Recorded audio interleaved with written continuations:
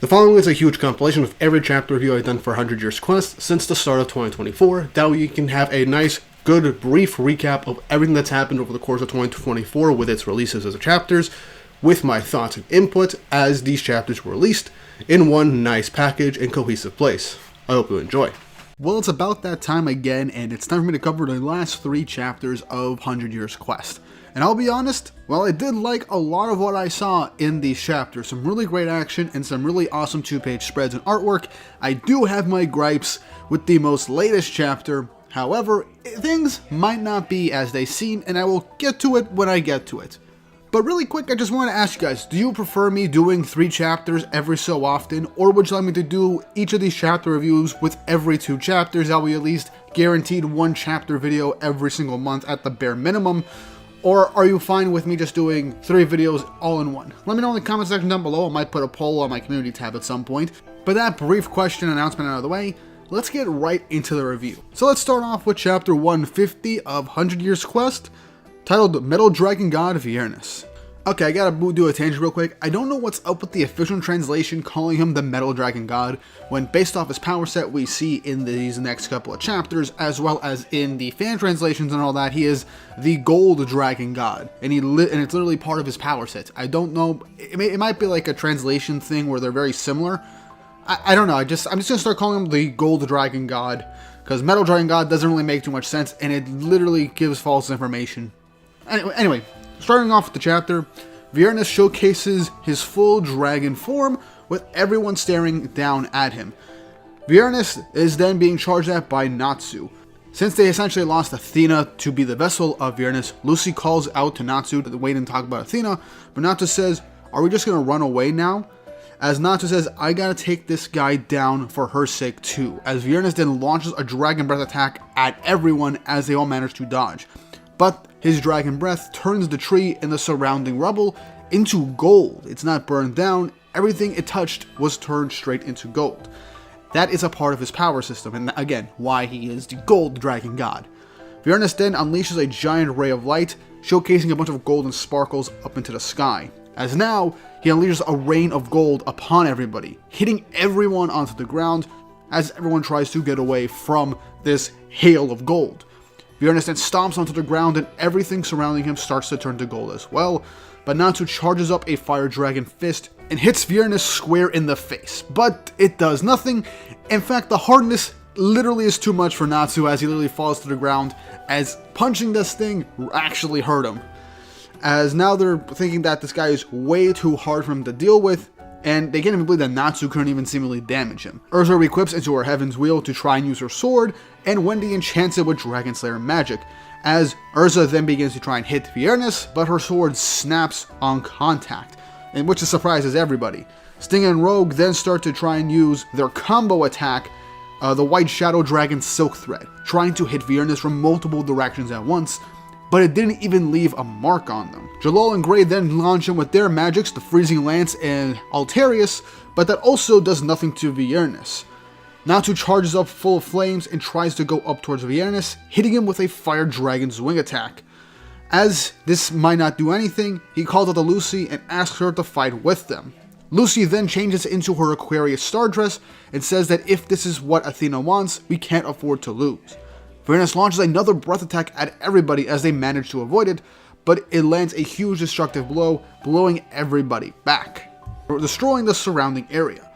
Everyone's wondering how they could take out Viernus, but Lucy mentions that Natsu's magic should be well suited for this, primarily because gold conducts heat and electricity very well.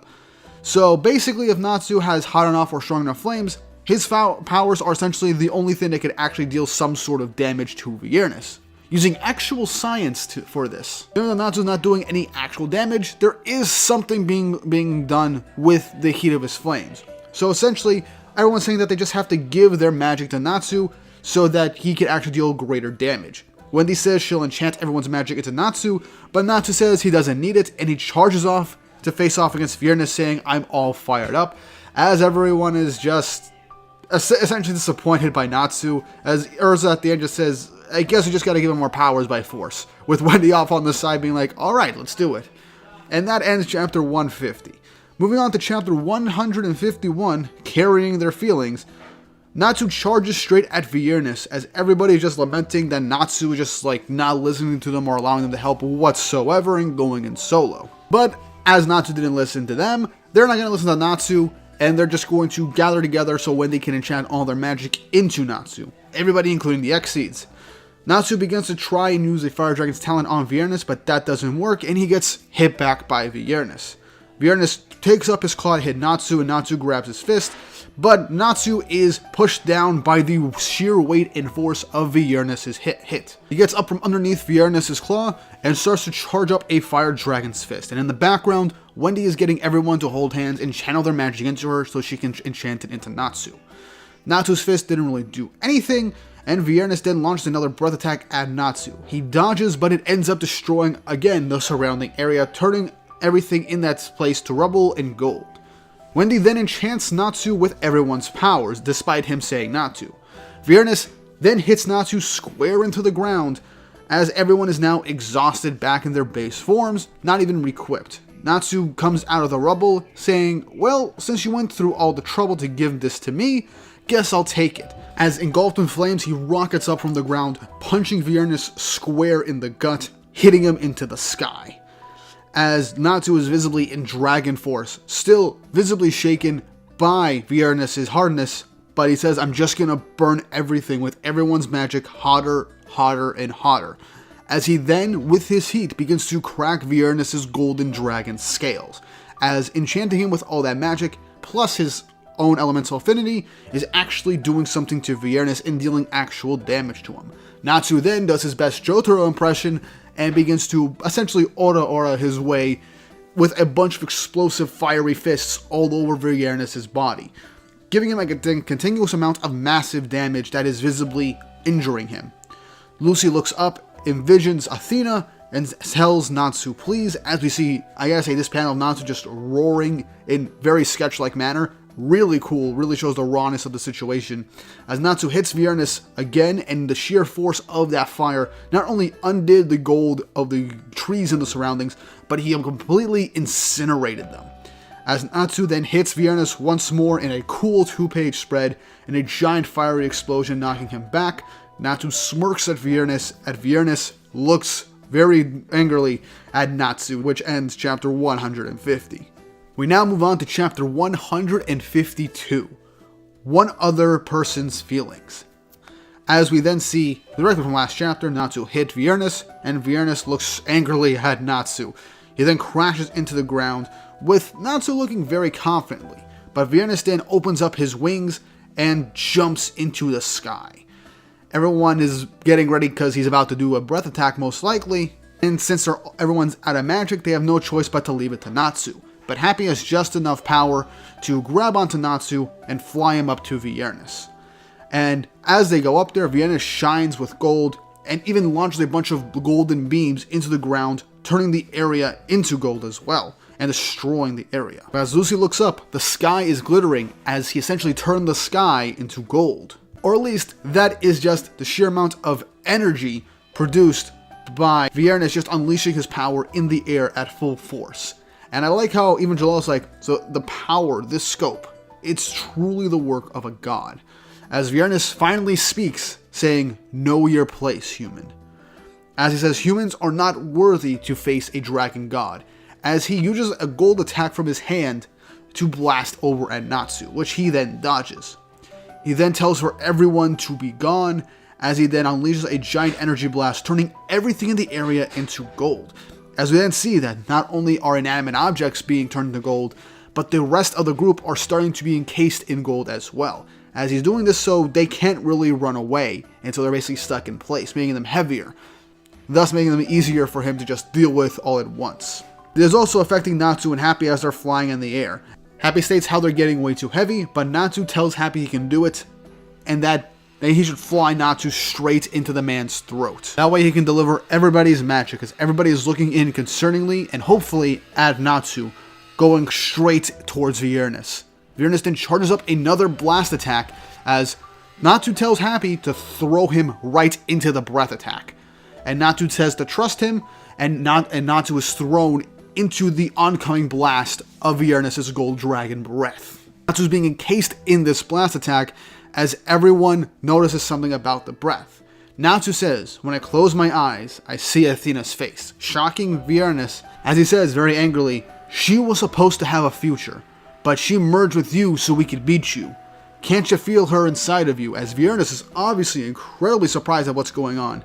Natsu shouts, "I can hear her," as we get an image of Athena saying, "Natsu, use these flames," as Natsu then begins to eat the gold dragon breath. As Gray points out that the breath isn't gold, it's actually golden flames.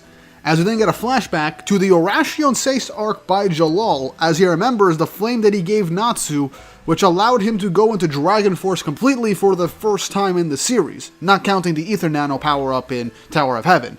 Flame of Guilt, or the Flame of Rebuke, and that was kind of a somewhat golden fire. Now, I might be reading into this wrong, but it's very possible that Viernus is using just a gold-tinted fire that could turn things into gold. So it does classify under fire, which is why Natsu can eat it, or, which I kind of like this and would explain things a bit more naturally if I'm being honest with you, subconsciously Athena is turning the gold from Viernus' blast breath to make it actual fire so Natsu can eat it and use it to take out Viernus. That might be hopium or copium or whatever, but I feel like it makes the most logical sense because every dragon slayer or dragon has just had a breath attack based off of their particular element or just concept in general. So having a breath of gold makes sense for a gold dragon, but if the breath attack is a literal golden flame, that seems both kind of, it can make sense, but also kind of iffy as well. The Athena one makes the most sense to me in my own whole, explanation. But if it's just a gold-tinted flame that can just turn things into gold, that's fine too. But what kind of fuels my theory about Athena subconsciously changing into fire is that Viernus himself was also surprised that Natsu was eating the fire. So, either or, take this interpretation as you will, I guess. But yeah, Natsu's eating this breath attack head-on to amplify his magic. And so he charges up an attack and hits Viernus square in the head, launching in a nice, amazingly drawn 2-page spread, the Fire Dragon King's Demolition Strike, or the Demolition Fist. Dealing an explosive blow to Viernus, as the chapter ends with us seeing that Natsu had seemingly destroyed Viernus' head, ending the fight. And that is the end of the chapter. Now, do I think Viernus is done for good? Well, it's 50-50. For one, this seems pretty definitive. Everybody gave Natsu's powers. Natsu ate Viernus' flame, so he could actually deal more damage to Viernus, deal a devastating blow, essentially reflecting his own powers back at him. And his head was blown off, so that seems pretty definitive to me. However, unlike the other dragon gods, which has been a pattern, we have not seen their human appearance, if Viernus does have one, because seemingly all the dragon gods have had some sort of transformation magic to give them a human-shaped form. So, I don't know. It's very possible that he's been defeated, but there's a high likelihood that he has yet to be beaten, and that we have yet to see Viernus' full human form to actually face off against Natsu. Because I do feel like 3 chapters was not enough to take out Viernus. Dogramag got at least 8 chapters, if I remember correctly. And even then, we had to keep cutting in between with different fights and moments. But that fight was pretty long, one of the longest fights of the series, same with Alderaan. So there's a lot to really consider when it comes to Viernus being taken out, and it just feels kind of rushed. Like, literally, every fight in this arc has essentially been settled with only, a single chapter. I know Mashima doesn't like doing super long fights, but I feel like, especially for a final boss that he's done consistently, given multiple chapters to really breathe, and to actually feel some weighty impact, if that makes any sense. But those are my 2 cents on it. We can most likely, within the next chapter, see Viernus emerge, and what we essentially got destroyed was just like a hollow case that he created around himself to fight, and that isn't even his true form, for all we know, and he turns to his humanoid form and begins to fight Natsu, bare-knuckle brawling or whatever.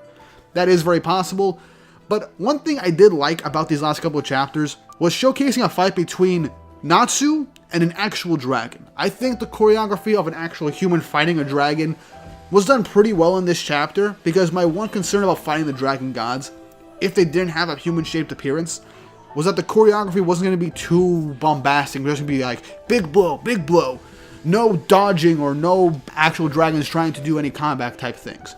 Viernus did try to use actual punches and stomp him into the ground, or use blast attacks or dragon attacks with his limbs, and had a variety of abilities from what we can see. So yeah, the fight itself has been fun. I just don't think it's over just yet, but if it is, I'll just be disappointed. But that's all I really got to say for these last couple of chapters of Fairy Tail. How do you feel about this? Do you think Viernus has been taken out all in all? How do you feel about Natsu eating the gold dragon breath to gain an extra power boost to take out Viernus? And do you think it was just kind of out of nowhere, or do you agree with my whole Athena pitch that she did this subconsciously to make it a fire for Natsu to finish off Viernus? And like I said at the beginning of the video, do you prefer these 3-chapter videos of me going through the last 3 chapters, or do you want me to narrow it down to 2 so you can get more chapter reviews every few months?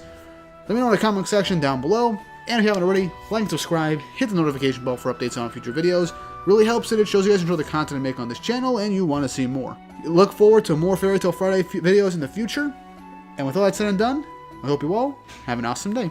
Fairy Tail 100 Years Quest has released the chapter officially ending the Gold Owl or Viernus arc. And what I have to say with this is that I am incredibly disappointed, and I will fully take the L on this one, as last time when I talked about these chapters, I said that this fight wasn't going to be over, but it seems that this fight has ended. However, despite the disappointment of this arc's ending and Viernus as a whole, the ending of this chapter does give me excitement and hope, as it seems we're finally getting to Ignia towards the end. I will go over each of the events in the chapter as they go on and give my full thoughts there. But before we get into this video, don't forget to like and subscribe, hit the notification bell for updates on future videos if you want to see more. It keeps me motivated to keep making these videos for you guys.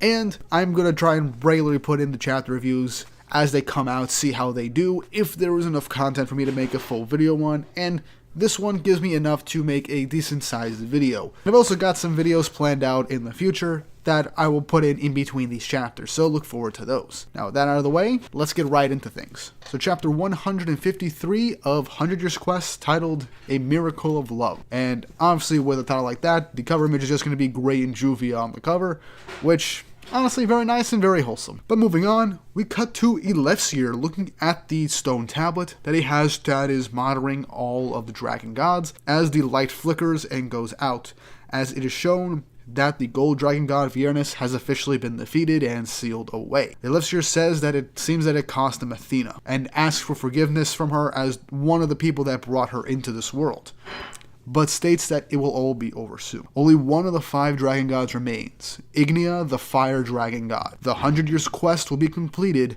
after more than a century. As we cut back to the end of the battle against Viernus, with Viernus fully destroyed, his body shattering apart, as Elefsir says, Fairy Tail will complete the most difficult job in the magical world. And so Viernus officially is defeated by Natsu. I was expecting some big twist at the fracturing of his entire body, but no, he is officially defeated. At least it wasn't a full-on one-shot in a single chapter, but I really wish this could have gone on longer. But yes, Viernus' body is officially shattered and is now literally raining gold. And so yeah, his body really was made out of gold. Lucy looks concerningly at the end of this, as Happy runs over to an exhausted Natsu. Natsu looks up with the biggest grin on his face, says, "That's 4 down. Now that just leaves Ignia." And I just love off on the side that Minerva and Sting are just celebrating the fact that they now have a shit ton of gold like in their disposal now. They're basically just going to take it and sell it for a huge chunk of money, with Urza being like, "You're seriously taking that home?" And I like Minerva just being completely honest and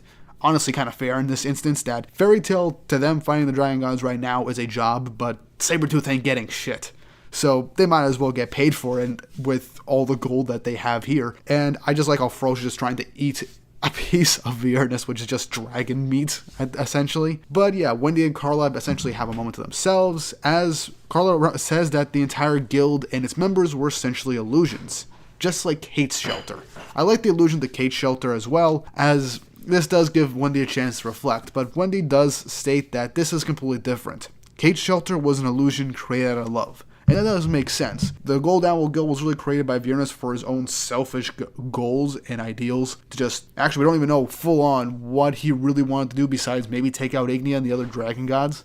But yeah, it was basically created out of his own selfish desires and him just controlling everybody. So, not the same. But I just like the callback to Kate's shelter, as this does give Wendy a chance to remember her past. But just then, something begins to come out of the rubble. Joel looks over and him and Urza end up seeing that people coming out of the rubble are Luso and any of the Signario sisters, as apparently they are surprised that they're even still alive, and the fact that they're not even illusions that Viernus himself created. Luso says that they're the Signario sisters, but Eni says that they were traveling and someone stole their minds away, and that they can't remember anything. Wendy ends up mentioning Viernus' name, saying that he was controlling them as well, as then Eni realizes and recognizes the name Viernus. As we get a sinister dark shadow of these two being like, oh, so that's what happened. It knew we were its enemies. As this shocked Jalal and Urza, as the Signario sisters menacingly get up and says, yes, enemies of Viernus. We're disciples of the fire dragon god, members of Fire and Flame. So, this right here actually makes the Signario sisters a bit more interesting and showcases that they weren't just one-off villains. So, I just like that now we're getting some menacing aura from these two at this moment, and there's probably more that we're going to see from them, as Natsu goes on and asks them if they're with Ignia, since they mentioned the fire dragon god. Luko asks Eni if they should take care of them, as it seems like they're their enemies too, but Eni says that they should probably return to the castle, as essentially that they've been gone for a while. As Luno ends up saying, guess we don't have much of a choice, as the two of them erupt in a pillar of flames, as this shocks everybody that not only do they use fire, but they're wizards as well, and that they didn't even expect Ignia to have human allies though, and that it doesn't seem to be quite right. Urza ends up saying that in any case, we're going to fight Ignia. Now they're going to have to face those sisters again as they face off against Ignia. So really quick, I just want to state this one clear thing. While this whole arc has been ups and downs, not super consistent in terms of how things have gone for the fights, and Viernus as a whole has been completely disappointing, especially with the ending of this fight, the Signario sisters disappointed a lot of fans when they were introduced with their cool unique powers. But now, we're getting set up that they probably weren't even using their actual abilities in their fight against Urza. So, this sets them up to be actual threats, potentially. So, we're not seeing the last of them. They weren't taking out one-and-done villains in the singular arc.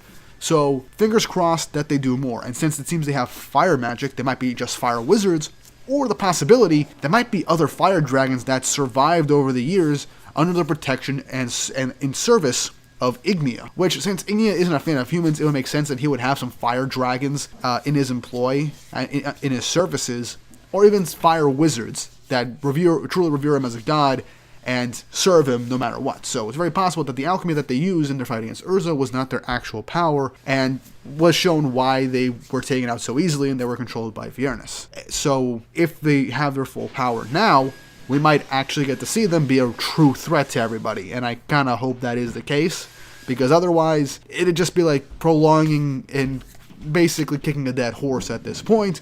So I really hope that they give us something good in the next arc as we go off to face Ignia.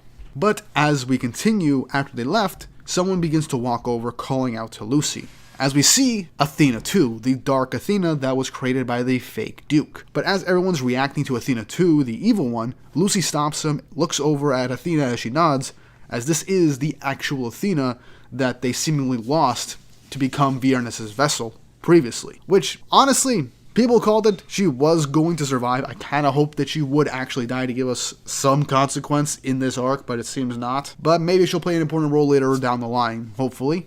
Or she was just introduced and done in this one singular arc. We'll see how this goes. Athena says that somehow her consciousness and personality moved to this other version of Athena's body. So this shocks everybody, but Lucy just gives her a hug and says, I don't care how you got here, welcome back. As everyone's just happy that she survived, with Carla saying that this is essentially like Irene's magic. But Wendy just says, I didn't do any of this. As we cut over to the old Master Duke, as Wendy says, it probably wasn't even magic. Perhaps it was the power of love. Now, my honest opinion, technically that's the case, but I just think maybe Duke did some sort of thing with the Philosopher's Stone to transfer Athena's personality to the second Athena, most likely. I don't know how he would have known this. Maybe he would have done something as a failsafe to keep Athena around, because he might probably valued Athena as his creation and wanted her to live more. Though I do kind of wish we got a bit more with the old Master Duke, but that is what it is. Time then passes as we cut a day or two later, as we get a narration from Lucy, saying that Sabretooth went back to the guild with a huge sack of gold. The fake Duke had disappeared at some point, as they thought he was just an illusion created by Viernus. Elefsir ended up taking in Athena, and she's living as a human now. And she's gotten good at smiling, really embracing her emotions, as the Fairy Tale Guild go off in search of Ignia, the final dragon god. But they had one clue to find out where he was: the Fire God's castle, as we end the chapter with an image of what seems like Ignia's home base. So after so long, we finally made it to Ignia. This ends the chapter. And also from this image, it seems like Jalal is going to take part in the 100 Years quest as well. Maybe he signed a contract to help him out. After all, in this arc, Jalal essentially committed himself to essentially joining the Fairy Tail Guild. So I just like that he's along for the ride, gives him some more firepower in inevitable fights, and hopefully adds to potential new unison raid attacks. Maybe him and Urza will have a team up at some point that will actually look really cool. But yeah, that was the chapter. Disappointed in Viernus, disappointed in this arc as a whole. Really wish that Athena did not survive, that Viernus showed off his human form, and we had a continuous fight, but that is what it is. We did get two things off my Fairy Tail bingo card, which is Athena returns unharmed, and Viernus is defeated. We got two things off this bingo card from this year, and essentially the majority of this has to do with mostly Viernus, Athena's called Rebellious, and the quadruple Dragon Force finish that I predicted, and it legitimately seems like we ain't getting all that, so the majority of this list is kind of gone. If you want to see the Fairy Tail bingo board in whole, go check out the video in the comments up above. For some reason, YouTube isn't letting me post it. But it seems like we're going to get Natsu versus Ignia this year, if not the setup for it. So I'm excited for the Ignia arc. Maybe we'll get some more lore on the dragons and Ignia himself, learn more about him, and maybe more of the history of the dragon gods and the dragons and the Giltina. And maybe we'll even see a flashback of him trying to fight Acnologia. We know for sure that Alderon fought Acnologia, we just don't know for sure if Ignia really did fight him. But if he did, it'd be nice to see a flashback of that confrontation. But yeah, the arc as a whole was disappointing. The chapter was not that great, but at the very least, we're getting stuff with Ignia. The Zignario sisters are coming back to showcase their real power, so hopefully we get some stuff with them. And Jalal seems to essentially be joining Fairy Tail for the rest of the 100 Years quest. Now, where things are going from here, I'm not sure. It has been confirmed that we're entering the final arc, so for all we know, there's still a lot more of 100 Years quest left to be done. But for now, that seems to be it. The Gold Owl arc has ended, and we're entering the Ignia arc finally. So, what did you guys think of this chapter? How did you feel about Viernus and this arc as a whole? Leave your thoughts and opinions in the comment section down below, and if you haven't already, like and subscribe, hit the notification bell for updates on future videos. Really helps, and it showcases you guys enjoy the content and want to see more. And with all that said and done, hope you all have an awesome day. It's Fairy Tail Friday once again, and we got another 100 Years quest chapter, and this one was kind of filler. So, kind of died down the Ignia arc right now, but that also means that my next video on the Ignia arc basically will still be relevant next week. But I do have to say, I'm kind of happy that we didn't jump straight into Ignia, and I'll get into that in a second while I go through the chapter. But before we start anything, don't forget to like and subscribe and hit the notification bell for updates on future videos.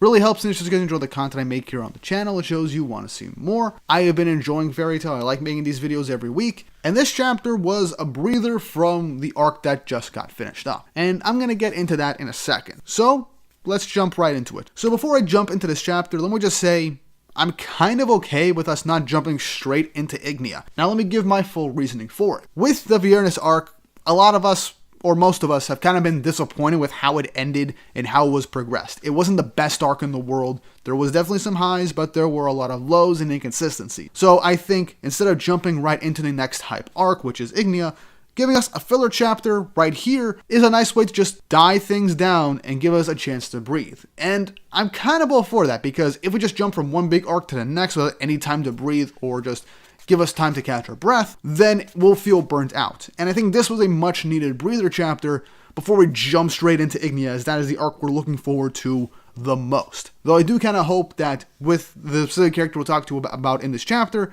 that he plays a role in the rest of the story, and not just because I have him on my bingo card. But with that little thing out of the way, let's jump into chapter 154 of 100 Years Quest, which is titled The Cobra. And the cover image is Kinana and Cobra just having fun in the night sky.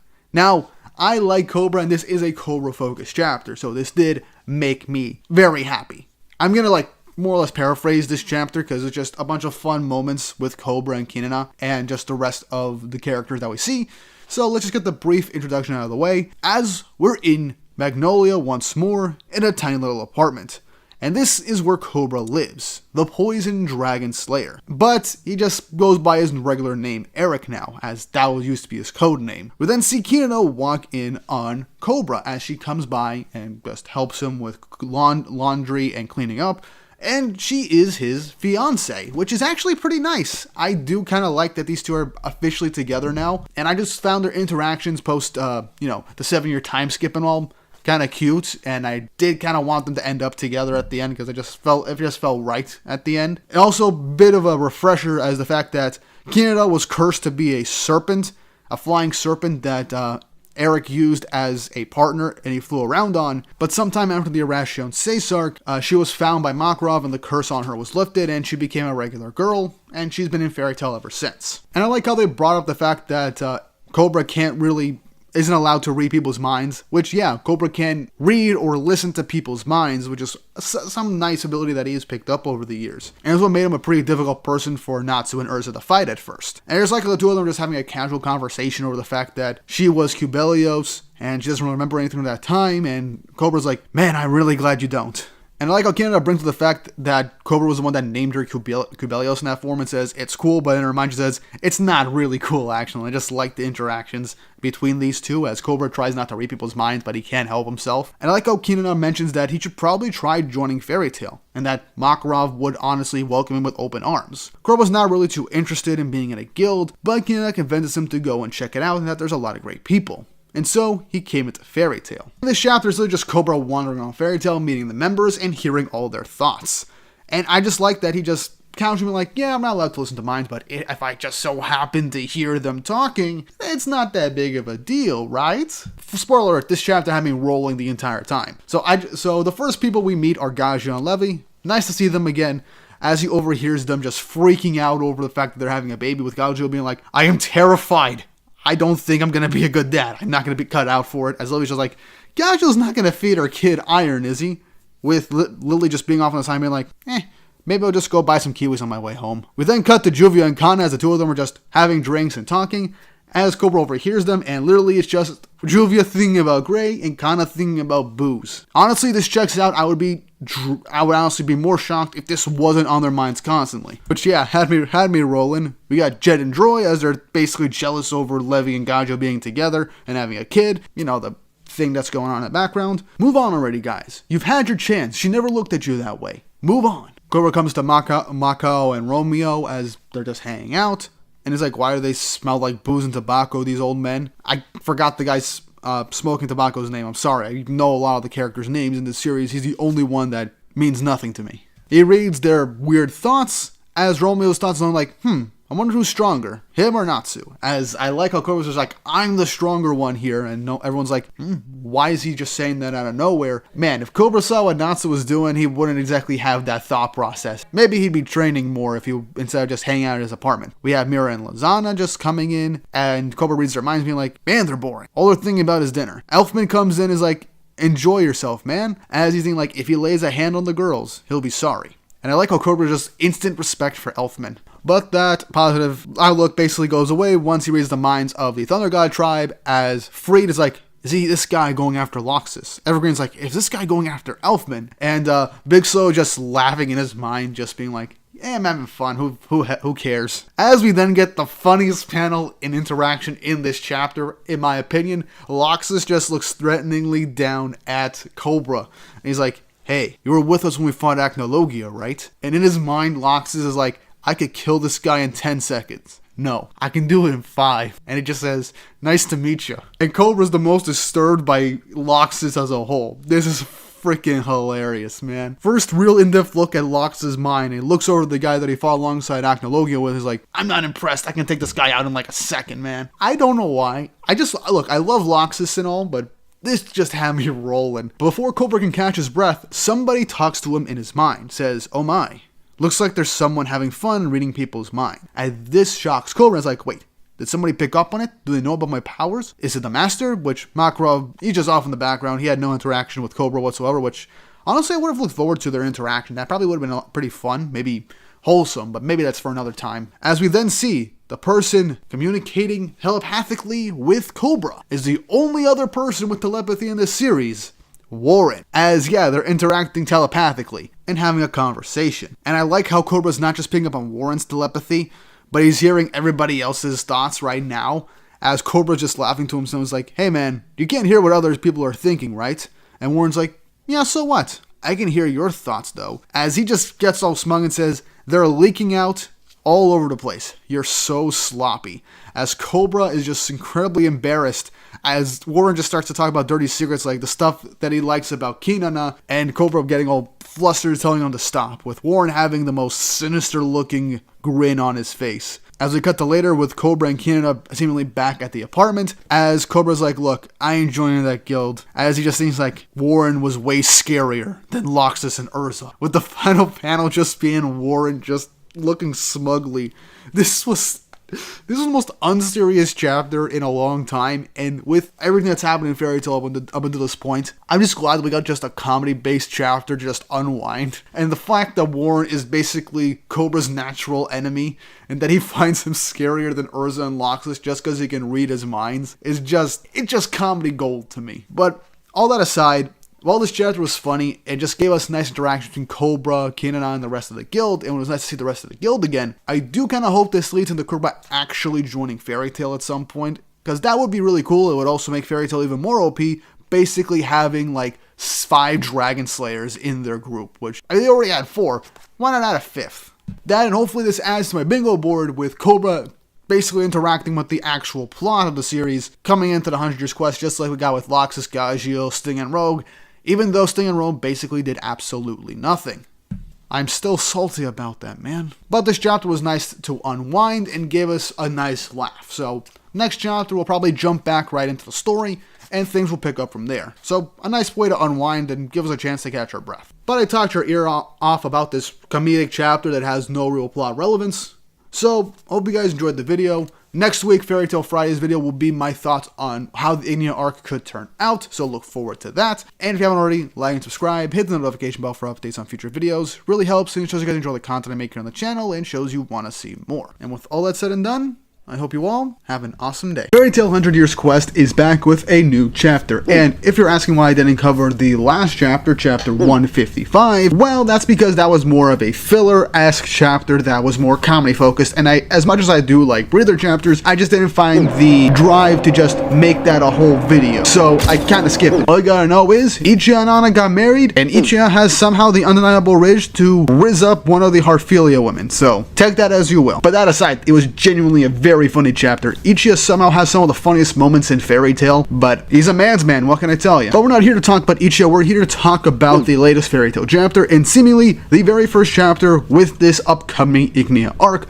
which has led to a very interesting development in this very first chapter, and also gives me a bit of disappointment, but maybe sometime in the future it'll have some sort of resolution. But before we get into this video, don't forget to like and subscribe, hit the notification bell for updates on future videos, really helps, and it shows you guys enjoy the content I make here on the channel and shows you want to see more. Fairy Tail Fridays have just been a consistent hit lately, especially with Fairy Tail Explained videos and some discussion, so I'm hoping the chapters get that sort of type of attention as well, because I feel like now we're barreling towards some really hype moments for this arc, as Ignia has been built up a lot. Check out my video on Ignia hype. But I'm just gonna say this was a solid chapter to start things off, and let's just get right into things. Chapter 156 of 100 Years Quest, titled Brian. Very mundane name, but the cover image I like is Bacchus and Kana having some drinks and a picnic. You know what's funny? I actually don't ship Kana and Bacchus. They legitimately are just really good drinking buddies at this point. I feel like they're just a platonic drinking buddies at this point, and I just find that kind of fun and wholesome, despite them just drinking each other under the barrel. And no, it's not just because I kind of simp for Kana, and you know what, let's just move on to the chapter. We start off at the town of Hawthorne, which is a port city in Geltina. And Jalal is not sticking with the group. He's going back to Ishgal to leave the Fairy Tail team to go on. So, yeah, and hell, Lucy actually does address this, considering that why doesn't he just come with us? Gray just says he can't. This is a Fairy Tail job. We'll touch on that a bit in a second, and I just like how Natsu's oblivious to a bunch of obvious things, and saying like, why didn't he just go back with Sabretooth instead of just sticking with them up until this port town? And Jalal kinda gets blushy because Happy brings up that he wanted to spend more time with Urza, as Urza also is kinda blushed. And then Gray and Lucy end up just going away saying, hey, I'm sure you two got plenty to say to each other, we'll head and look for an inn at this point. As Lucy and Wendy just push Natsu aside as he just doesn't get what they're saying whatsoever. I'm not gonna lie, I liked how Urza and Jalal have been getting a little bit more of development with their relationship. So yeah, the two of them are basically by themselves now. Urza thanks him for being such a big help, and Jalal just says, nah, don't worry about it. I'm just glad we got that whole White Witch thing settled all in all. Urza says that they're going to go off to fight the final dragon god, Ignia, and that the journey will be over soon. And Jalal begins to say, please come home safe. And as Urza says that she can't wait to get home to the guild, Jalal says, when you come back, would you put in a good word for me? As it stuns Urza for a second, as she's just like, wait, you want to join Fairy Tail? Now remember, previously, before the Viernes arc, Urza actually asked Jalal to join Fairy Tail. And for a while, Jalal, being who he is, as someone who doesn't see himself as a whole, being a redeemed sinner, and just views himself as someone that just deserves eternal punishment for all the shit that he's done over the past, some of which not under his full control, but I do understand that he's done a lot of horrible shit, and he does need to make up for it. I do kind of like the fact that in the previous arc, one of the key points of his development is just coming to terms with everything that's happened in his life and moving forward with Fairy Tail. Jalal says that he doesn't want to keep looking back anymore, and that he wants to join Fairy Tail and look ahead and walk his own path, which I like. It's a very key point in Jalal's character, and I'm just glad that he's going to officially join Fairy Tail. And as he's saying, well, this doesn't sweep my crimes under the rug, Urza just jabs at him saying, we'll roll out the red carpet for you. The master will be thrilled. And the two of them get close, have the whole classic blushing of each other, and just look away. And Jalal says, don't worry about it. I want to join Fairy Tail, so you'd better come home, okay? And Urza says that she promises. So obviously, I swear, this needs a full-on resolution once they get back to the guild hall. Urza and Jalal are the next ones that just need to full-on admit to each other, because it's obvious to both of them. But we get some landscape shots of the town, and it looks like an old Wild West town as we get to a saloon called Beak. I really hope my editor just censors that, because I have no idea if YouTube will let me say that. You can take the B as to be whatever the hell you guys want, so just think of that as you will. It's a very interesting name for a bar. But as we go in, the crew are asking about the Fire God's Temple, and the barkeep has no real idea what it is. He says that adventurers come here all the time for local flavor, but he's heard all sorts about Monsters and Labyrinth, but not what they've told him. And when they ask if there's a guild nearby, but yeah, the guy just brushes her aside saying, kids aren't allowed in here. Is she yours? As he looks at Natsu and Wendy. And I feel like this is just shipping bait at this point, because Natsu's like, come on, she doesn't even look like us. Her hair color is completely different. And he goes on to say, what would our kids look like if we had kids? Freaking out Lucy. Gray points out their Edalus version's kids. Lucy then fires back with Edalus, Gray, and Juvia's kid. And this literally just hits Gray like a truck also. So I really just feel like Mashima likes teasing people about shipping with these characters groups in particular, because they're the main ones. I don't know. It's very weird, but also sometimes funny and frustrating at the same time for people that like the ships. Tangent aside, Carl ends up asking if there is a guild nearby, as someone in silhouette says there sure is, as the barkeep is terrified, calling this person Brian, saying that they're outsiders, leave them be. As this guy that in shadow says, I'm hungry, wearing this top hat and drinking a bottle of booze, says something like rumbly tummy, so obviously his character has to do with being hungry. As he goes up to Happy and Carla, saying that they look tasty, we get his full design, and he has like a type of Mad Hatter Joker-esque aesthetic, and this guy looks sick, I'm not gonna lie to you. He looks really cool. I like the face makeup, I like how he has this marking on his neck, the checkered top hat and all that. I don't know if that's the actual colors, but that seems to be what it is. Anyway, he's staring down at the egg seeds as Natsu gets up in his face, and this is also a really nice panel. Whenever Natsu just gets angry and just goes right in someone's face when they piss him off, you know things are gonna get hype, and it's gonna be fun to see, because if there's anything, whether you love Fairy Tail or not, one thing you could expect to be hyped about is when Natsu decks a fool in the face, which is where this is obviously leading towards. Natsu confronts the guy and says they're his friends, and has him say he's sorry. The barkeep is trying to be like, no, please, don't intimidate him, but as he tries to explain who Brian is, Brian says, it's fine, I shouldn't have said that. It was rude of me to say they were scrumptious. I don't know how they taste, as he slowly opens his mouth with jagged, sharp teeth. as he ends up saying, "I don't know how they taste yet." And the mouth that we saw in these panels is coming from his hand, getting full-on Datara energy from this guy with the mouth hand. As he goes towards Happy and Carla, it then expands into this giant, stretchy, creepy, horror-esque design to try and engulf them. But right before it eats Happy and Carla, Natsu then punches the man in the face with a Fire Dragon Iron Fist, hitting him with a nice dose of Fire Dragon Flames, knocking him down into the ground. Now obviously this action, since the whole saloon is afraid of Brian, are like, do these guys got a death wish? They hit Brian. As Gray and Lucy are wondering what's up with this guy, and Wendy checks on Happy and Carla, all of a sudden the flames begin to dissipate as Brian says yum, as he says he's got a full tummy. He gets up and Natsu's flames are gone. And he ate Natsu's flames. Let me tell you, he ate Natsu's flames. He fully absorbed the flames and he was not damaged whatsoever. Brian gets up, says the flames are delicious, and says thanks for the grub. Now this obviously sharks everybody, and I like how Wendy ends up saying that he didn't really technically eat the flames, he absorbed it through his body. So obviously his power seems to be to do with absorption and eating. So while he can create this hand mouth to devour shit, even just being hit with magic fire, he was able to absorb it through his skin, which is incredibly interesting. So as he walks out of the bar, Natsu tries to go after him, but the barkeep says you better not get involved with him. As the chapter ends with him saying that Brian is a member of the Dark Guild Fire and Flame.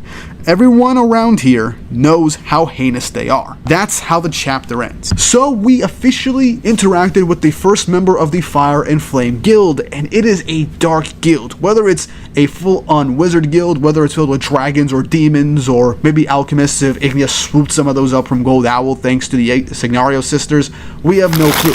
But now we have another named character, and this guy has a very interesting ability to absorb seemingly magic or elements in general. And this is honestly, what I think this will lead to is Natsu facing his first opponent that could truly devour his flames since Zonkro. And this will be a nice change of pace because this will kind of act as a warm-up to fighting Ignia. Because, as we know, technically Ignia, even though being a Fire Dragon God, he would technically be under the categorization of a Fire King like Igniel, and Natsu has Fire King mode. So essentially their flames won't do too much against each other, and they'll just eat each other's flames, like I stated in my Ignia video. So this could be like a warm-up round for Natsu to figure out how to fight somebody that could just eat his own flames at any point in a fight. Now, who can fight this guy? I have no clue. It would be cool if it's Natsu so you can overcome it in some fun way, or just full-on brute force it. But I like that we got the full-on confirmation that Ignia's whole group is a dark guild in Giltina. Not an official one, but a dark guild. And Ignia is probably the guild master, if they go by that logic. Which would be a nice thing in parallel with Elefsir as well, being the first wizard guild, being marked after a dragon, and him being a dragon slayer. It'd be a nice whole full circle moment to an extent. But yeah, we got our first interaction with Ignia's guild, and this guy looks really awesome. His abilities, based off of visual appeal and just how it's been presented, seem incredibly difficult to deal with, and I'm very curious to see how Natsu and the gang will deal with this guy before encountering the rest of the Dark Guild members. So I feel like this opening section is obviously just going to be them encountering members of Fire and Flame, and taking them on, eventually meeting Ignia along the process. You know, standard stuff. Now, obviously, I would still love the idea that this guild is made up purely of dragons or demons, or perhaps even some type of dragon slayers or dragon eaters. That would be really cool, and it'd be a nice way for Diablos to get involved again with Celine, because they kind of sat out the whole Viernes Athena arc, so it'd be nice to get them involved as well. But that was the chapter. What did you guys think? How did you enjoy this introduction to the Fire and Flame Dark Guild and this new Brian character? How do you feel about the shipping moments that we've had in this chapter? Are you frustrated? Do you think that we'll actually get a conclusion or some more development in the future? How do you feel about Jalal basically dipping after this arc and not joining Fairy Tail until probably in the next arc, if we have one? Let me know your thoughts and opinions in the comment section down below. And if you haven't already, like and subscribe, hit the notification bell for updates on future videos. Really helps, and it shows you guys enjoy the content I make here on the channel and shows you want to see more. And with all that said and done, I hope you all have an awesome Fairy Tail Wonders Quest Chapter 157 is out, and this was a good chapter. as we not only get set up for this truly hyped up arc that not only from us fans are hyping it up, but even in the series, we're getting hyped up for it, as not only do we meet one of the members of Fire and Flame, but in this chapter we finally get to see a bit more of Ignia, and teasing for what potentially his plans could in fact be. And based on this chapter, we're definitely going to be building up to something incredibly big for this arc. But before we jump into things, don't forget to like and subscribe and hit the notification bell for updates on future videos. Really helps and ensures you guys enjoy the content I make here on the channel and shows you want to see more. Fairy Tail Fridays are great, and I really want to keep talking Fairy Tail with you guys. These latest chapters have been honestly really fun to go through, and I cannot wait to see what happens next. But with that out of the way, let's jump right into this chapter. So chapter 157 of 100 Years Quest, titled Fire and Flame. And the cover image is a nice wholesome image of Levi and Warrid as they're watering plants. Honestly, this is really nice and wholesome. Gotta have it, especially with how hyped up this chapter ends up being. So we continue from where last week, where Brian, after absorbing Natsu's flames and getting sucker punched by Natsu, just walks out of the saloon like it's no big deal, as he just ate up some of Natsu's flames. Despite the bartender warning him not to do anything with Brian, Natsu, infuriated that Brian basically just ate his flames and just dipped and not getting into a fight, Natsu says, "I told that jerk to wait," as he just bolts out the door chasing after Brian. Lucy tries to get Natsu to stop, but that doesn't work, but Gray ends up asking, "You mentioned Fire and Flame just now, did you?"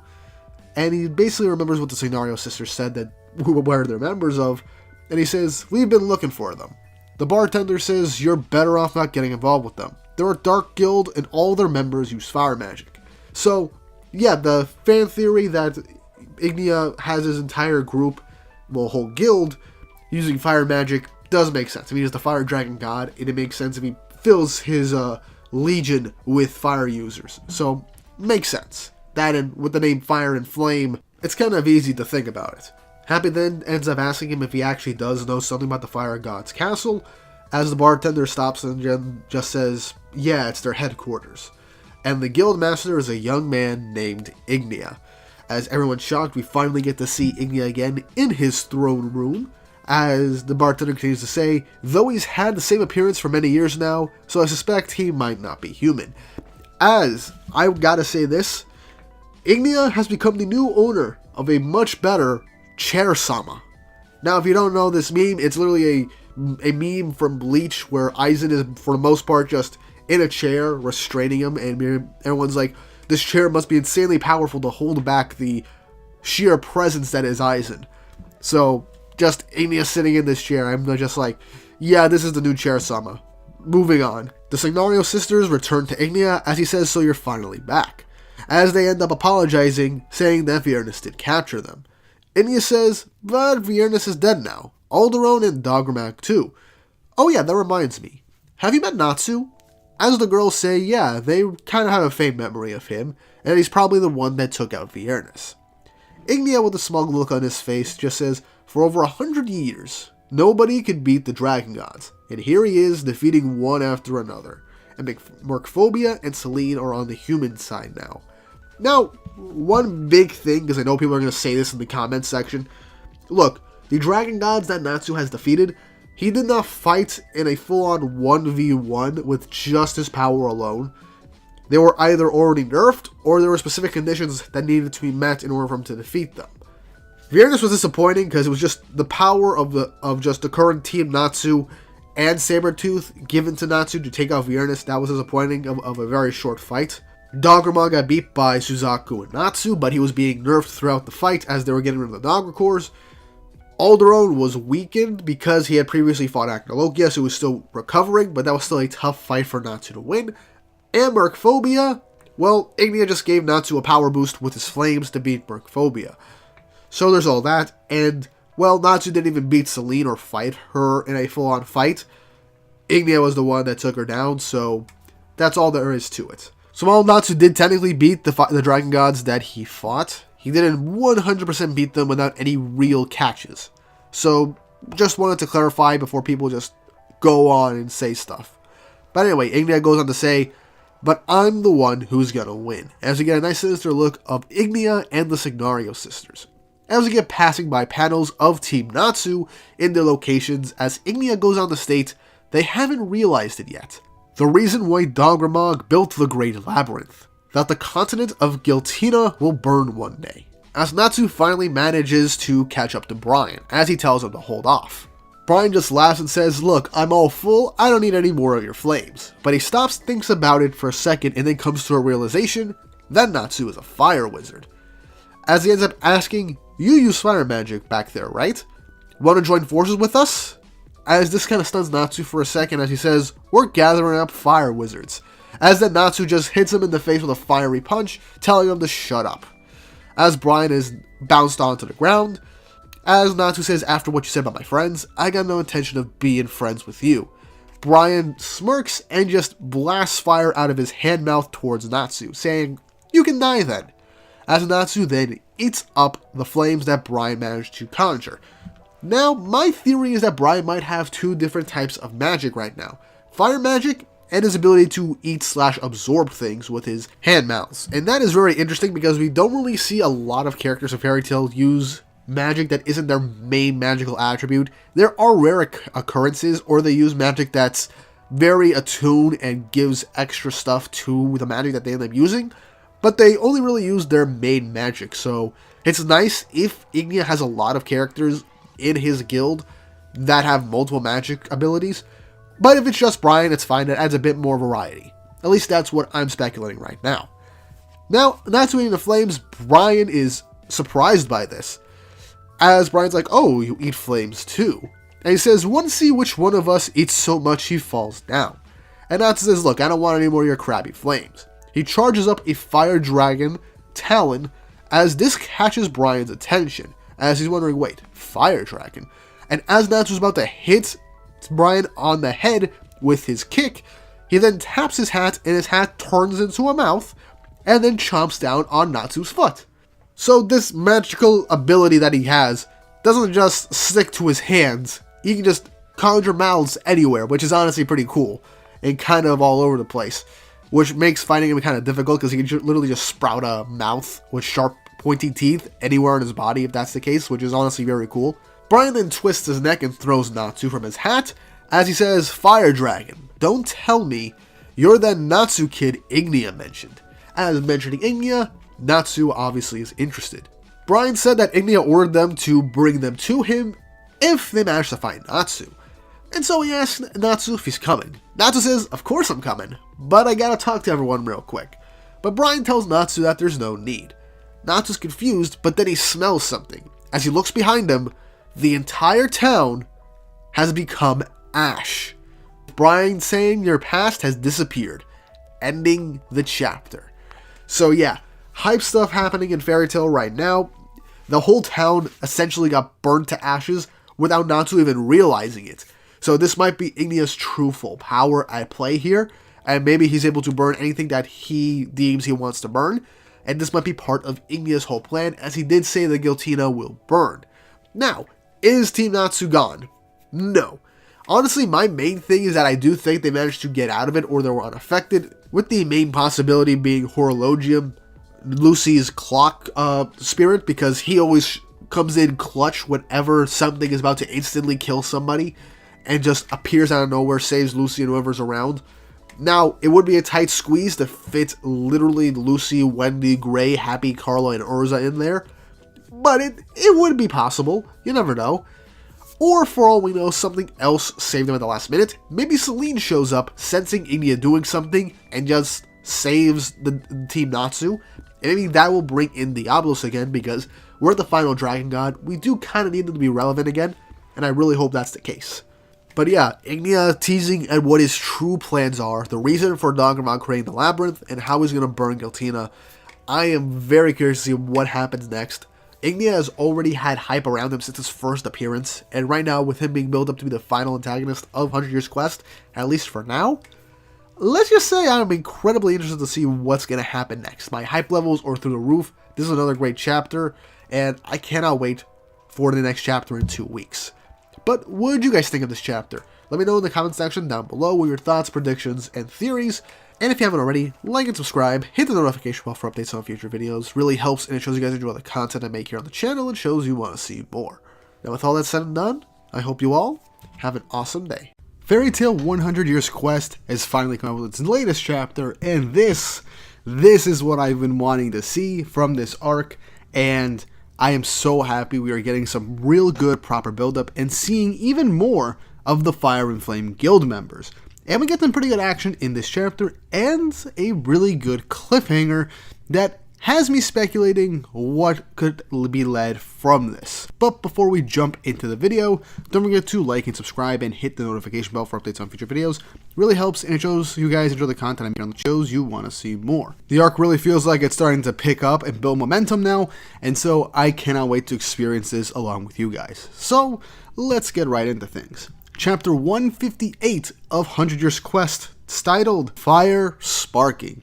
Quick cover image is Athena playing chess with one of the 4 gods of Ishgard, the 4 strongest of the 10 wizard saints. So really interesting. I like these little cover images, and it'd be awesome as we already have 2 of the gods of Ishgard in these cover pages. I wonder if we'll get the other 2 featured in these cover images. But that out of the way, let's move on with the chapter.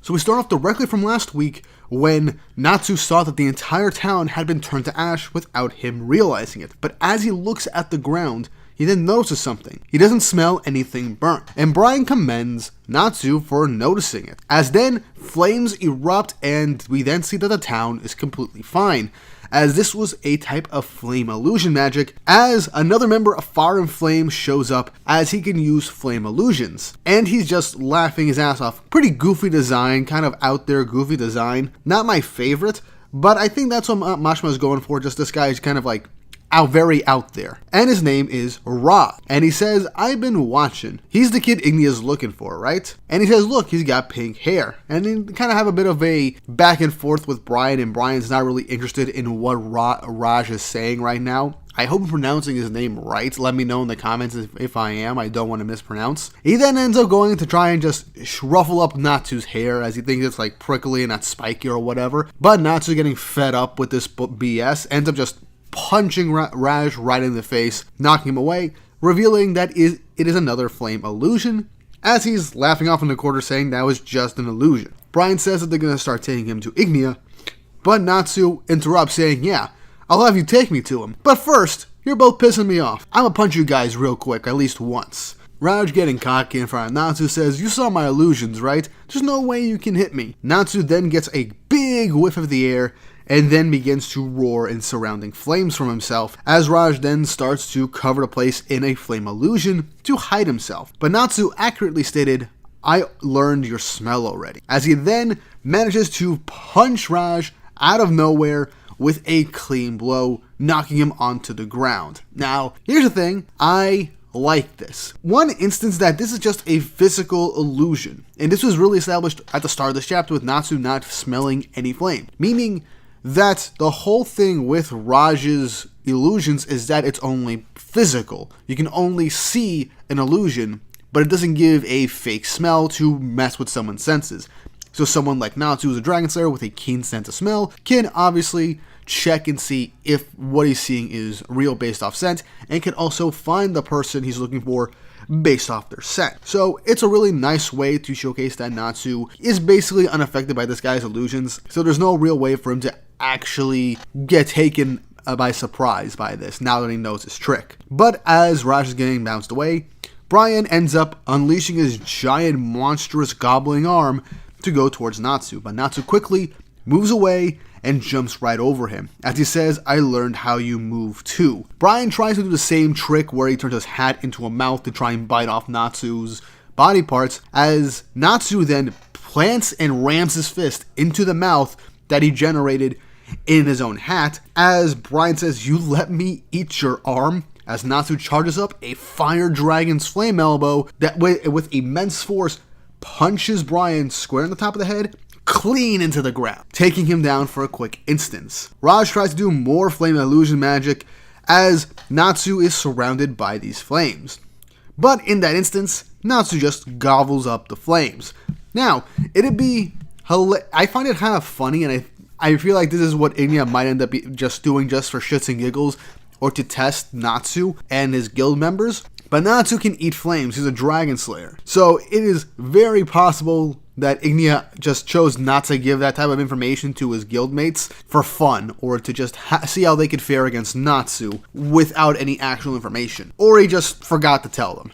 I just find it funny that this is an entire guild of fire users, and Natsu is essentially getting a free meal from almost every member right now, which I find hilarious. Anyway, Natsu, after eating the flames and shocking Raj, says, "I'd said just once, but sorry. I'm gonna punch you again." As he charges up a fire dragon's iron fist, somebody then erupts from the ground and creates a flame shield, coming in with the save to keep Raj from getting hit with another clean blow, which probably would have knocked him clean out of the fight. As Brian and Raj are incredibly surprised and happy to see this mysterious person show up, as he calls his name Lekka. I hope I'm pronouncing it right. Lekka. And here's the thing.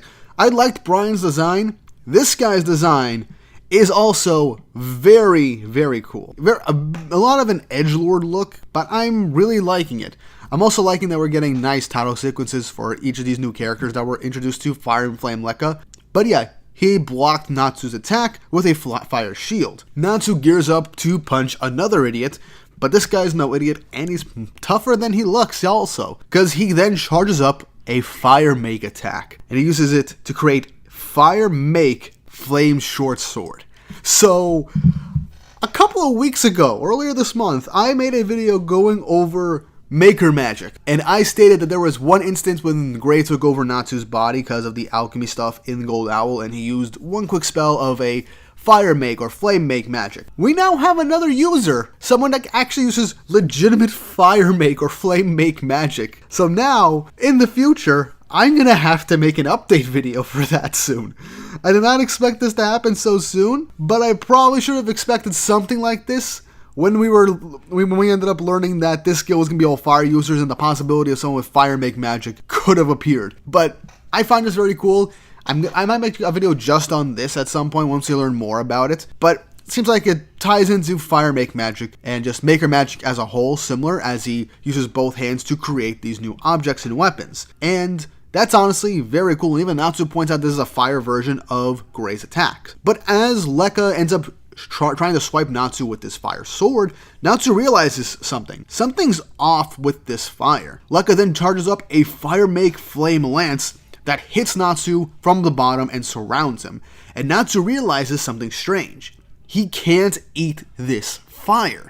Now this instantly raises the stakes for this arc, because for whatever reason, whether it be not actual fire or something added into the fire, Natsu can't eat it, which means Natsu actually lost his big advantage against this particular wizard. And hopefully this ends up being a good Gray matchup soon, because a battle between Maker Magic users is really cool, and I hope this guy ends up being Gray's big matchup and we get a good Gray fight. I need a good Gray fight at this instance. Please, Mashima. You've been done him dirty for a good chunk of this arc. Please, let him in this sequel get a big fight now. But yeah, Lekka ends up having something up with his flames. Natsu can't eat it, and that makes him lose his advantage. And so he calls out to Brian in this instance, and Brian uses his giant hand to gobble up and capture Natsu. So in this instance, while Natsu was dominating the fight, the instance this Fire Make Magic user shows up and his flames that Natsu for some reason can't eat gave them the opportunity to actually capture him, and now they're gonna bring him off to Ignia. So yeah, Natsu didn't win this fight instantly like a lot of people thought. That is where this was most likely leading, because he had an advantage against these guys, and he learned how they fought, so he had the advantage at the end of the day. So I'm curious to see how things are going to play out in the future of this arc. But now that Natsu's captured, Lekka says that they're going to take him to the Fire God's castle, and they tell Raj to go after Natsu's friends and take care of them, but not to touch Urza in particular. Brian asks why not, and Lekka says too hot, stating that Fire and Flame's second in command, Wed, wants to bury Urza personally. As the final page of the chapter is Urza being confronted with this brand new sick-looking character, a sick-looking knight character, who wants to fight Urza personally. And that ends the chapter. So not only do we get 3 new character introductions with more characters from Fire and Flame, but we get Fire and Flame's second in command, going off to take on Urza in a one-on-one.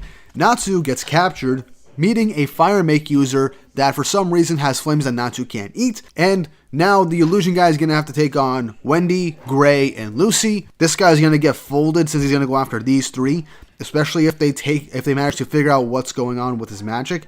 I feel like that will be more of a comedic fight at the end of the day, if there isn't anyone else joining the fray to give this illusion guy some extra help. But at the end of the day, this is a really good chapter. Stakes were instantly raised. Natsu can't eat someone's flames, and this guy has Maker magic, so it seems like he's going to have very versatile magic. Natsu's going to go off to Ignia, and he's separated from the group. Urza is facing off against the second in command of this Dark Guild, so this guy is mostly going to have some really cool fire magic, and perhaps, I hope, requip magic, and is utilized in a good way. I hope. But still, I'm very happy with how this arc is turning out, as not only are we getting potential full matchups for the endgame of this arc, but Fire and Flame is being built up to be an actual threat right now. And I'm curious to see how Natsu and Ignia's confrontation is going to be like once they meet face to face once more. And hopefully we get some actual insights and confirmation on what Ignia has planned for the future. But that's it for this review. What did you guys think of this chapter? What are your thoughts and opinions on the matchups, these new fire users? How do you feel about this arc's direction so far? And what do you think is going to happen when Natsu meets Ignia? And how these current members' magics and appearances look for you guys? Leave your thoughts and opinions in the comment section down below. And if you haven't already, like and subscribe, hit the notification bell for updates on future videos. Really helps, and it shows you guys enjoy the content I make on the channel, and shows that you want to see more. I'm really excited to see what happens for the future of this arc, and I am nothing if not hyped for the future. So Fairy Tail Chapter 159 has officially come out, and man, do I love this chapter. Not only do we get some really cool action with Urza in this chapter, but we also have Mashima just being kind of gloating about all the series he's created. Because, trust me, the latter portion of this chapter is basically all references to his previous series, and I kind of love it. It's kind of his style, and I kind of really like it. I'll get into what he shows later down the road. But before we jump into things, don't forget to like and subscribe and hit the notification bell for updates on future videos. Really helps, and it shows you guys really enjoy the content on this channel, and shows you want to see more. I've been liking this arc of Fairy Tail so far, so my hopes keep getting higher, and I don't think it's going to stop anytime soon. Also, before we jump into things, I just hit 17,000 subscribers a couple of days ago, and if we keep up this momentum, we might hit 20,000 by the end of the month. I know I'm highballing it here, but I really think we can do that, and we can exceed that by the end of the year. So, I'm already way past my initial subscriber goals for the year, and I am just hyped to see what happens next. Trust me, I'll have something planned in the future, but for now, let's jump right into this chapter. So chapter 159 of 100 Years Quest, titled Fire Illusion Revels, as the cover page is Flare playing with a little Lucy doll. Happy to see Flare again. Honestly, it'd be pretty interesting if she showed up in an actual arc about fire wizards, as her hair does have the properties of fire, which is honestly pretty cool. But no time for comedic stuff or wholesome stuff, because we're jumping right into the action as Wed is staring down Urza. Urza asks how she can help him, and Wed just unleashes their sword and puts it ablaze. And she's like, "Are you mad? There are people in town." And she realizes that it's a flaming sword. But Wed ends up charging right at her. And Urza says, "I don't know who you are, but if you draw on your sword, you must be prepared to be cut down," as she puts on her armor and grabs her trusty sword, as the two of them now clash. Civilians obviously run away from the literal superhumans fighting right now, as Wed continues to throw blazing sword slashes at Urza. Urza parries each and every one of them, until the flaming sword of Wed shatters Urza's sword to her shock. And she tumbles back, and then re-equips into one of my personal favorite armors, her Fire Empress armor. And honestly, this is the armor that has to be her go-to for the rest of the arc, because this gives her a boost in her own fire-type weapons, but also gives her a strong resistance to fire-type magic. So I really do think, if she wants to win these fights, she has to stay in this, or at least a combo dress similar to this. But Wed and Urza lunge at each other, and they continuously clash, with Urza still parrying and blocking some blows, as she narrowly manages to block a close one from Wed. And the aftershock burns the ship behind her. So yeah, Urza asks who this person is. And Wed says, "You're as skilled with a sword as your reputation suggests. No wonder you're number one with the sword in Ishgal." Urza, being humble, just basically says, "There are plenty of people on my level on Ishgar." Wed introduces himself as Wed, number one with the sword in Giltina. Urza says, "You seem quite confident in your skills. What business do you have with me?" Wed says, "It's obvious, isn't it? Determining which of us is stronger." So this literally is just a test of strength for Wed, and I kinda like it. Simple motivation, might be some more down the road, but I'm excited to see where this fight leads off. As Urza does seem to be struggling at the start of the fight, but now since she re-equipped into her Fire Empress armor, she seems to be getting a footing now. She states, "I'm not interested in this. Those are the words of one who wields a blade? My sword isn't for being the best. I wield it to protect my friends." Wed says, "I see. That's a fine stance to take. But battle can come when you least expect it, and you can't escape it." So I like how Wed is basically being like, okay, that is a really good motivation, but you gotta be prepared for fighting because that can happen at any moment. And look, Urza mentioning that her sword is to protect her friends literally is in every fight that she has. Most of the time that ends up being her finisher. But this time, she's not finishing someone off with her little friendship speech as normal, so I expect this to be a tougher fight for her. Hopefully. I need Urza's fights to have more of a back and forth in my opinion, because they've just been a bit predictable at this point, and I really don't want that to be the case because she is literally my favorite character in all of Fairy Tail.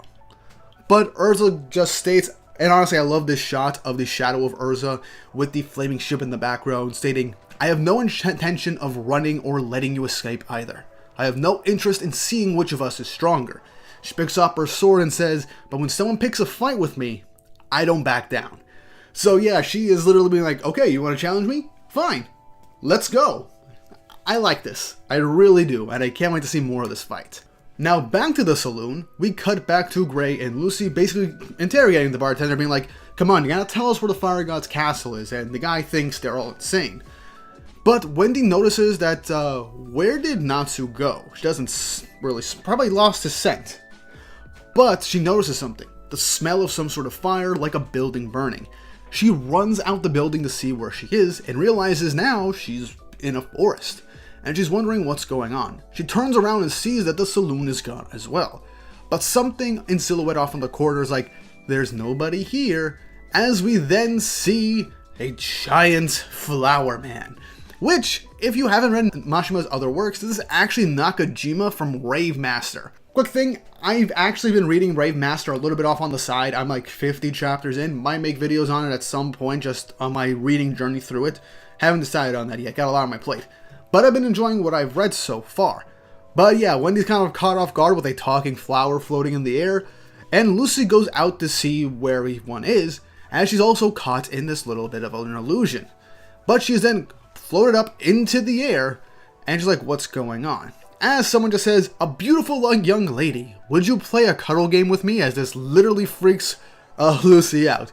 As we have Raj up on top of the saloon, laughing his ass off, saying, "They have no idea that these are illusions I made with flames."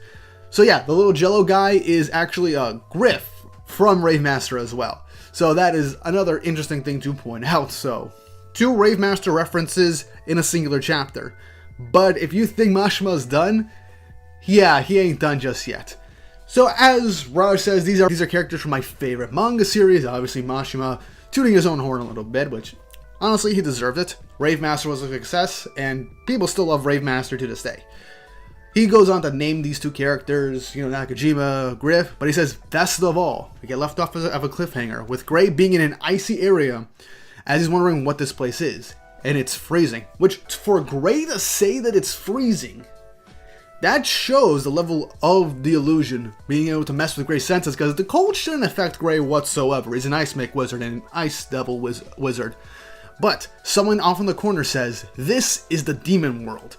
Catching Gray off guard, as the final page of the chapter reveals, Hein from Dead Rock. This is Hiro Mashima's latest manga that I have been covering monthly on the channel. I've been loving so far. And you really should go read it if you have the chance. It's honestly a very good read, and it does feel different from what Mashima usually draws and writes. But Hein was a really cool character in that series, and the story's been pretty interesting. I'm not going to say anything else about Dead Rock. Go read it for yourself or check out my videos on it, so you can get an idea of what the series is about, and maybe you'll really enjoy it as well, and to see what Hein is. So, the chapter ends with the reveal of Hein saying that this is the freezing demon world. So, first off, Raj doing a pretty good job, a lot of a better job than I was expecting at fooling everybody. It seems that he's upped his illusions to mess with people's senses to an extent, because I know Natsu was basically able to see through the illusion because he couldn't smell burning, but this is another level of illusions not fully panning out for Raj. But in this instance, I do kind of like how it's fooling everybody right now, that it's disorienting them right now. But depending on how these illusions work out, Raj just screwed himself by having Hein fight Gray. Why? Because Hein's magic is ice. Gray's magic is ice. He's an ice devil slayer. He can eat other people's ice, and he could probably just win pretty quickly, especially if he uses his devil slayer magic. But I do think that since this is based off flames, this isn't the case, and they're just messing with their vision. Gray and Wendy, Lucy, they'll probably find a way to break out of this illusion and take down Raj and ask where the Fire God Castle is, because that seems to be where things go. And Urza, either their fight will end in a draw, or she'll lose. I don't see her beating number 2 of Fire and Flame at the start of the arc. I really don't. That would just take away any build-up for Wed and Fire and Flame as a whole, because this is the second strongest in that whole guild, and Urza beats the guy at the very beginning of the arc. It just takes away a good chunk of the tension that doesn't revolve around Ignia. But this is a really fun chapter. I like the Rave Master and Dead Rock reference. Mashima patting himself on the back as usual, I guess, because he likes referencing his other works. The fight with Urza and Wed seems to be going pretty evenly at this point. It doesn't seem like both of them are going full on at the moment. And I do like the choreography of the fight, with this being all the different sword plays, the parrying, the dodging, the barely blocking. And I like that Urza is using her Flame Empress armor, because it is one of my favorite armors, as I stated beforehand. And I can't wait to see her use this a good chunk of this arc, because Fire Wizards, she has to wear something to give her a bit of resistance to fire. At least that's my opinion. But what did you guys think of this chapter? I know this review was a bit short, but Fairy Tail chapters tend to go by pretty quickly, so I say it's a bit of an even trade. But what do you guys think of this chapter? How do you think the fight between Urza and Wed is going to go? How do you feel like the illusions are going to play off with Raj? And do you think he's just going to get one shot by Gray and then spill the beans on Ignia's location? Your thoughts and opinions in the comments section down below. And if you haven't already, like and subscribe, hit the notification bell for updates on future videos. Really helps, and it shows you guys enjoy the content I make here on the channel, and shows you want to see more. I'm loving Fairy Tail, and I'm loving these Fairy Tail Friday videos. Let's keep going strong with these, because man, I am really loving the series all over again. We got another chapter of Fairy Tail 100 Years Quest, and this was overall a relatively solid chapter. It was fun, we got some cool action set pieces, some comedy, and everything seems to have been resolved by the end of it. And Happy and Carla got a really fun moment as they showcased that they could also be useful in the battlefield outside of just being aerial support. But this was a relatively quick-paced chapter, as not too much happened in terms of overall story progression, but it was still a fun chapter nonetheless. But before we jump into things, don't forget to like, subscribe, and hit the notification bell for updates on future videos. Really does help, and it shows you guys enjoy the content I make here on the channel and shows you want to see more. Also, we finally got the full-on confirmation that 100 Years Quest is coming out July 7th, on the date 7/7, so that is a very big deal for Fairy Tail fans. As we all know, that is a very vital date within the story of Fairy Tail itself. Whether that's on purpose or not, I don't care. That is a very good sign in my opinion, and that means we might get a trailer at some point, either this week or next week. And we're officially a little over a month away before the anime finally returns, so expect some more 100 Years Quest type content outside of my usual chapter reviews while the anime is airing.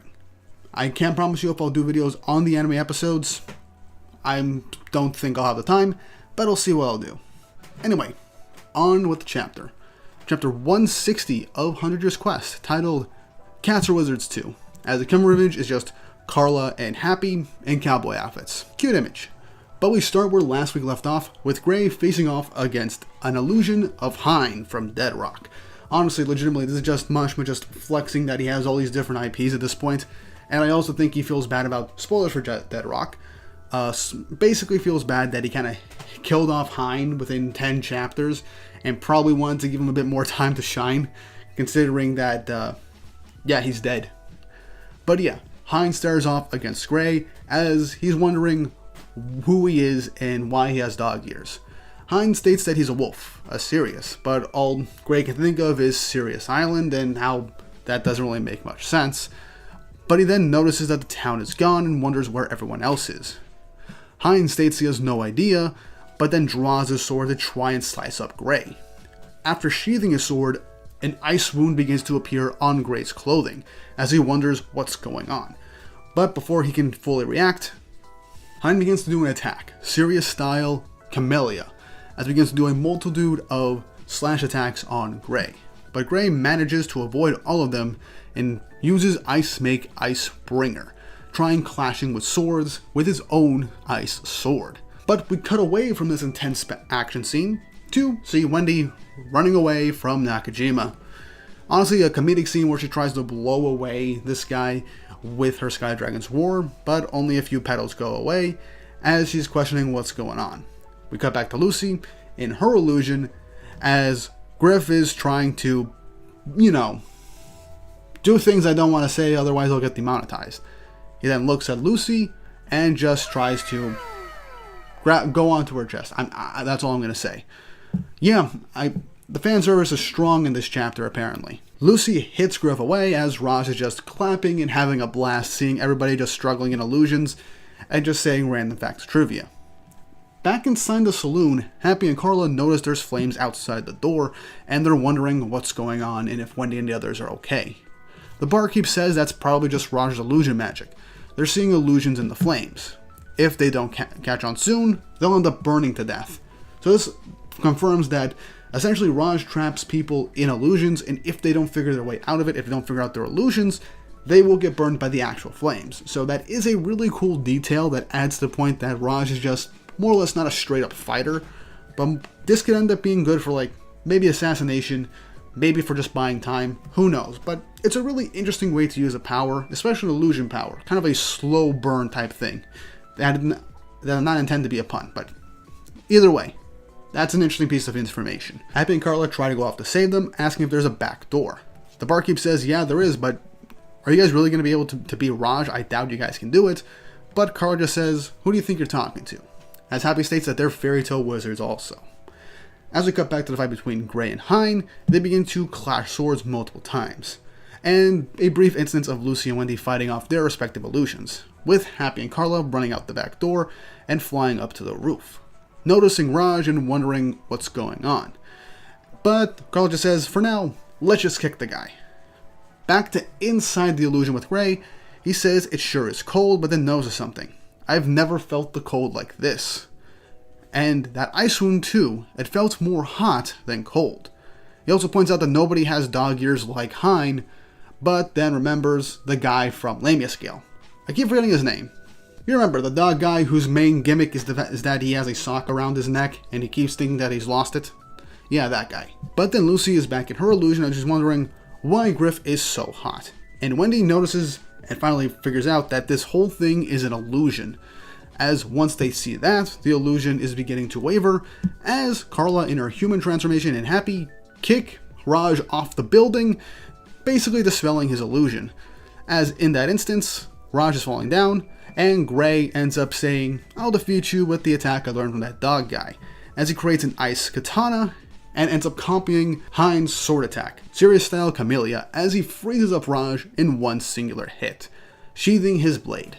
Honestly, this is a really cool instance because Gray has used a bunch of blade or sword type attacks, but it's never had any real technique to it. This would honestly be very fun if Gray ended up becoming like an ice swordsman now. Honestly, it'd be a really cool way for Mashima to be like, okay, I couldn't use this with Hein, but maybe I'll have Gray try and learn swordsmanship. I doubt that'll be the case. Urza's the swordsman of the group, but it'd be nice to just add, even with this, one new thing to Gray's arsenal, but watch us only be used once and Gray not use this type of attack ever again. I hope he does. It'd be really cool and a nice reference to Dead Rock, and I think Mashima might keep it, but that's just my opinion. But in that instance, after Rajas goes down, Happy states that that's a member of Fire and Flame, and Gray turns over to Lucy and Wendy to say that they have to meet up with Natsu and Urza right now, as the chapter ends with the reveal that the fire ended up burning off most of everybody's clothing. Primarily, Wendy and Lucy. Yeah, fan service was strong in this chapter. In full honesty, I'm fine with the Lucy fan service, I don't mind. Urza fan service, fantastic. But I think we can all agree that no one really likes any fan service revolving Wendy. She was the only of the Fairy Tail girls that didn't have any real fan service, even in the mainline series. Mainly just dumb gags. But this has happened in 100 Years Quest, I think, twice. And I'm just not a fan of it. I think most Fairy Tail fans aren't really a fan of it. But there's just one off the cuff panel. I'll just pretend it never existed and hope it doesn't happen again. But that was chapter 160 of 100 Years Quest. Honestly, quick, fun chapter, cool references, and Gray had a really quick fight with Hein, even though it was an illusion. Now, I know people are probably going to wonder if Hein was basically able to injure Gray. No, it wasn't, based off how things were. The whole thing was an illusion, and the only thing that basically got burned were their clothes. Meaning that Gray didn't really have much of a fight, and it didn't really do any real damage to him. The only thing that was damaging him was the fire, but even then, he didn't really get any real injuries, same with Wendy and Lucy. But I would like to see Gray use that katana, that ice katana again. It'd be very cool, and like I said, I just want to see Gray get more W's. Even though this was a short fight, I did kind of like it. And the choreography for that was honestly really fun. But now we're going to go and meet up with Urza most likely, since Natsu was obviously kidnapped.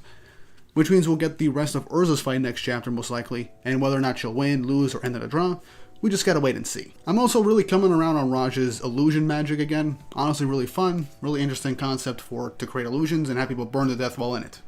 Especially if they don't realize they're in an illusion. But how did you guys feel about this chapter? How did you feel about everything that happened? How do you feel about the fights, Raj's magic, the fan service I guess, and the references? Leave your thoughts and opinions in the comments section down below. And if you haven't already, like, subscribe, and hit the notification bell for updates on future videos. Really helps and you guys enjoy the content I make here on the channel and shows you want to see more. And again, I can't wait for the 100 Years Quest anime to come out. I'm very excited and look forward to 100 Years Quest themed videos in the future outside of these chapter reviews. And with all that said and done, I hope you all have an awesome day. Fairy Tail 100 Years Quest, new chapter, was awesome. Like, legitimately, this sets up what Ignia's plan is. We get some more really cool action, and we get Natsu essentially confronting Ignia in this chapter. And I can't wait to jump right into everything, because this was great. Also, 100 Years Quest anime is coming out July 7th, so I cannot wait for when the anime officially returns. I got some 100 Years Quest videos planned in between chapter reviews for the anime as well, so look forward to those. So, Fairy Tail content still chugging along with as much energy as I got, and it's a lot. But before we jump into this video, don't forget to like and subscribe and hit the notification bell for updates on future videos. Really helps and it shows you guys enjoy the content I make here on the channel and shows you want to see more. But enough of the preamble. Let's jump right into this chapter. Chapter 161 of 100 Years Quest, titled Flaming Reunion. Cover image, Mest, with Wendy and Carla in the background. Carla's look in her eye is exactly me and many other readers by having to see Mest again. Legitimately, nobody likes Mest. We cut back from where last chapter left off, where Gray managed to hit Raj and knock him out. He's wondering who this guy is, as Happy and Carla state that he's a member of Fire and Flame and he fights them using fire illusions. Lucy says, do all of them use fire magic? And Wendy brings up the idea of a bunch of Natsus, and this just puts a chill down Gray's spine. Please don't tell me this.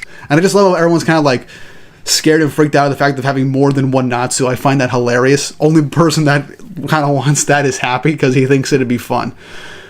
We get an image of Lucy stating that she wished she still had Aquarius. And yeah, if she had Aquarius, that would be really great to take on a bunch of fire users. Which I'm still holding to the fact right now, and I'm calling it now, she's going to find the Aquarius key in this arc. Whether it's going to be her or Brandish who finds the key. That would be an interesting twist.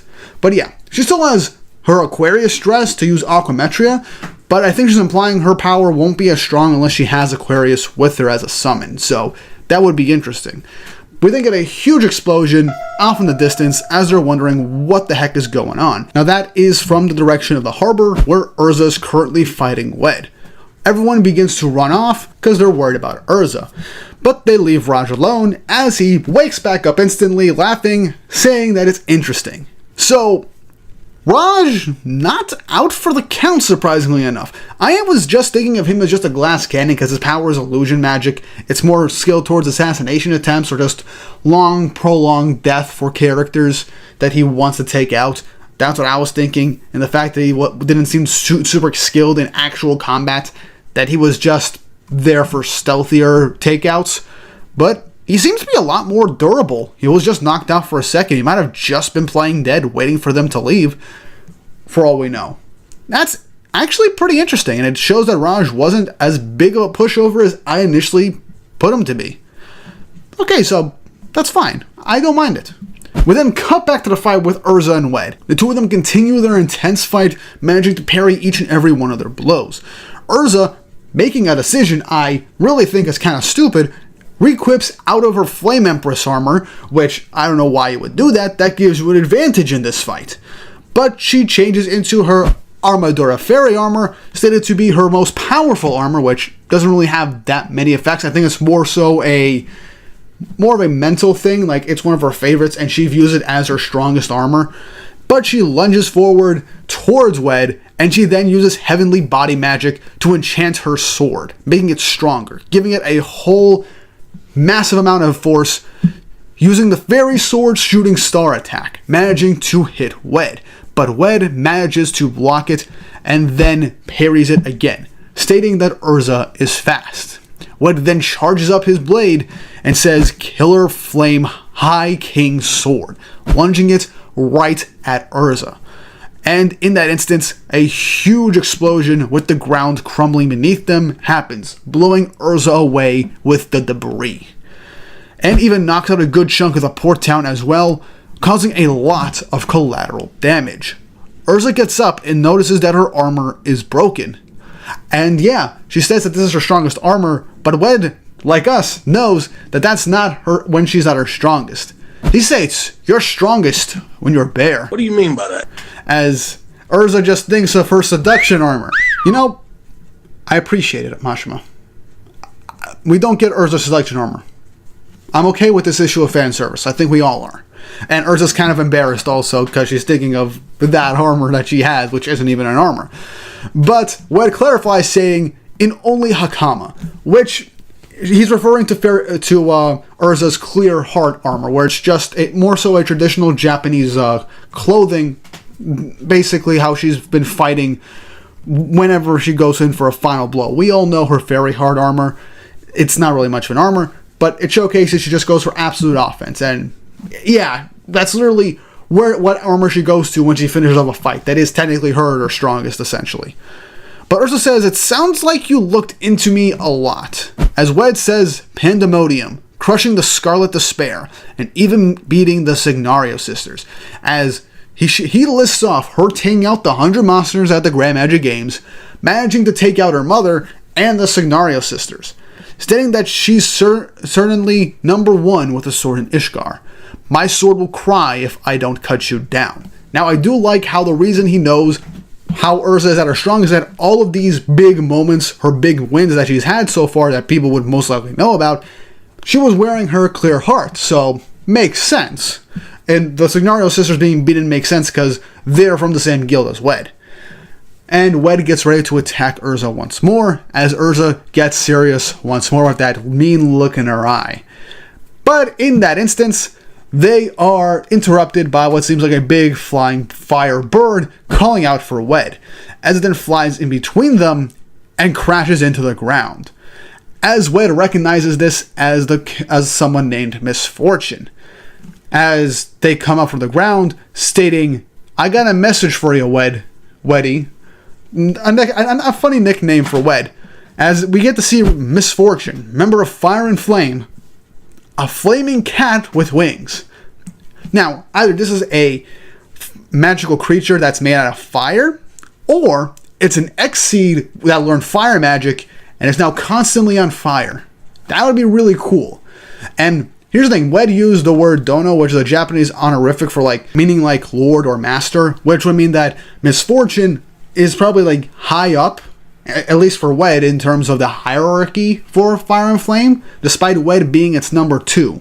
So I'm curious. It could just be more of an advisory role, because it doesn't seem like Misfortune can fight right now, considering the clumsy nature of entrance. But that would be an interesting thing to add in. But yeah, Misfortune says, "You gotta come home. It's starting sooner than we thought," as Wed pauses. And I like how Urza's just being like, "Wait, a cat?" And Misfortune's being very casual with Urza, calling her Urzi, saying, "Nice to meet ya." But Wed then just clenches their fists in just disappointment, being like, if that's happening, that's even more reason for me to settle this while I have the chance. Showcasing that this is most likely having to do with Ignia's plan. Now, this is most likely going the route that this fight is just going to end in a draw some way, somehow, based on what's going on with the information that Wed has been given. But Wed wants to continue this fight, so I'm curious to see how this is going to play out, especially with Gray, Lucy, and Wendy coming in to most likely try and help Urza. But no time to think about that, because we cut back to the Fire God's castle, as we then see Lekka and Brian back in front of Ignia in all of his glory, stating that they brought who he was wanting to see. As Brian opens up the hat that had a mouth and spits out Natsu, with Natsu just getting up, being enraged, being like, "Oh, what do you think you're doing, you jerks? Fine, I'll fight all three of you. Come at me together." But Natsu stops in that moment, sensing who is here, turns around, and meets Ignia, with Ignia welcoming him to his castle. As Natsu's shocked to see Ignia, we see that he's there with, obviously, Brian, Lekka, but also the Signario sisters, as they're watching Natsu meet, essentially, his adoptive older brother. Ignia says, "I summoned you here to give you one last chance," stating Natsu Dragneel, the wizard my father Igniel deemed worthy of his attention. "Would you like to join us?" Natsu's a bit confused, as Ignia begins to clarify. "The Dragon King Festival will soon begin. I'll permit you to join our side for it," as this shocks Natsu, as the Dragon King Festival is very important in the context of Fairy Tail. I'm going to elaborate into that in a second, but Ignia states, "Not the one you experienced. Let's just call this one the True Dragon King Festival." This strikes something in Natsu as he says, "True Dragon King Festival." He knows what this means as he clenches his fist. Ignia says, "Come join us, Natsu. Let's destroy the humans together," but in an instant, he's cut off as Natsu closes the distance and manages to punch Ignia square in the face with a burning fist, with the next page showcasing the Fire and Flame members shocked that Natsu did this, as Ignia, unfazed, with a grin on his face, says, "I see. You're one of the humans we'll be destroying," ending the chapter. So, there's a lot for me to unpack with this. Now, if you remember, the Dragon King's Festival refers to what happened when Acnologia went on his rampage 400 years ago to try and exterminate the dragons, and the eventual bloodbath that ended up happening. But when Ignia says not the one you experienced, I think he's talking to both the fact that Future Rogue tried to bring out a bunch of dragons to try and fight Acnologia, which caused a literal Dragon King's Festival. I mean, not in the sense, a fake one, but primarily the fight with Acnologia is most likely what he's referring to as well for Natsu. So yeah, Dragon King's Festival, very important thing in the lore of Fairy Tail, as it is a major historical event in the series, and is something that was pseudo-experienced by Natsu when he fought Acnologia, as well as the dragons just appearing in the capital of Fiore at the end of the Grand Magic Games. Now, obviously that's not the actual Dragon King's Festival, but it was stated to make a new one that Future Rogue wanted to try and do for his own reasons. But the fact that Ignia says True Dragon King's Festival implies that Ignia is going to try and create another war with the humans and the dragons. Now, while some dragon gods are gone, and doesn't seem like there are any dragons so far in Fire and Flame, it implies that Ignia wants to wipe out anybody who essentially is going to be in his way, primarily the humans. And I think he's gathering all these fire wizards to essentially go all scorched earth, get rid of everybody as quickly as possible, and have his own league of minions to kind of worship him in a sense. Now, I'm not entirely sure if there could be more to this new Dragon King's Festival, but this is really insane to really think about. Ignia wants to redo what Acnologia did centuries ago, but with him as the epicenter, essentially. And I cannot wait to see how this plays out and what this could mean for the future of Fairy Tail. But there's still more we gotta know about Ignia, and more we gotta know about what he means by the True Dragon King's Festival that he's got planned, and how he plans to initiate it, and why he needs all these fire wizards. But that's really all gonna be from me for this chapter review of Fairy Tail. I'm looking forward to the future chapters. We're mostly gonna get more stuff about Ignia, about the Dragon King's Festival, and some more matchups. And I need a little bit more information because I don't want to just make a video on this revelation just yet. because for all I know, next chapter is going to give me even more information for the Dragon Kings Festival, and I don't want to just make a video for nothing. But that all said and done, what did you guys think of this chapter? How do you feel about Ignia's true goals being revealed? What do you think about this idea of the new Dragon Kings Festival? And how do you think the fight between Wed and Urza is going to play out as well? Are they just going to end it right here as a draw, Wed going back to base? Or is Wed going to ignore orders and continue to fight Urza with all his might until the rest of their group shows up? Let me know in the comment section down below. And if you haven't already, like and subscribe and hit the notification bell for updates on future videos. It really does help, and it shows you guys enjoy the content I make here on the channel and shows you want to see more. We keep going at this pace. The Ignia hype video I made months ago is really paying off, and it really seems like Mashima's going to deliver with this villain. Fairy Tail 100 Years Quest Chapter 162 is out, and this was an unexpected chapter, because not only do we get a bit more of what Ignia is planning to do for the true Dragon Kings Festival, we get a bit of a conclusion-ish thing with Urza's fight with Wed. The main group meets up, and Natsu and Ignia get an unexpected visitor, and my god, was that very unexpected, but I'm right here for it because it makes some very big implications for the future of Fairy Tail 100 Years Quest and for how the series might end up ending and progressing. But before I jump into this insane chapter, don't forget to like and subscribe and hit the notification bell for updates on future videos. Really helps and ensures you guys enjoy the content I make here on the channel and shows you want to see more. And once more, the Fairy Tail 100 Years Quest anime comes out July 7th, so be hyped for that. I got some themed videos based around 100 Years Quest coming out involving stuff that happens in the anime, and maybe, I can't promise anything, I might make videos or shorts on the episodes as they release. Don't hold me to that, it depends on my time and if I'm actually able to do it. But just want to throw out the possibility and see if you guys would actually like me to do that. But anyway, on to the chapter. So chapter 162 of 100 Years Quest, titled Reunion? So we start directly from last week where Natsu punched Ignia in the face with a flaming fist, but Ignia did not feel too bothered by it. He didn't even have an actual reaction or try to block it this time. The attack didn't do anything. As the smoke dissipates, the members of Fire and Flame present are in shock at what Natsu did, as Natsu asks, "You really Igniel's kid?" And he states that Igniel loved humans. Ignia laughs a bit, blasts Natsu away with a fireball without even getting up from his seat, stating, "My dad's my dad, and I'm me." Literally stating, my dad might have liked humans, but I don't. Just because he does, I don't have to like humans either. Natsu asks what the flames that Ignia has on them, as it seems they might have actually hurt and maybe slightly burnt Natsu. Ignia goes on to state that all the humans here are prepared to go to the Dragon World. And Natsu is confused by this, as Ignia says, "I told you, remember? The true Dragon King Festival," as we get a nice menacing look of Ignia, and behind him a bunch of silhouettes of different dragons right behind him. Based on his wording, either there's an entirely different dimension where there's just dragons, or my interpretation of it, the people here in Fire and Flame, Ignia might end up trying to, in terms of their loyalty, might also end up making them dragons themselves, because if we look into this, there is quite literally 7 dragons right here, and there are 7 members of Fire and Flame.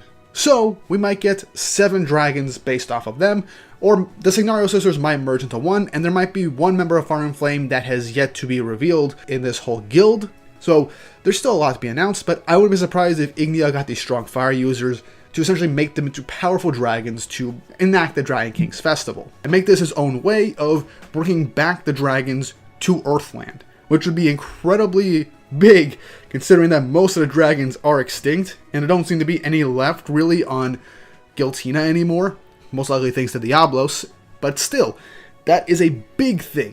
If Ignia brings back the dragons, it will shift a huge power dynamic in the world of Fairy Tail. Yes, wizards are relatively stronger, but there aren't a lot of dragon slayers, or people on the level that could actually do anything to dragons, so they'd have to rely on like stuff like Wendy and Urza's Dragon Slayer enchantments, which that's a whole other thing.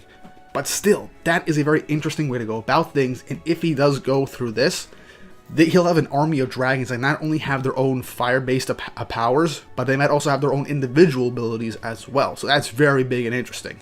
As Ignia says, this is the true Dragon King Festival, a festival of humans and dragons, and as Natsu is obviously angry at this, a spark flashes in the ceiling, catching Natsu's attention, as a black pillar of light appears on the ground, as this blows back Natsu a bit and surprises Ignia.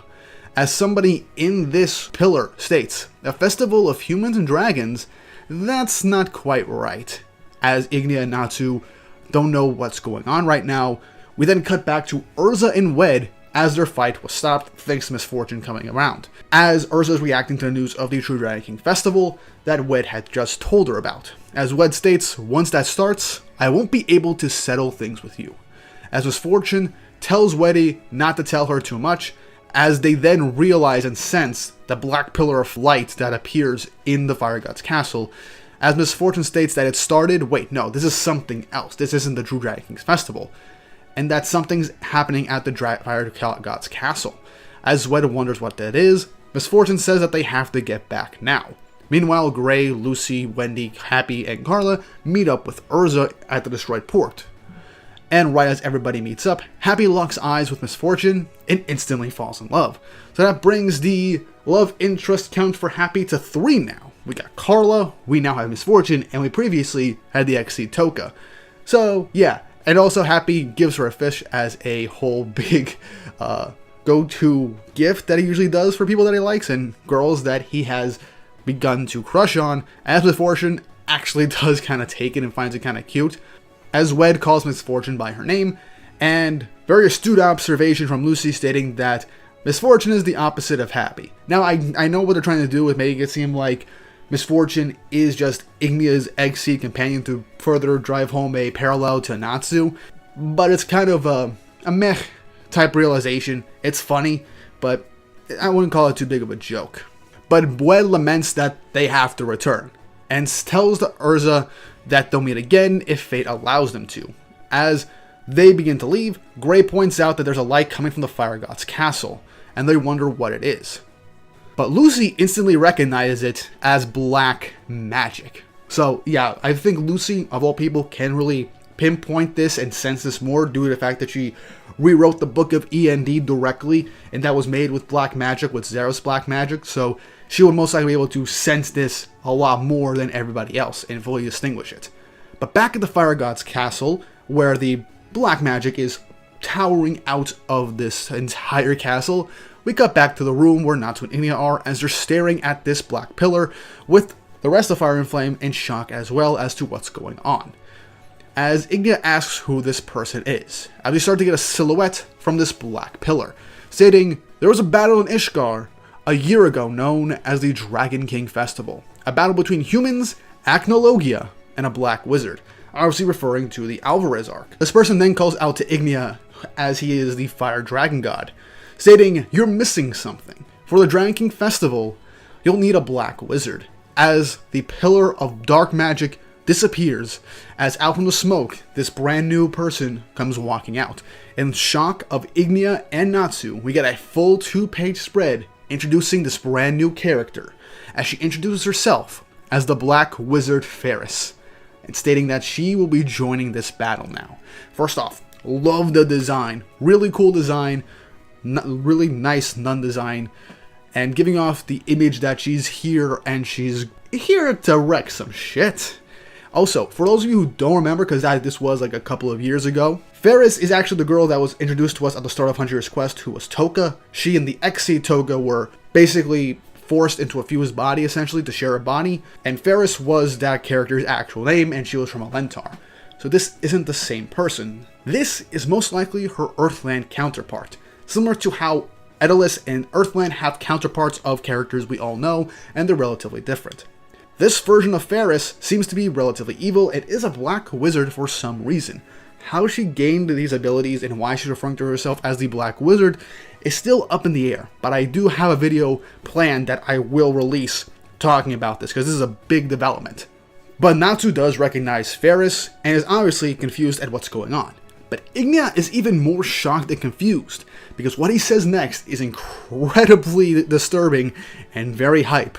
He states, she feels like Acnologia, with the final panel being Ferris just looking menacingly towards Ignia and Natsu, ending the chapter. Whoo boy, that was huge, that was big, that was something I was not expecting for 100 Years Quest in the slightest. And honestly, all too good. I did not expect us to get a new Black Wizard, as I thought this was Zeref's title alone. That Zeref would be the Black Wizard, and for 100 Years Quest we had the White Mage, the White Wizard for a little bit. But no, we got somebody new. And I think this might be Mashima's way of giving us what we didn't get in the Alvarez arc. A battle between, basically, the King of the Dragons, Zeref, and Natsu, in a sense. Or humanity against Zeref and Acnologia. But here, we have Ignia being replaced for Acnologia, since he is right now the strongest dragon right now. And we have Ferris, the Black Wizard, who is going to stand in for Zeref as the Black Wizard, but she seems to feel like Acnologia, so she might have his magical power within her in some way, shape, or form. And we got Natsu and the rest of humanity. So this is a big thing. I have no idea how this is going to play out, but based on what she tells us about who she is, how she has her power, why she's considering herself the Black Wizard, why she can use black magic, there's a whole lot of questions that need to be answered. But this is probably one of the most hyped chapters of 100 Years Quest. Mashima is definitely planning something huge with not just this Ignia arc, but for the rest of 100 Years Quest. He's not only postponing the one-on-one clash between Ignia and Natsu for the time being, and introducing a brand new character as Ferris, the Black Wizard, to potentially deliver on a promise that we didn't really get in Alvarez with this big three-way fight. But either way, I'm just super excited. Mashima is cooking with 100 Years Quest right now, and I hope this keeps up for future chapters. But enough about this, because I will do a video on Ferris next week, because look forward to that. That'll be big. But what do you guys think of this chapter? How do you feel about my predictions on what the True Dragon Kings Festival is? How do you feel about the revelation that Ferris showed up and is a brand new character, a new Black Wizard, and why she could potentially feel like Agnologia to Ignia? Your thoughts and opinions in the comments section down below. And if you haven't already, like, subscribe, and hit the notification bell for updates on future videos. Really helps and it shows you guys enjoy the content I make here on the channel and shows you want to see more. Man, I cannot wait for future 100 Years Quest chapters and the anime coming back. It just feels like a great time to be a Fairy Tail fan. Fairy Tail 100 Years Quest manga is back, and man, was this an amazing chapter. Probably not only the best chapter of the year, maybe even the best chapter of the entire sequel manga to date. Not only do we get reveals to some fan theories that even I've had from the previous chapter since that big reveal with Ferris, but we also get the full reveal seemingly of Ignia's plan, a clash, and also confirmation about something with the Dragon Gods that I am so happy about, and the stakes have just been raised exponentially. So much happened in this chapter. I feel like it's two chapters jammed into one, but I am so happy with it because a lot of stuff went down. But before we jump right into this chapter, don't forget to like and subscribe and hit the notification bell for updates on future videos. It really helps. It shows you guys enjoy the content I make here on the channel and shows you want to see more. Also, the Fairy Tail 100 Years Quest anime just started airing the Sunday before this video came out, and I already reviewed the very first episode, so if you want to hear my thoughts on the first episode, go check that out. I'll see how long I can try and review the anime alongside the manga, and see how much I can do with that. But I would appreciate the support, as I would love to keep talking Fairy Tail with you guys. Now with that out of the way, let's jump right into things. Chapter 163 of 100 Years Quest, titled Black Will. Cover image, Jenny and Mira in the ocean, bikinis. Nice. But on to the chapter. We start things off directly from last week, where the Black Wizard Ferris shows up and introduces herself in front of everybody, and Ignia notices that she feels a lot like Acnologia. And then, as we get a cool panel with her just taking up the entirety of the page with a few panels of Ignia and Natsu just reacting to her, Natsu instantly thinks, oh, you're Ferris. Oh, you seem awfully different, as he's thinking of the Ferris that we know previously who was from Alentar. But we get a menacing look from her as Natsu just being all friendly, wondering why she looks like this. Oh wait, you're not her, you're probably from Edalis. But the Ferris we have now states that many worlds exist in this universe, and they are all said to contain versions of the same people. As she goes on to say that, for example, the Ferris in Edalis is just a girl living in the countryside.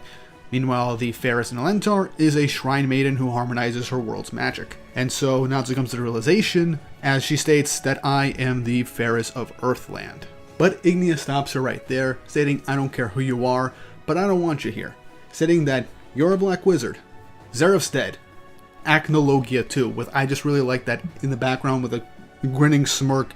Ignia states that Acnologia is dead with an image of Acnologia in the background. I love it. I love that Acnologia's presence is still felt throughout the entirety of the story for the sequel. He just had that big of an impact. But yeah, the Signario sisters and Natsu end up reacting to Ignia stating this, as Natsu realizes now that you mention it, why do you feel like Acnologia? As Ferris goes on to say that I am a Black Wizard and a Black Magic Dragon, pitch black wings. So she is seemingly a dragon slayer perhaps, or is capable of using dragon powers. But just as she says this, Ignia whips up a giant ball of flames around his hand, preparing to attack, as he says, "You're pretty interesting, but I'm right in the middle of talking about something important with Natsu." I also find it funny that Natsu just off in the corner being like, "Wait, you were talking about something important just now?" Instantly forgetting about the Dragon King Festival the moment Ferris showed up. But Ignia charges up his flaming fist, saying, "Could you stay out of our way?" As Ferris lifts up her hand and says, "You're scared of Acnologia, aren't you?" Now this is something very interesting because I've stated in the past that based off of interactions and dialogue, it's very heavily implied that Ignia, just like Alderaan in the past, has fought Acnologia once and they probably fought to a stalemate. It's never 100% clear, but this probably showcases that at the bare minimum, Ignia has seen or met Acnologia at some point in the past, stating that he felt Acnologia's presence from Ferris, and I like how Ferris is taunting Ignia being like, "You're scared of him, aren't you?" Which is interesting. I wouldn't be surprised if Ignia is somewhat a little scared of Acnologia due to how immeasurably strong the guy was. It was probably somebody that brought him to the brink in a fight, but I just love the idea that Ignia was most likely scared they would lose to Acnologia, and so he's just constantly gotten stronger and came up with this Dragon King's Festival plan over the years so that he could eventually overcome that obstacle. At least that's my interpretation of things. But as Ferris lifts her hand and Ignia charges up, we get a full 2-page spread of the two of them clashing, Ignia's flames and Ferris's black magic. And God, this panel looks freaking amazing. Like, I want to get this just colored and just have it as a wallpaper for my computer. That's just how cool this looks. And the impact of that blast literally destroys both sides and blasts right out of Ignia's castle, shocking everybody in the room, not phasing Ignia or Ferris, as the two of them have not moved an inch, potentially showcasing that she and him are on roughly even playing field, despite the two of them not having any real showcasing of being serious in this instance, showcasing all of their power. But as this dissipates, we then see Ferris's left arm, as her left arm is not only look like a gauntlet, but it's the exact same pattern as Acnologia's, as this instantly catches Ignia and Natsu's attention, as they're like, "Wait, that arm?" As Ferris smirks and says yes, as we get a flashback to when Igniel and Acnologia fought, and Igniel ripped off Acnologia's left arm, and it fell to the ground in Igniel's dying moments. As she states, "Your father Igniel bit off Acnologia's left arm, and it gave me power, the power of black darkness. I am Acnologia's will embodied, the one who will destroy everything." Oh my god, he's so goddamn cool! Now, they called us crazy. They called us coping. They said that this was impossible. Anybody that doubted the Acnologia left arm theories, where are you at now?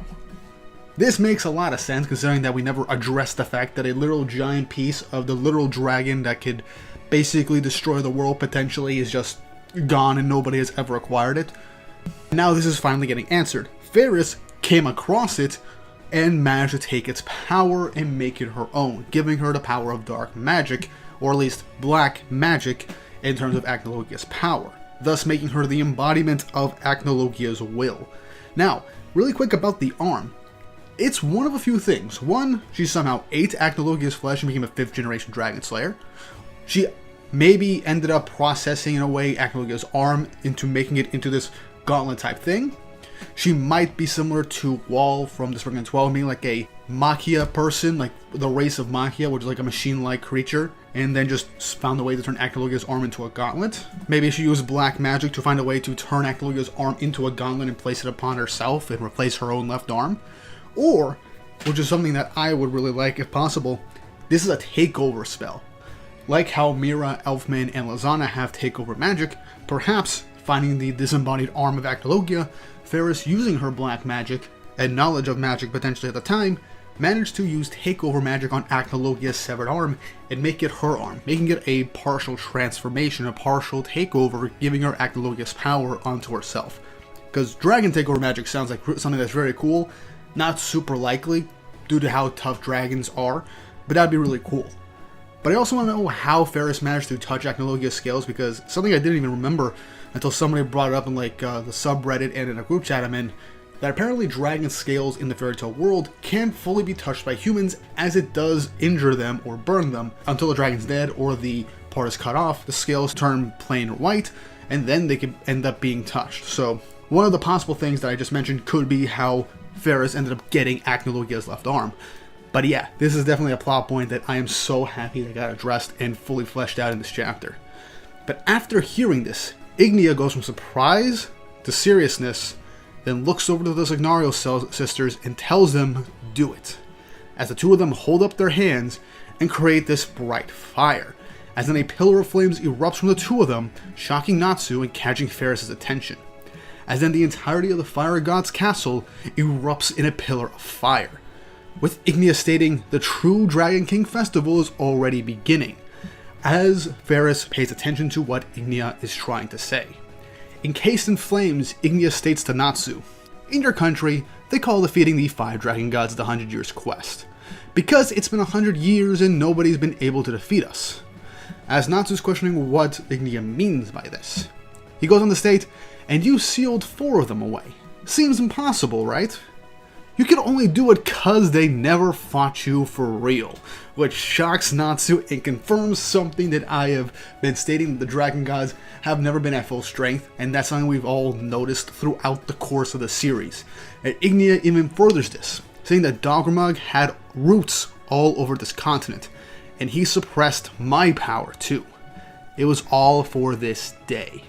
Now, before I continue on with the chapter, this not only confirms, again, Natsu and his friends only really managed to defeat the Dragon Gods due to them not going full out and serious, using all of their power, as well as outside help and different ways to take them out throughout the series, but also Ignia has had his power suppressed by Doggermug due to planting his roots into the continent when he became literally the labyrinth that seeped into the ground and became part of the continent.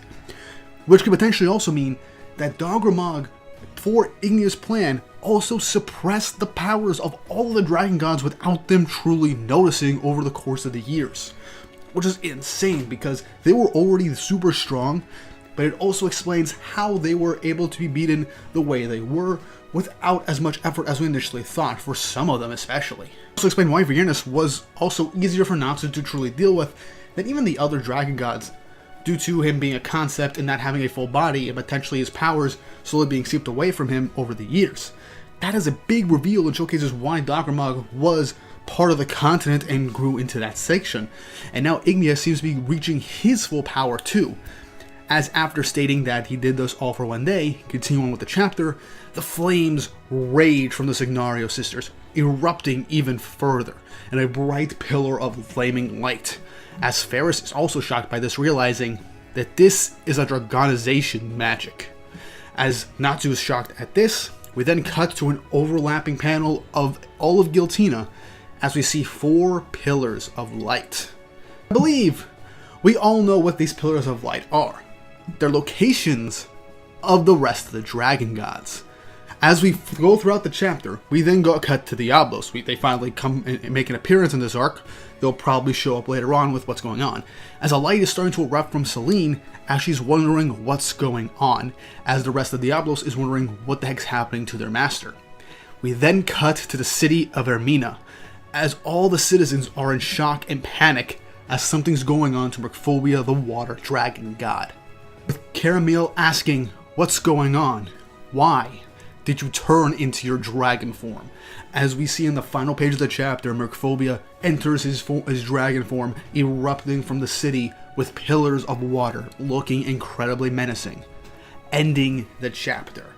So, this is probably what Ignia meant by the True Dragon King's Festival. 1, with Doggermug gone and using the spell, he can lift the restrictions on the other Dragon Gods and himself with their power being limited. 2, using this spell to force the other Dragon Gods to enter their dragon forms, potentially have them go berserk, reinstating the Age of Dragons.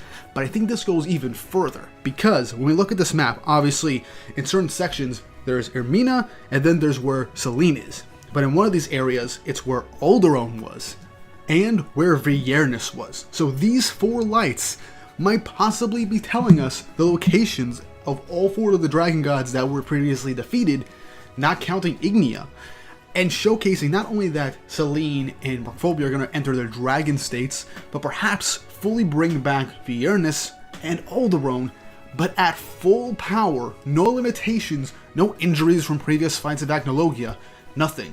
Unlimited, full power, and most likely going to rampage across Giltina and then the world to take down humanity and make it the true dragon world that Ignia stated in the last chapter. And for all we know, this spell could also turn Dragon Slayers next into full dragons, fully dragonifying them, as was stated that happened to Acnologia and even Elefsir. This is incredible. This is a major plot twist, as I did not see this coming. And I also like that Ignia fully confirmed that the reason they beat the dragon gods was because they weren't going all out. Mercphobia had most of his power stolen away by Ferris of Elentar, and he was going on a rampage. Alderaan was still recovering and injured from his battle with Acnologia over 100 years ago, and the rest of Fairy Tail was taking on all of his cores at once, fully weakening him throughout the course of the fight. Selene didn't fight Fairy Tail truly, but she faked her defeat so that she could take over Diablos, and she only got taken out because Ignia got a cheap shot on her. But even then, she was relatively even to Ignia in their initial fight. Viernus was a concept. He didn't even have a physical body, but was brought back with Athena. But of his powers over the last 100 years, since Elefsir defeated Doggermog, was having the Dragon God's power suppressed. Even though Viernus was brought back, his powers were suppressed even when brought back to a physical body from a concept, showcasing that even then, the Dragon Gods weren't fighting seriously fully, and they weren't even at full power, which is insane to see how strong that they were. And this is a major plot beat because what they did over the course of the series seemingly might have been for nothing. And this is probably what Ignia was trying to do throughout the entirety of the series, and now we finally is getting it. Now with Ferris here with the reveal of her having Acnologia's arm, and potentially being on even ground with Ignia to an extent, showcases another player in this, and I'm wondering what this is going to happen, this big 3-way conflict between the Dragon Gods now seemingly, Fairy Tail and the rest of the wizards, and Ferris. I'm curious to see what is going to happen for the future of this story, because it's probably the best chapter of 100 Years Quest yet, and this just throws everything for a loop, a generational chapter, and I love it. But yeah, that's basically it for this chapter. I'm going to wait a little bit before I make more videos on this because I got 100 Years Quest themed videos for the anime coming out in between chapters as well, so look forward to those. But man, this really recontextualizes the entirety of the series and sets up for even more 100 Years Quest to come out, and oh boy, I'm so excited for this. But let me know your thoughts and opinions in the comment section down below about this plot twist, the developments, how this chapter was like for you, and what do you think is going to happen now with the future of 100 Years Quest, now that seemingly all the Dragon Gods are active again and at full power and ready to rampage thanks to Ignia's spell. As well as your thoughts on Ferris and her getting Acnologia's arm and what her role in the future in this new Dragon Kings festival will truly be. As always, don't forget to like and subscribe and hit the notification bell for updates on future videos. Really helps and shows you guys enjoy the content I make here on the channel and shows you want to see more. Man, Mashima's cooking. He's really cooking with this latest arc, and I'm locked in. I cannot wait. This could potentially be the best arc of Fairy Tail yet, and I'm all here for it. Fairy Tail 100 Years Quest Chapter 164 once again ups the ante. Another phenomenal chapter from 100 Years Quest. 3 in a row, and Mashima just keeps cooking, giving us some more awesome moments, full-on confirmation about the Dragon Gods, and a new group at the end of this chapter that I'm super hyped to see, as we get a full-on 3-way conflict between 3 different factions, and I am so hyped for this. It's moments like this that I wish that I had a separate channel just for Fairy Tail, because I can make so many different videos, and my schedule for this channel is already packed to the gills already. But you live and learn. Either way, I'm excited to keep covering the series, and this was just so much fun.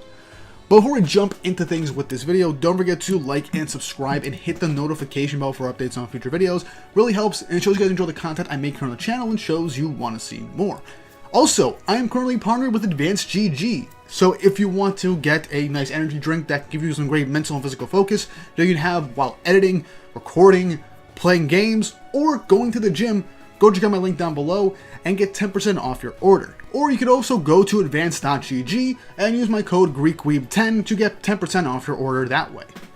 But with that out of the way, let's jump right into this chapter.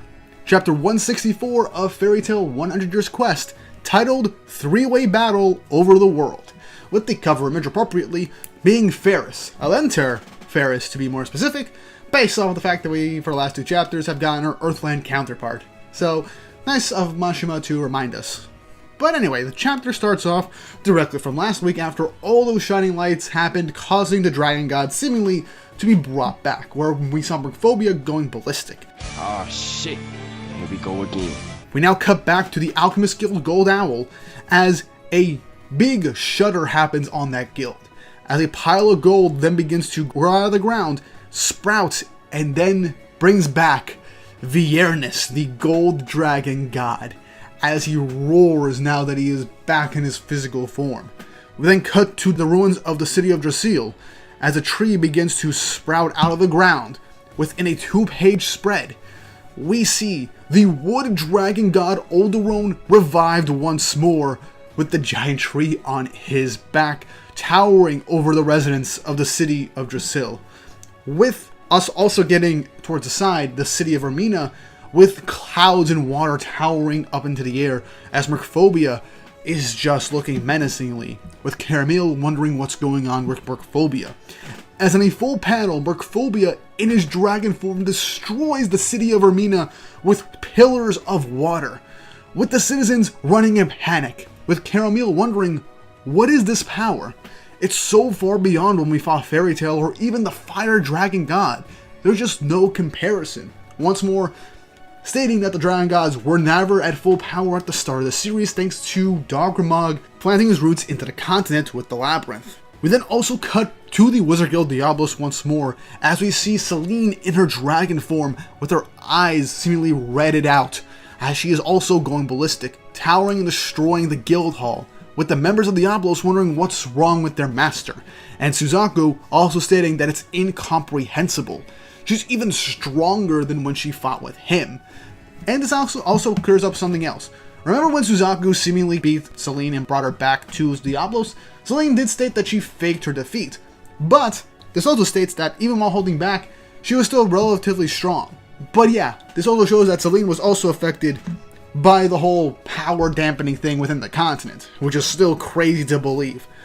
As Kieran's like, we're a bunch of Dragon Slayers, can we do anything? Well, you guys have been irrelevant for about an arc and a half at this point, but now it really seems like you guys are finally coming in and being actual players in the game now that you really should have been. I'm sorry I'm dunking on Diablos a lot, I just really wish they had more of a part to play in Viernus, but now, with this arc starting up, they're seemingly playing a big role in the story now. I just can't wait to see them again. With Misaki saying that this is a Dragon God's power.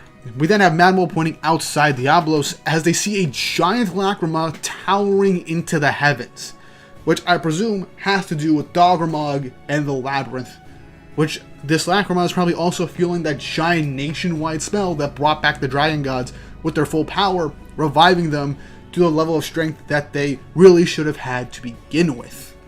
And with how this whole continent of Gotina was just flowing with so much magic power in comparison to the rest of the continent seemingly, with all that dampened, it showcases that now that their powers are released, the Dragon Gods are even stronger than they probably should have been, and this should have been the power the Dragon Gods should have had to begin with. So that's a crazy thing to really think about. We then cut back to the Fire God's castle, as Ignia begins to state to Natsu and Ferris, Dogramag spent centuries spreading roots all over this continent, the Great Labyrinth of Dogra. It can activate the Dragon Gods and turn humans into dragons. So yeah, this confirms that part of the Dragon King's festival and what we were speculating with Fire and Flame is that Ignia was going to turn his guild members into dragons, as Natsu is shocked by the fact that he can turn humans into dragons. This could also end up foreshadowing that maybe the Dragon Slayers can have fully dragonified forms in the future, which I would love to see. To not only give Natsu a new form, but Wendy, Gagil, Loxus maybe, Cobra, Sting, and Rogue, and the members of Diablos full dragon forms. So that gives them transformations and perhaps maybe pseudo dragon forms potentially in the future. I would love to see that. But Ignia goes on to state, I'm gonna create a dragon nation.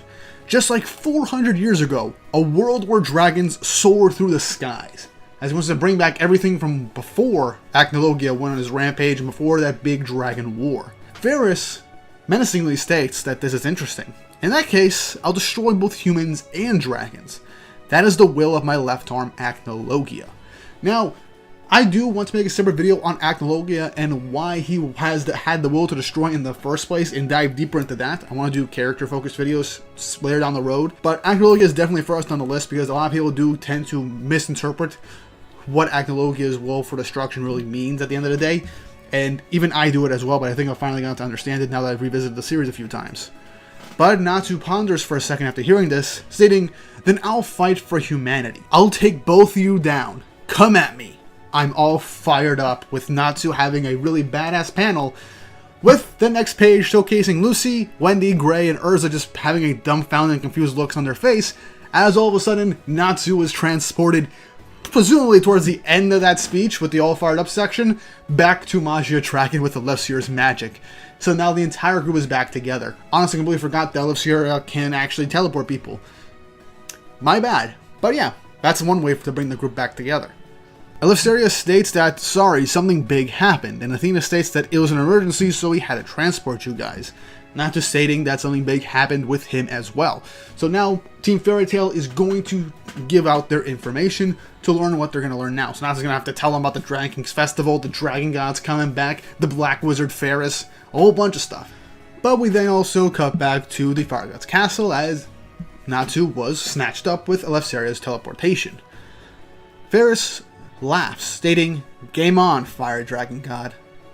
Will your dragon world win, or will it be my black magic world? Or will the humans win?" As she then disappears and fades away, with Ignia having a serious look in his face now that the gauntlet has truly been thrown. As now she's going to be another thorn in Ignia's side for his plans. But Ignia states that that won't be a problem. We'll create our dragon world anyway. You'll all become dragons too. You're prepared to cast aside your humanity, aren't you? With the members of Fire and Flame smirking at Ignia, ready for what's to come next. We then cut to a forest somewhere in the distance as Ferris is walking around, stating, "A banquet for dragons, humans, and a black wizard. The true Dragon King's festival is about to begin." As she states, "Come out," as we see a full 2-page spread with another group of characters, as she states, "Demons of the Book of Ferris, the Oracion Sex." I hope I'm pronouncing that right.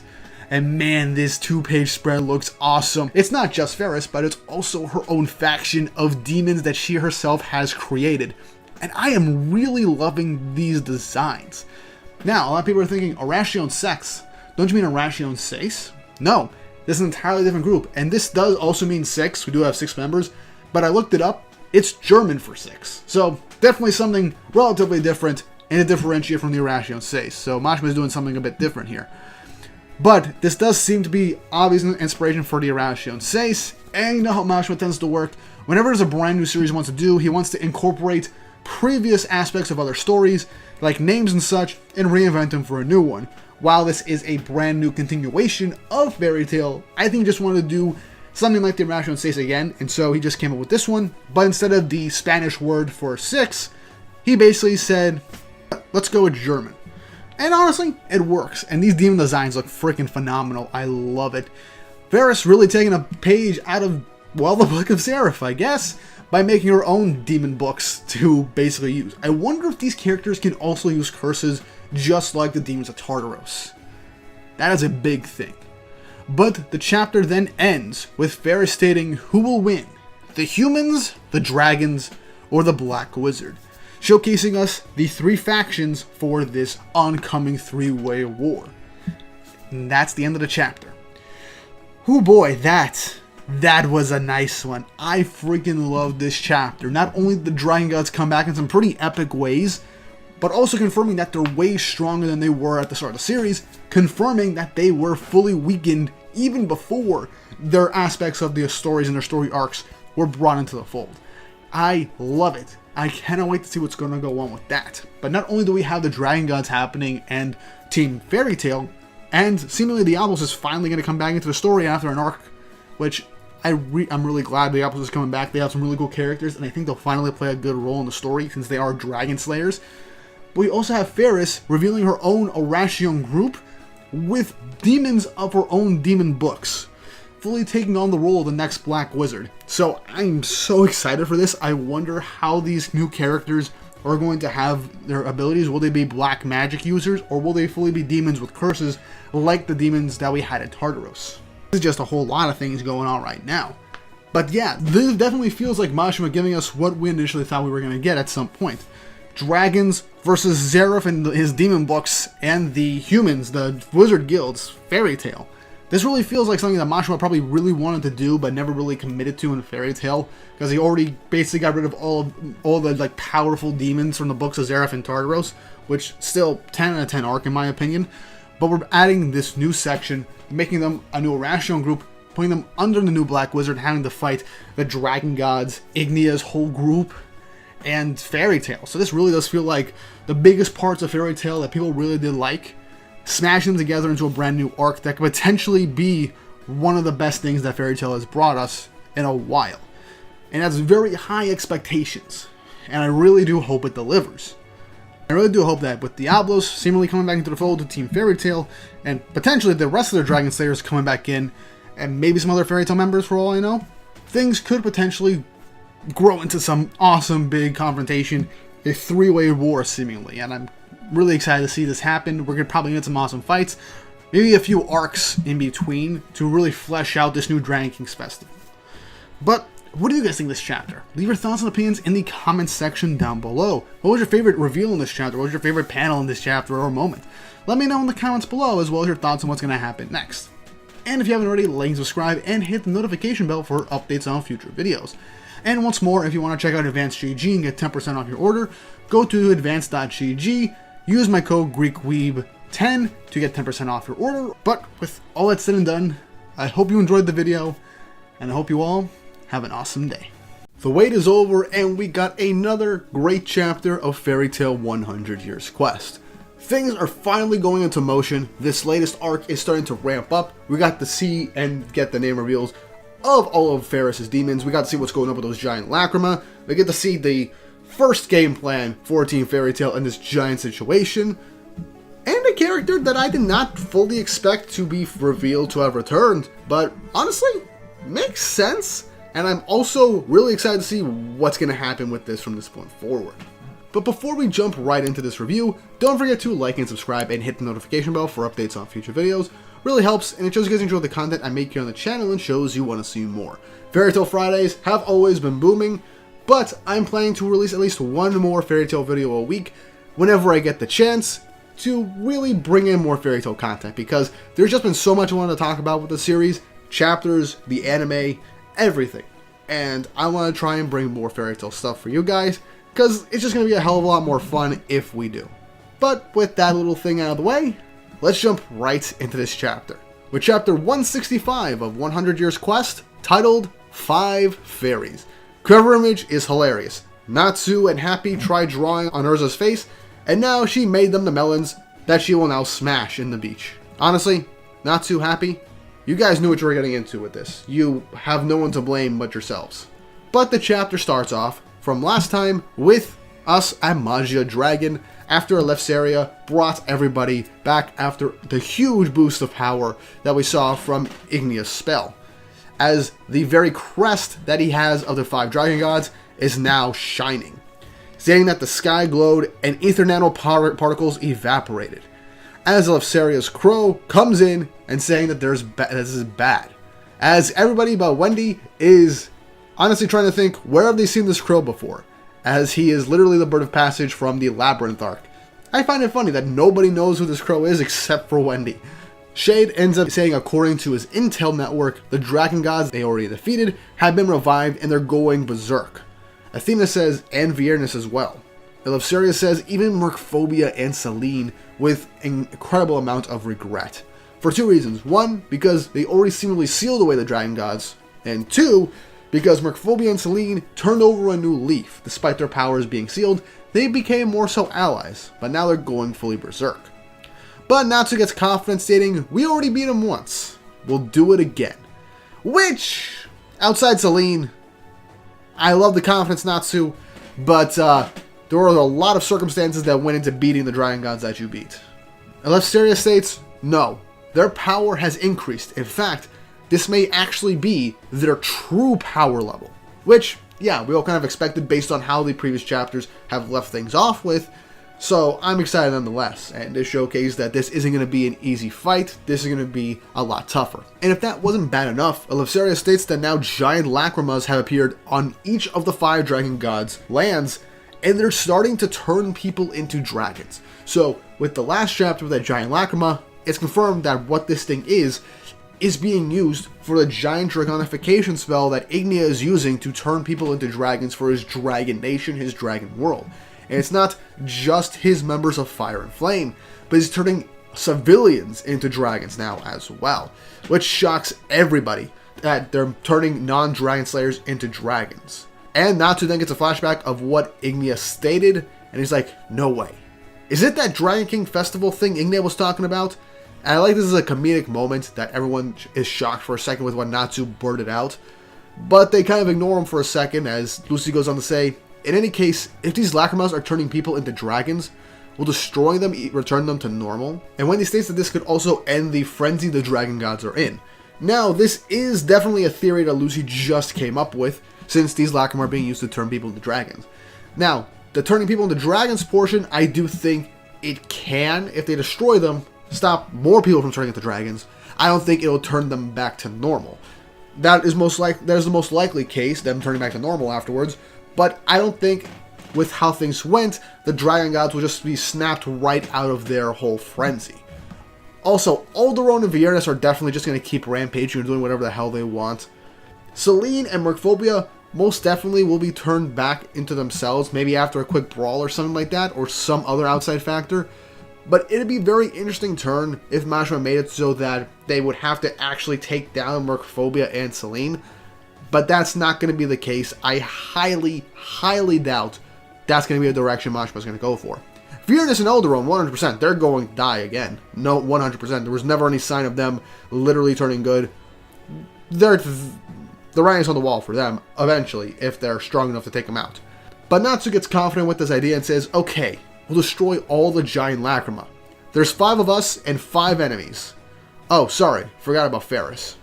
As he literally forgot one of the biggest revelations and kind of says it to Urza in a pretty nonchalant way, stating that Earthland Ferris seems like a baddie. Urza's like, what? But Natsu's like, whatever. Natsu, I love you.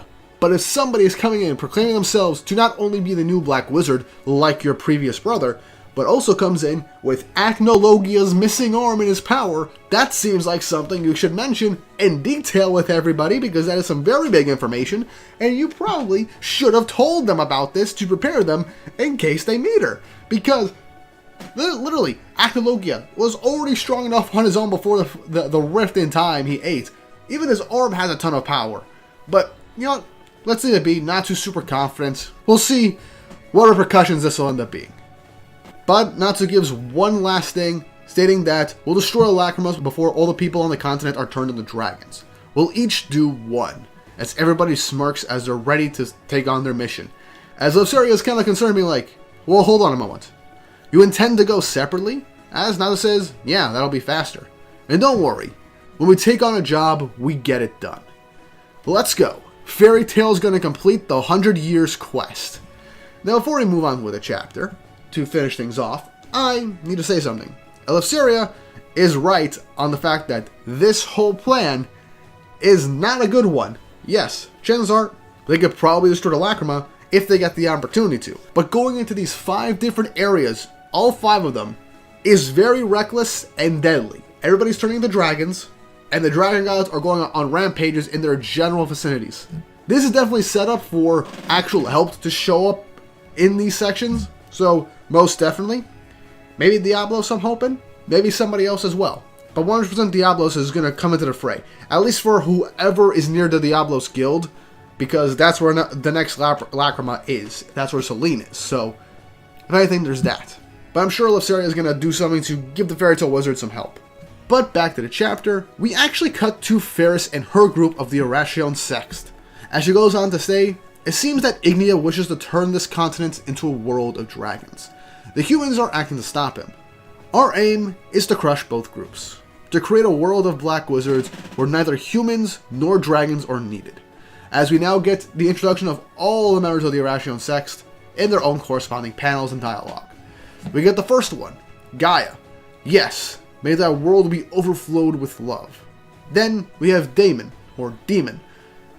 Who needs love? As long as I have black, I'll melt. We then get Bird. The humans and dragons will all fall to the ground before our might. Next up is Blade. I'll cut them down with my demonic blade. Then there's Gate. I'm looking forward to when we release our power. As someone tells these kids, as he states, to pipe down. We don't need any words for destruction, just gotta reduce everything to zero, as the final member of the Irrational Sext is Master Zero from the original Irrational Seist. Now this is a big reveal and revelation right here, because if we all remember, during Tartarus, Zero, aka Brain, was killed by Cobra when they were released from prison by Mest during the whole Tartarus incident. And killing Brain / Zero was to basically free them of their shackles from their past lives and so they can live for themselves. This chapter flat out confirms that Ferris not only found Agnolokia's arm in that arc, but also found Zero's body and found a way to not only revive him, but make him a demon as well.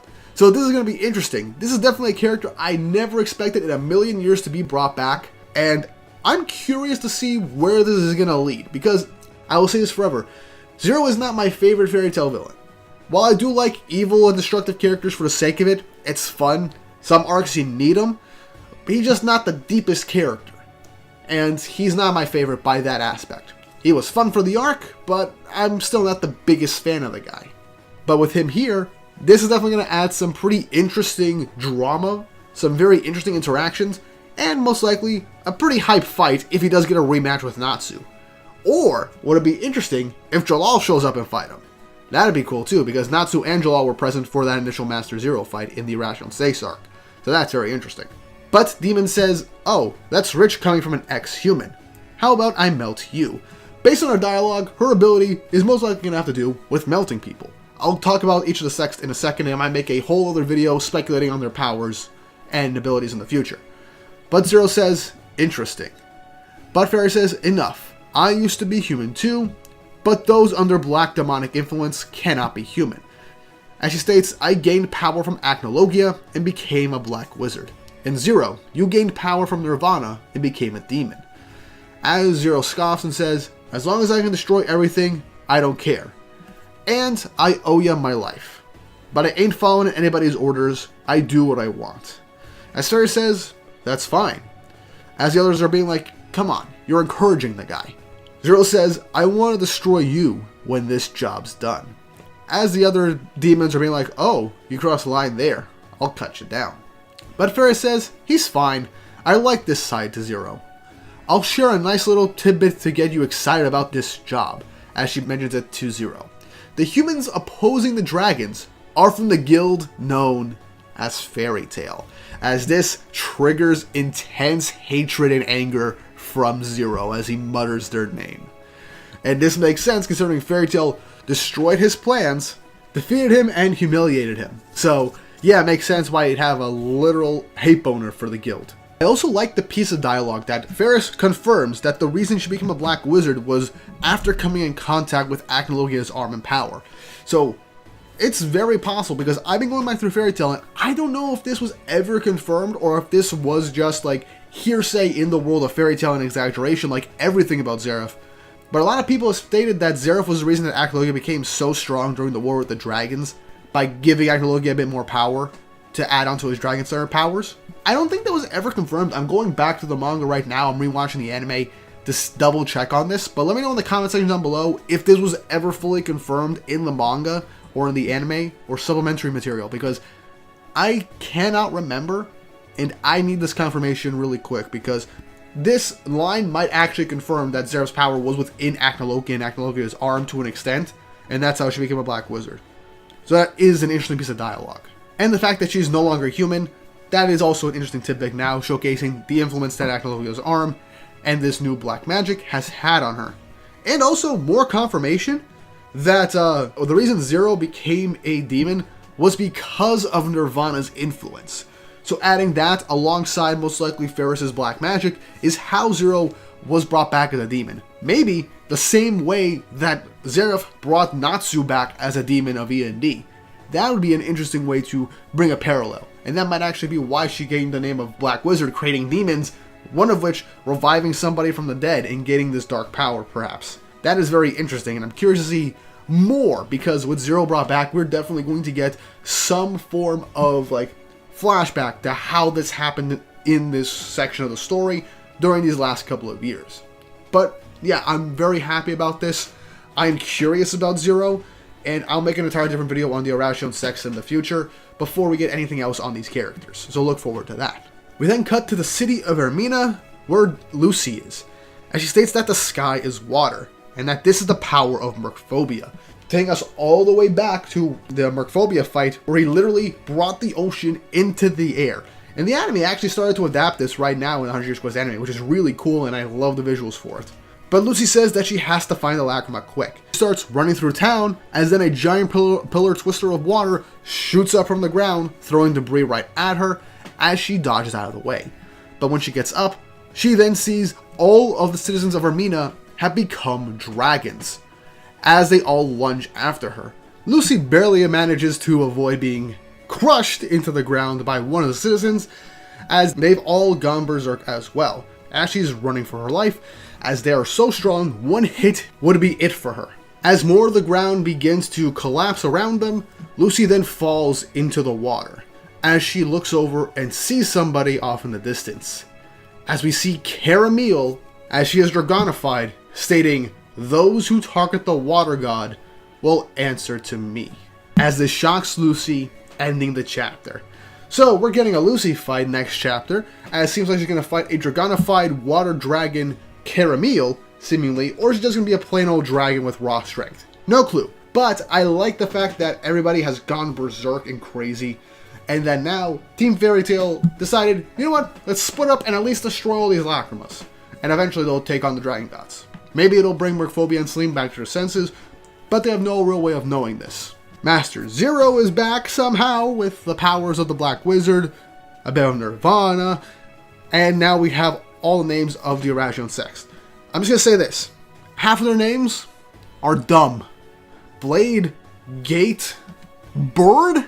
Legitimately, those three have cool designs, but their names suck. Now, Blade is fine, but I'm like, I don't know, I figured like the demons of Tartarus had much cooler names. Obviously, the girl, Demon, it's basic, but it's a fine name. We got Zero. It's Zero, it's still a cool name, despite how much I'm not the biggest fan of Master Zero. And Gaia. That's fine, fits the appearance as well.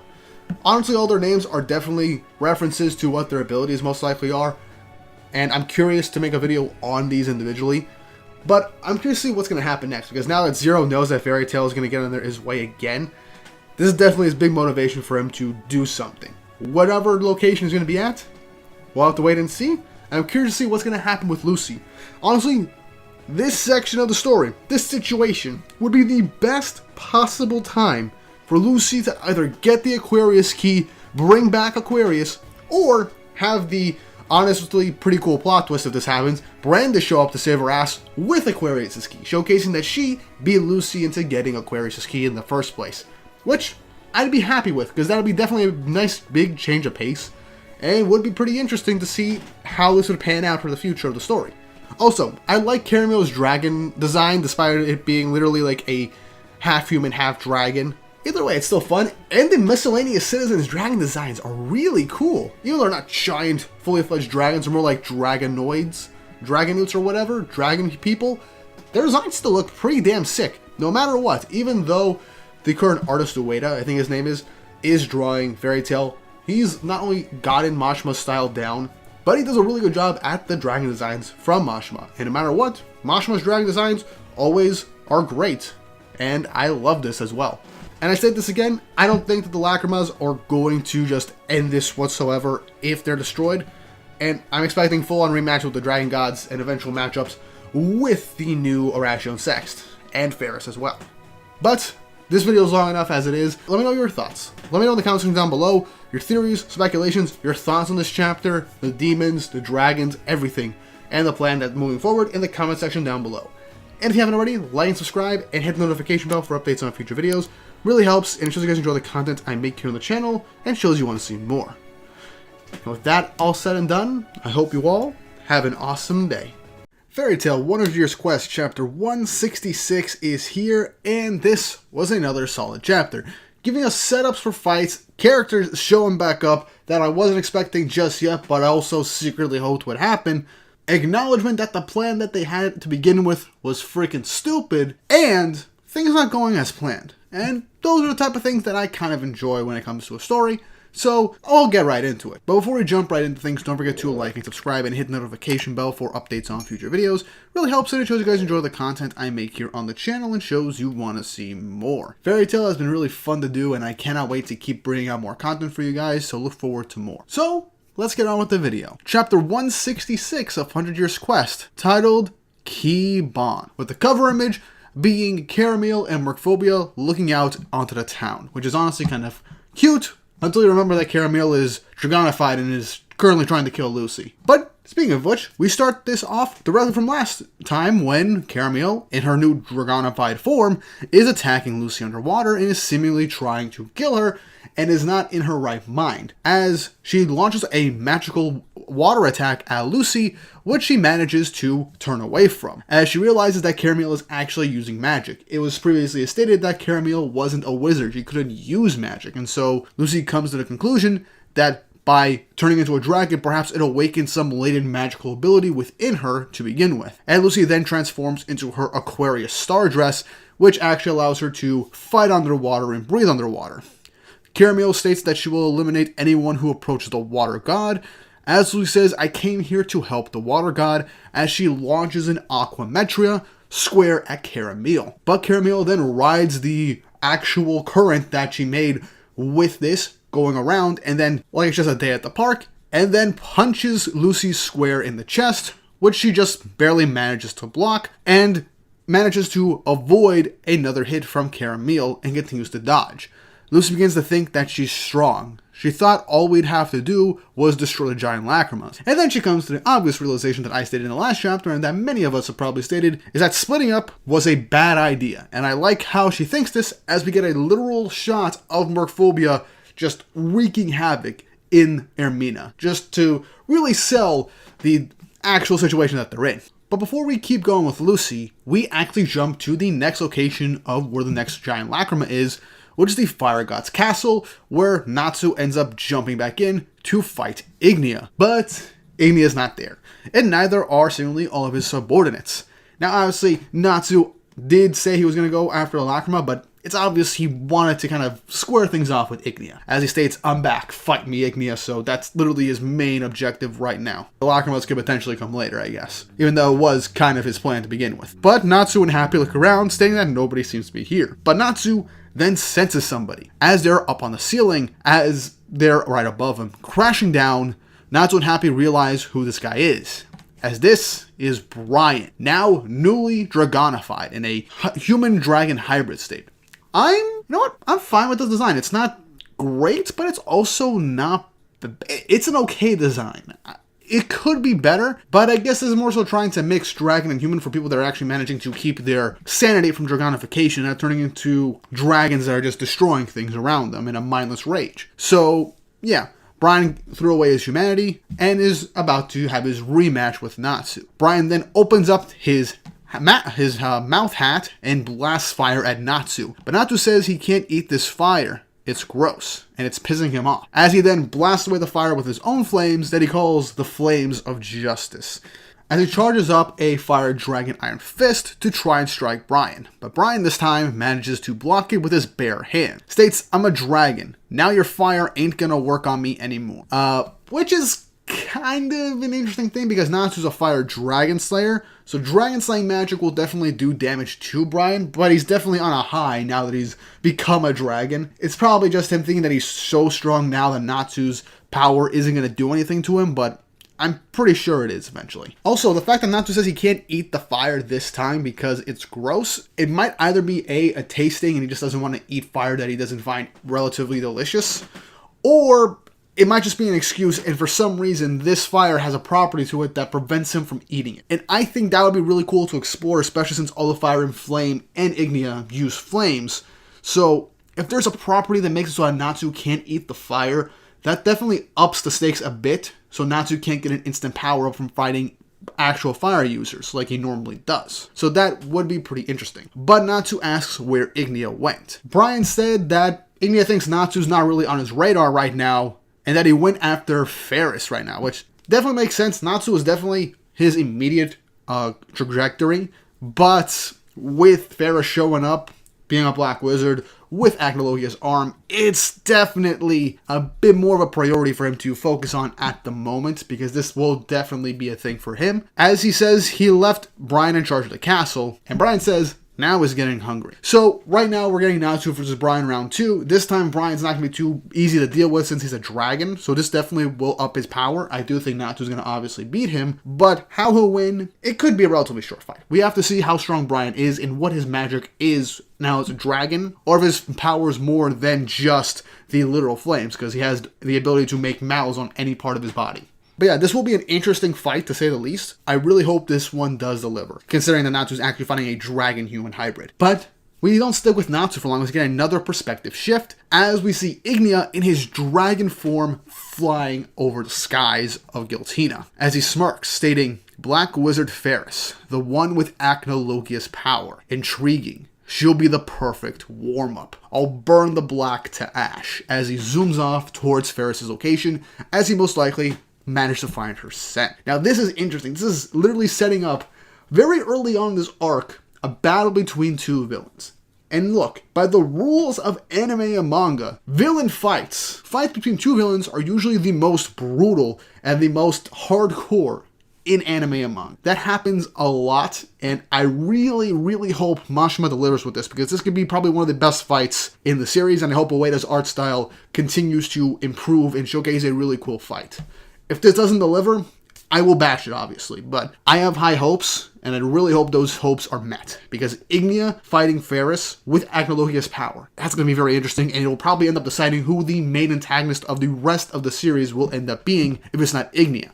But if Ignia wins, that would cement him as being stronger than Acnologia before the Time Rift. And I am really excited to see how this plays out. We then shift perspectives again to the forest where Ferris escaped to, as she senses Ignia coming her way, stating that she'll take him on, and tells her Arashion sex to go and hunt the humans and dragons, setting us up for potential fights in the future for the rest of this arc with the divided up characters. As we then cut back to Lucy facing off against Caramel in the water, as she decides to open up a celestial spirit gate, bringing out Cancer. And while normally you would think, oh cool, this will be pretty interesting and she'll have more of a chance to fight, Cancer states that he cannot breathe underwater despite being a crab, into Lucy's shock. And she then comes to the conclusion, oh wait, I can breathe underwater because of the star dress, but the celestial spirits I have can't actually breathe underwater. That is definitely a big thing. And that is true. None of Lucy's spirits are water spirits outside of, obviously, Aquarius. And you'd think Cancer being a crab would be able to breathe underwater, but I guess he can't. And it also shows that her star dress can't apply things to other characters, and since she's in her Stardust Aquarius, she might not be able to give this ability to breathe underwater to anybody else, which shows a limitation to this as well. But as Lucy is panicking at the moment, Caramel takes the opportunity and begins to hit Lucy with a barrage of attacks, knocking her down as she begins to sink into the water. As Lucy's beginning to have an internal crisis, as she begins to state, oh, it's that sound. That soundless sound. Yes, the grating noise my heart makes anytime I think about Aquarius. It clenches. Aquarius is gone, but I wish she were here right now. Literally, perfect Chekhov's gun for something to happen with Aquarius this arc. I guarantee you she will find this key in a way that will probably be unexpected, and something with how the chapter ends, I'm expecting something interesting to happen, because mentioning Aquarius in an underwater section of the story right now feels way too good of a setup for Mashima to not set up. But as Lucy is seemingly accepting defeat, Caramel is about to charge up seemingly the killing blow on her. But before the attack lands, someone shouts out to Lucy, what are you spacing out for? As Caramel is then kicked away and Lucy is saved by a giant Brandish, ending the chapter. Hoo boy, Brandish showing up, thank goodness. Not only because I like Brandish and I do want to see her herself fight more, because she's just had a passive role in just slightly helping out Fairy Tail for like the first 2 arcs of the story and kind of teasing Lucy and kind of screwing her over when they swapped bodies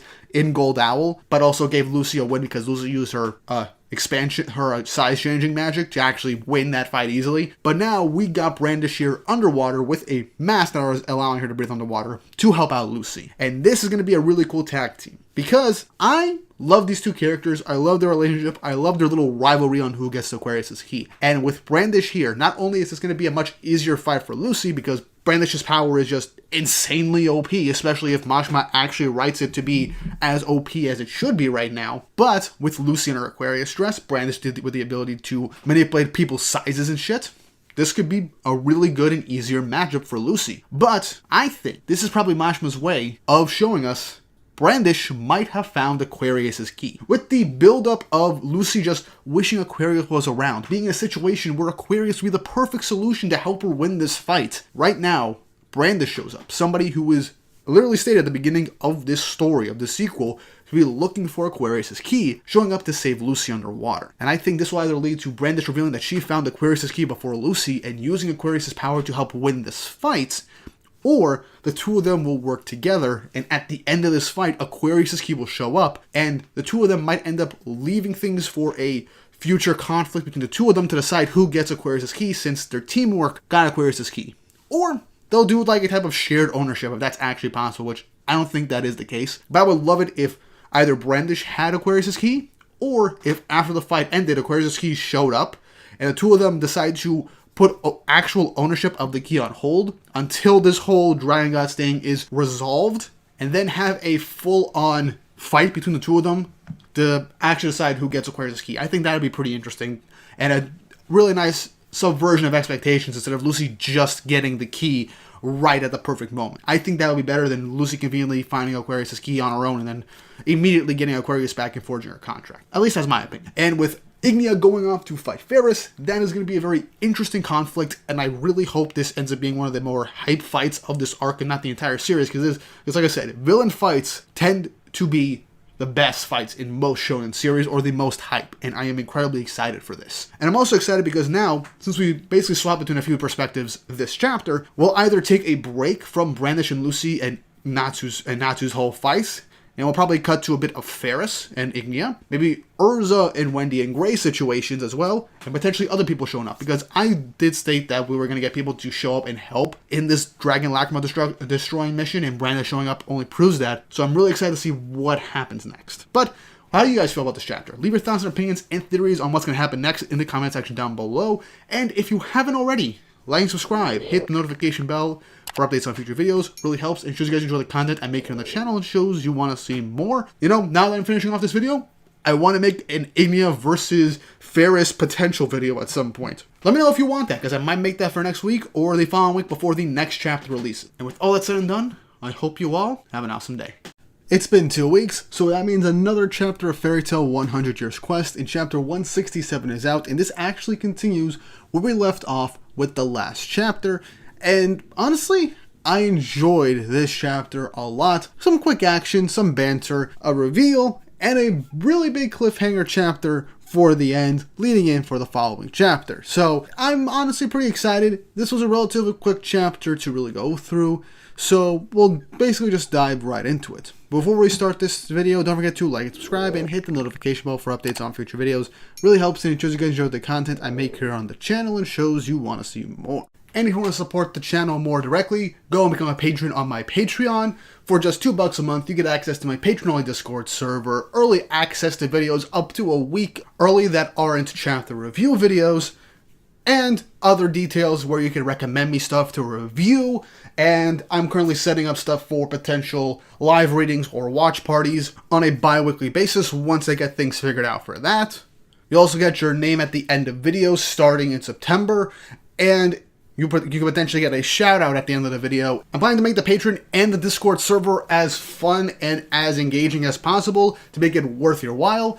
And also, if you want, go and use my referral link down below for Advanced GG and use my code GreekWeeb10 to get up to 15% off at checkout for some really nice supplements, shakers, and thermoses from Advanced GG. Really great flavors for focus, energy, and just straight up hydration. You will really enjoy it. Now with that out of the way, on with the video. Chapter 167 of 100 Years Quest, titled A Friend Waiting on the Savage Sea, with the cover image being, quite appropriately, Lucy and Brandish. I love the outfits. They look great. I think I like Brandish's just a bit more. Take that as you will.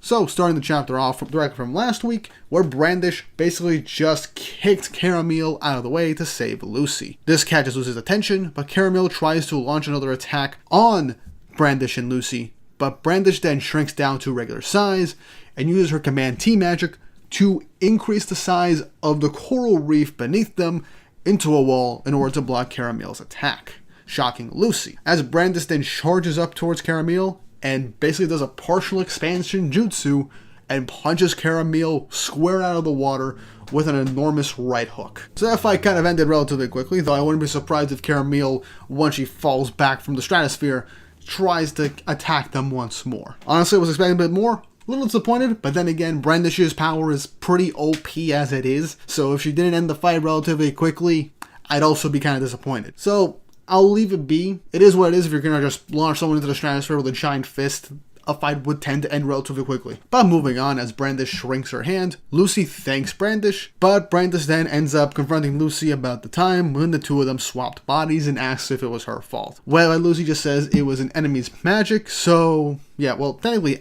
enemy's alchemy, Lucy, but we'll let you have it. Brandish says it's fine. I had fun. I was referring to how she basically humiliated Lucy at the end of the day through it. But, yeah, she had fun at the end of the day, I guess. And that did help Lucy basically one-hit KO 3 opponents. Lucy then asks Brandish why she's here. As Brandish says, don't you sense it? As she then senses an enormous magical power looking down into the ocean floor. As we then get to see the giant magic lacrima that's used to turn people into dragons. But Lucy notices something inside the giant lacrima. As we zoom in, we see a key, Aquarius's key, stuck inside the lacrima. Now, before we do anything, I was going to pat myself on the back saying that the likelihood of us getting Aquarius's key in this arc was very much almost a certainty. I know everyone was saying it. I'm just going to take credit because I want to feel good about myself. And we might end up going towards the direction I was thinking, but we just got to see what the rest of this inevitable battle is going to turn into. Brandish says that she came here because she followed the magic of Aquarius's key. Now my guess is perhaps Aquarius's key ended up being used as like a catalyst for the location, for the dense amount of magic energy for the giant lacrima to be placed into. That'd be a pretty cool thing, especially if like the rest of the 4 giant lacrima have like specific magical relics or items with a large amount of magical power to be used as like the core in order to help it manifest. That'd be a pretty cool thing. That's just a fan theory from me. I just think it's pretty cool. And Lucy asks what the key is doing here as she begins to tear up about her inevitable reunion with Aquarius, as she just launches without thinking towards the giant lacrima to get Aquarius's key. But Brandish then blocks her path, saying, sorry, but this is the one thing I can't let you have. Aquarius belongs to my mother.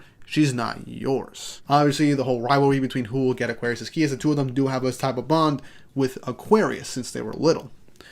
But Lucy says that Aquarius isn't property, saying that Aquarius is her friend. But as the two of them are arguing about who will inevitably get the key, something circles around the lacrima in the water. As in a nice 2-page spread, the water dragon god Mercphobia circles out from behind the lacrima, being the guardian for this thing. And I mean, yeah, obviously there's going to be a strong chance that the dragon gods are probably going to be around the giant lacrima, which is again why I say that this plan was so freaking stupid. But there is a plan to be hashed right now with Lucy and Brandish, so I'll leave it be for now.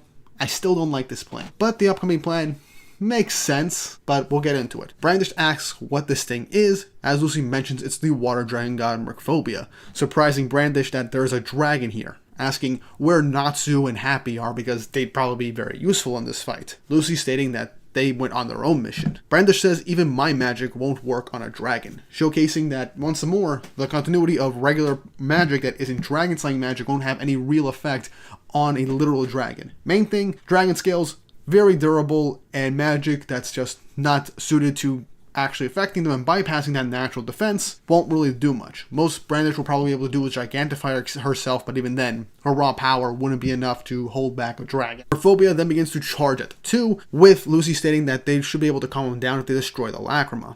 Obviously being a hassle, but it is doable. Lucy begins to draw Merphobia's attention by seemingly creating an Aquametria, which this attack isn't named, so I can't fully say if it is an Aquametria, but it just feels like the one that makes the most sense because it is Lucy's main attack when in Aquarius form. Granted, probably her only attack that she can do right now, especially since the rest of her spirits are useless underwater. But fighting a water dragon with a water-based attack isn't the best idea, but probably her only option just to distract the guy. But Brandish goes off to destroy Giant Lacrima while Lucy holds off Merphobia. As she says, I might just take off with Aquarius' key once to destroy the Lacrima. But Lucy smiles, stating, that's not the sort of person you are. Which, once more, feeds into my theory that once this whole conflict really quick is over, the two of them will end up having maybe a battle or something to determine who will officially get Aquarius' key fair and square. I'm all for a rematch between Brandish and Lucy. I would love to see that, but we just gotta wait and see on that. But Lucy keeps using her attack to push back Merphobia and draw him in as he gets closer and closer. As she then calls out his name, as we get a brief panel flashback of their first interactions with Merphobia and how he wanted to coexist with humans. She says, you chose to coexist with human. Your noble intent has been thwarted by Ignia. Merphobia launches Lucy into the air from the impact, with Lucy high in the sky and Merphobia towering over with his mouth open. We quickly shift back to Natsu as he slams Brian right into the ground, asking where Ignia is. With all Brian's saying is that the age of dragons is beginning, and humans can't beat dragons. With the final page of the chapter showing that Lucy has seemingly been eaten by Merphobia, ending the chapter. So, what did I tell you? Really big cliffhanger. Mashima loves his cliffhangers, am I right? But yeah, obviously Lucy's not dead. She isn't eaten. My money's on Horologium somehow saving her ass at the last minute, perhaps. That tends to happen, and that is a get-out-of-jail-free card for Lucy a lot of the times in super life-threatening situations. So, my money's on that's going to be revealed next chapter. But I like how this whole thing was presented with Lucy just getting continuously pushed back by Merphobia with no effort as she's launched in the sky and then seemingly eaten. Now, what happens in the next chapter might be the conclusion with Brandish breaking the Lacrima, but I would love if Merphobia was not brought to his senses from that, and that he's in a seemingly stable state of just pure destruction. But that probably isn't really going to happen, at least for Merphobia, and maybe in the future with Selene. Also, Aquarius' key is back, which, again, stated this earlier, I think there will be a fight or something to determine the key owner at some point after this whole thing concludes. But now, if Lucy is seemingly eaten, it's up to Brandish to kind of fight off a literal water dragon god and try and break the Lacrima and get Aquarius' key. So, there's a lot to juggle here. Brandish is out of her depth. She's not going to be able to do anything to a literal dragon, not to mention a dragon god, no matter how strong she is and how OP her magic is if it can't work on the guy. So, there's a lot to really consider. And based on the structure of these chapters, we'll probably get the conclusion of this interaction within the next 2 to 3 chapters, if I'm being generous, with some brief glimpses of either other characters and other dragon gods, or just keep bouncing back and forth between Natsu and Brian's interact. And I won't lie, the final page being Brian stating that it's an age of dragons and humans can't beat dragons, with the final page being Lucy being eaten, does sell that point home. And I am fully on the course that they're not going to beat Merphobia again. It's Lucy and Brandish. There's no Dragon Slayers. Lucy doesn't have the Dragon Slayer enchantment, so even if she did somehow get Aquarius' key and input Dragon Slayer magic into it, I highly doubt there's going to be anything to a much more powered up Merphobia. So yeah, all things considered, tension is rising, there is stakes, and I'm curious to see where this is going to lead from here, and how Brandish will deal with this upcoming situation if Lucy is seemingly out of the picture for at least half or a full chapter, and how she'll try and avoid getting eaten herself by a dragon god. But that's all I got for this week's chapter. Let me know your thoughts and opinions in the comment section down below, and how things will progress in the future. And if you haven't already, once more, like and subscribe, and hit the notification bell for updates on future videos. Really helps, and it shows you guys enjoy the content I make here on the channel, and shows you want to see more. Fairy Tail 100 Years Quest Chapter 168 is out, and this was not a great chapter. I have problems with this chapter. There was stuff I liked in this chapter, don't get me wrong, but I do have a problem with how things played out at the end to an extent, and I can see how there's going to be people that are going to be shitting on it regardless, and I understand that, but I do want to look at the positives first and then go into my negatives over this chapter, because I have a few things to say about it. But before we jump into things, don't forget to like and subscribe and hit the notification bell for updates on future videos. Really helps, and it shows you guys enjoy the content I make here on the channel and shows you want to see more. And if you want to see me talk about all things that are not on this channel for anime and manga, go check out my new podcast, Shonen Pulse, which is on the Panel Focus YouTube channel, where me, Yantogami, Nox, and Papa Trophy end up discussing anime and manga that we have seen and read over the past week, alongside news regarding anime and manga. It's a lot of fun, and I would really appreciate it if you guys checked it out. It is a passion project of ours, and the support would mean the world to me. And if you want to support the channel more directly, go and become a patron on my Patreon. For just $2 a month, you get access to my patron-only Discord server, early access to videos up to a week early that aren't chapter review videos, and other details where you can recommend me stuff to review, and I'm currently setting up stuff for potential live readings or watch parties on a bi-weekly basis once I get things figured out for that. You also get your name at the end of videos starting in September, and you can potentially get a shout out at the end of the video. I'm planning to make the Patreon and the Discord server as fun and as engaging as possible to make it worth your while. And also, if you want, go and use my referral link down below for Advanced GG, and use my code GreekWeeb10 to get up to 15% off at checkout for some really nice supplements, shakers, and thermoses from Advanced GG. Really great flavors for focus, energy, and just straight up hydration. You will really enjoy it. Now with that out of the way, on with the video. So chapter 168 of Fairy Tail 100 Years Quest, titled Great Power Pierces Stone, with the cover image being Brandish as she is camping. Lord, would I give to be with her right now. So the chapter starts off with Brandish gigantifying her arm to try and break the lacrima, but her magic doesn't seem to work on this thing. She looks at the Aquarius key, and she's frustrated, like, how in the heck did the key get inside there? As she starts to think that the key fell down there and the lacrima sprouted from underwater, but there's no way it would end up getting stuck inside it. It's then Brandish ends up noticing that the lacrima is beginning to change, grow, and grow, showing that's how the key was there. It fell to the ocean, and just as the lacrima was being sprouted, it ended up growing around the key, and it ended up getting engulfed in the lacrima. But from behind her, a bunch of townsfolk that were turned into rampaging dragon people are going to try and attack her. But Brandish says they used to be human. Man, it's such a pain. She then uses her command team magic on not just these dragon folk, but the entire town of Ermina. As we then see that this entire area ended up getting shrunk. The entire town on a little piece of water on top. So yeah, Brandish is using her power to the most OP capability she can, literally erasing a town to an extent, as everybody is just wondering what the heck's going on and how they shrank. Brandish puts it aside and ends up telling the townspeople to behave for a while. She begins to wonder how she can break the lacrima, stating that maybe Dragon Slayer magic will end up doing it, but it's such a pain, and she then thinks of God Serena as the other person that she knows of that had Dragon Slayer magic, but that just annoys the ever-loving crap out of her. But then Brandish gets an idea. And then cut back to where last chapter left us, with Mercphobia literally chomping down on Lucy. But in an instance, Lucy and Mercphobia get a shock, as Lucy then grows from within Mercphobia's mouth. As in another 2-page spread, we see a giant Lucy just erupting out of Mercphobia's mouth, being spat into the air, as she's wondering what the hell happened just now. Now look, many people have theorized in the last chapter that Brandish was going to enlarge Lucy in this instance, and she enlarged her at the perfect time too, which, yeah, it's how shonen works, it happens, and this is a genius idea to just have a literal giant hold off a dragon. Brandish then yells out to Lucy to use Mercphobia to hit the lacrima, as the power of a dragon will most likely be capable of destroying the lacrima. And in this instance, Lucy gets up to try and fight Mercphobia, but is then pushed back by a bunch of water attacks from Mercphobia, as even at this size, she's still no match for Mercphobia's magical power. But she manages to grab Mercphobia's tail and then begin to pull him.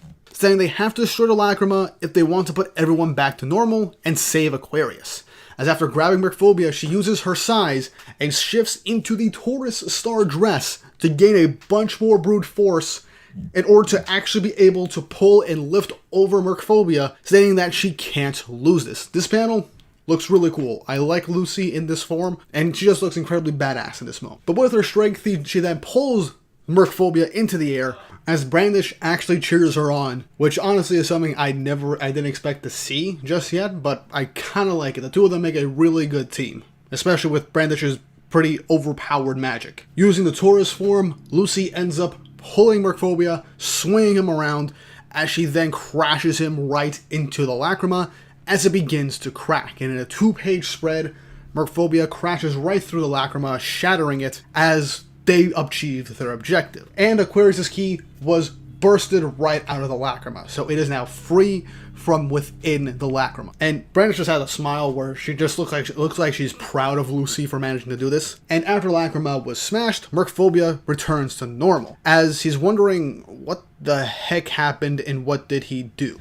As the townsfolk are all reverted back to normal, Caramel is back to normal, and Lucy returned to normal size thanks to Brandish's magic, as that's one Lacrima down. Mercphobia is grabbing his head, stating, okay, I lost control of myself again, with Brandish just being as blunt as ever, being like, come on man, get over it. You're being a real pain about it. Mercphobia is concerned for Caramel and the townsfolk, but everybody seems to be alright, as he has a sigh of relief. With the chapter ending with Aquarius' key glistening in the water, as Lucy and Brandish stare down on it, ending the chapter. So this chapter, very quick, and now let's get into my negatives over the chapter, because while I did enjoy Lucy and Brandish basically doing a form of teamwork, Brandish actually utilizing her power in the OP way that it really is to help Lucy and just shrink the town so the townsfolk don't get in their way, and Lucy changing form to help in a situation, I do not like how quickly we resolved the Lacrima situation. Now look, everyone's gonna say, oh, Mercphobia got one shot, Mercphobia got taken out so easily, and I'm like, he didn't really lose a fight.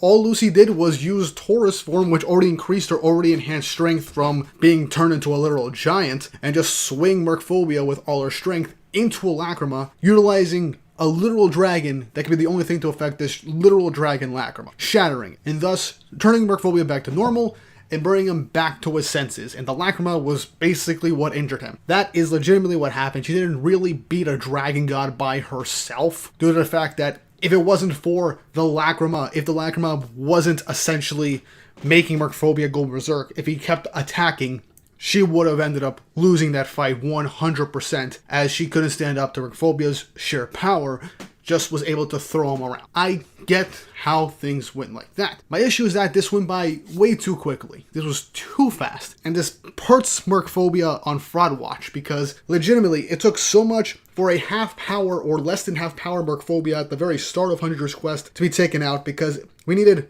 literally the flames of Ignia to help Natsu take him down. But now we just have a giant Lucy just throwing him into a Lacrima, which is a dragon Lacrima, which would be the only thing that could actually harm him, shattering it and bring him back to normal. I just wish this lasted one more chapter at least, because while I like the idea of Lucy being a literal kaiju to fight a dragon, and it looks cool, this needed to last a bit longer, because this was way too quick. It just feels like Majima just wanted to speed blitz Mercphobia, and just make it seem that they're not going to actually fight some of these dragon gods, and that taking out the Lacrima is equivalent to taking out the dragon gods without actually having to, like, truly fight them in a sense. But still, it just felt way too easy to bring Mercphobia back to the senses.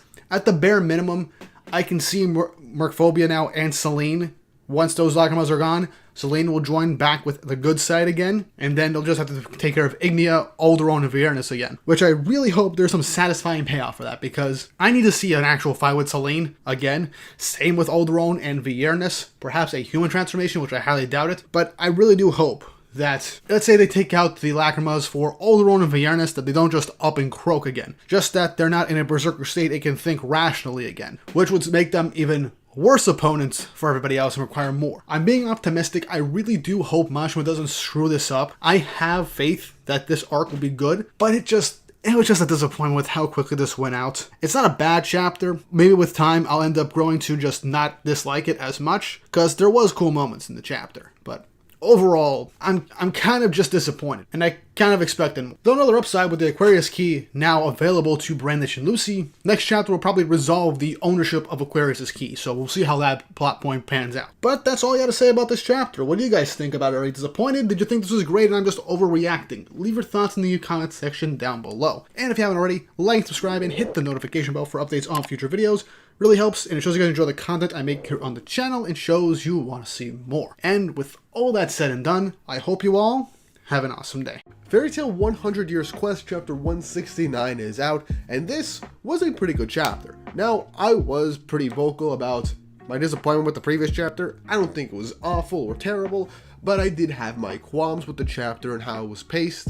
But either way, it happened, and it still had some pretty cool pieces of artwork and panels, especially for Lucy. But going into this chapter, we get a bit of the aftermath from the previous chapter, and some lead up with and progression with Natsu. So, some interesting stuff happens in this chapter. Before we dive into this video, don't forget to like and subscribe and hit the notification bell for updates on future videos. Really helps and it shows you guys enjoy the content I make here on the channel and shows you want to see more. And if you want to see me talk about a bunch of other manga, then go and check out my anime podcast, Shonen Pulse, on the Panel Focus YouTube channel, where me, Yatogami, Nox, and Papa Traffy talk about a bunch of different manga from a bunch of different shonen magazines. You will definitely love every instance of that podcast. It's very fun, and I really hope you guys go and check it out and enjoy it. And if you want to support the channel more directly, go and become a patron on my Patreon. For just $2 a month, you get access to my patron-only Discord server, early access to videos up to a week early that aren't chapter review videos, and other details where you can recommend me stuff to review. And I'm currently setting up stuff for potential live readings or watch parties on a bi-weekly basis once I get things figured out for that. You also get your name at the end of videos starting in September, and you can potentially get a shout out at the end of the video. I'm planning to make the Patreon and the Discord server as fun and as engaging as possible to make it worth your while. And also, if you want, go and use my referral link down below for Advanced GG and use my code GreekWeeb10 to get up to 15% off at checkout for some really nice supplements, shakers, and thermoses from Advanced GG. Really great flavors for focus, energy, and just straight up hydration. You will really enjoy it.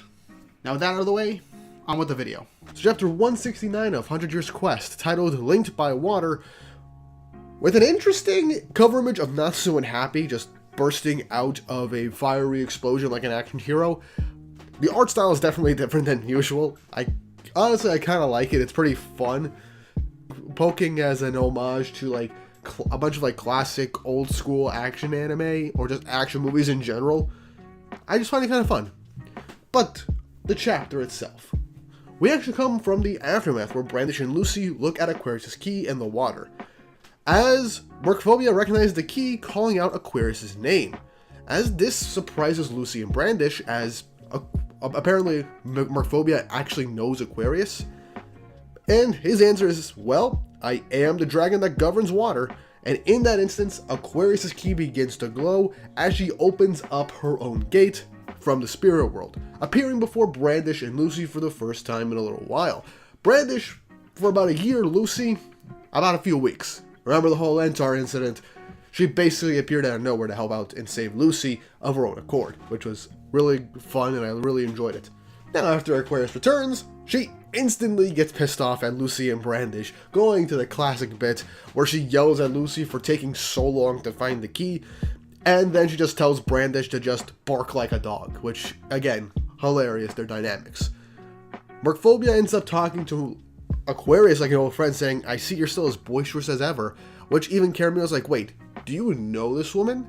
As Aquarius also knows Mercphobia. Literally calls him by name and smiles at him, which I find very interesting, which, yeah, you're as confused as I am, basically like Lucy and Brandish in this instance. Before we move on with the chapter, I just want to say this. This is an interesting development.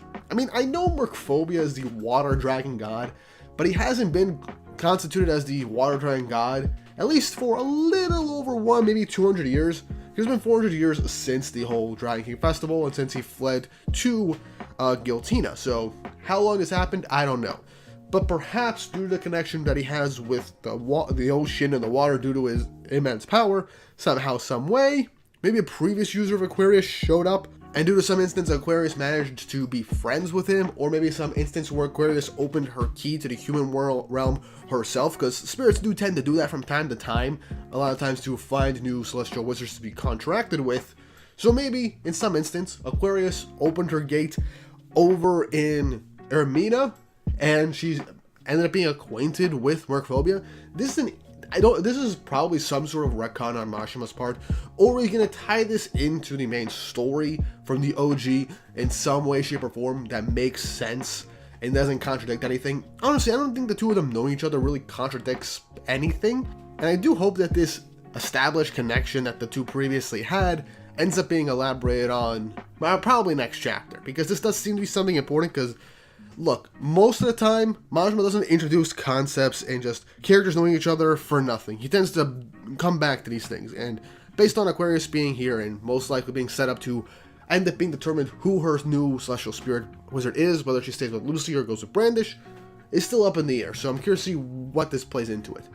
My thoughts, it's interesting. I'm going to wait and see how this plays out before I give any judgment on the matter. Now then, let's move on with the chapter, as we then smash cut to Natsu still fighting Brian as he gets pushed back, with Brian just being maniacal, laughing at Natsu. And Natsu just gets up saying he's good. Brian being all high off of being dragonified and turned into a dragonized wizard is incredibly cocky. But Natsu ends up telling him that turning into a dragon, don't you think that was a pretty screwed up thing on your part? As then, Happy ends up stating, dragons' lungs breathe fire, their scales melted, their claws are writhed in it.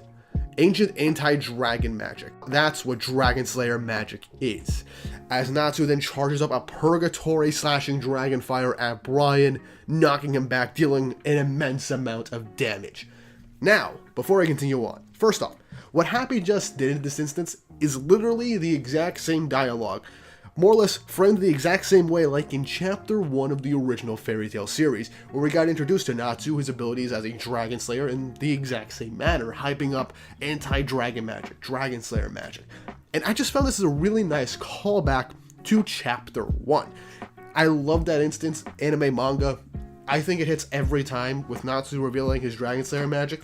It's awesome, and I love it.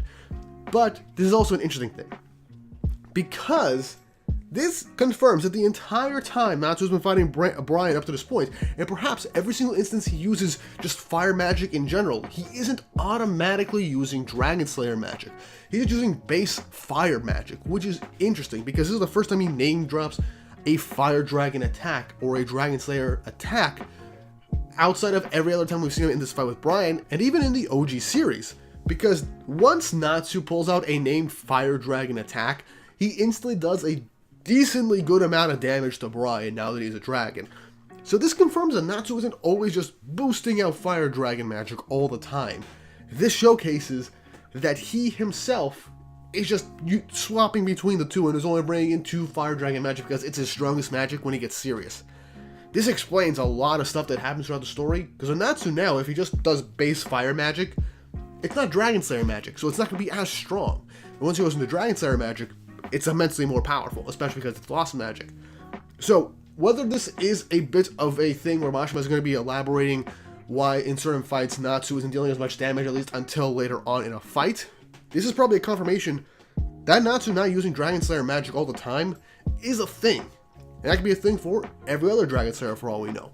And that is a very interesting thing to add into the story, and recontextualizes every fight that Natsu has ever been in.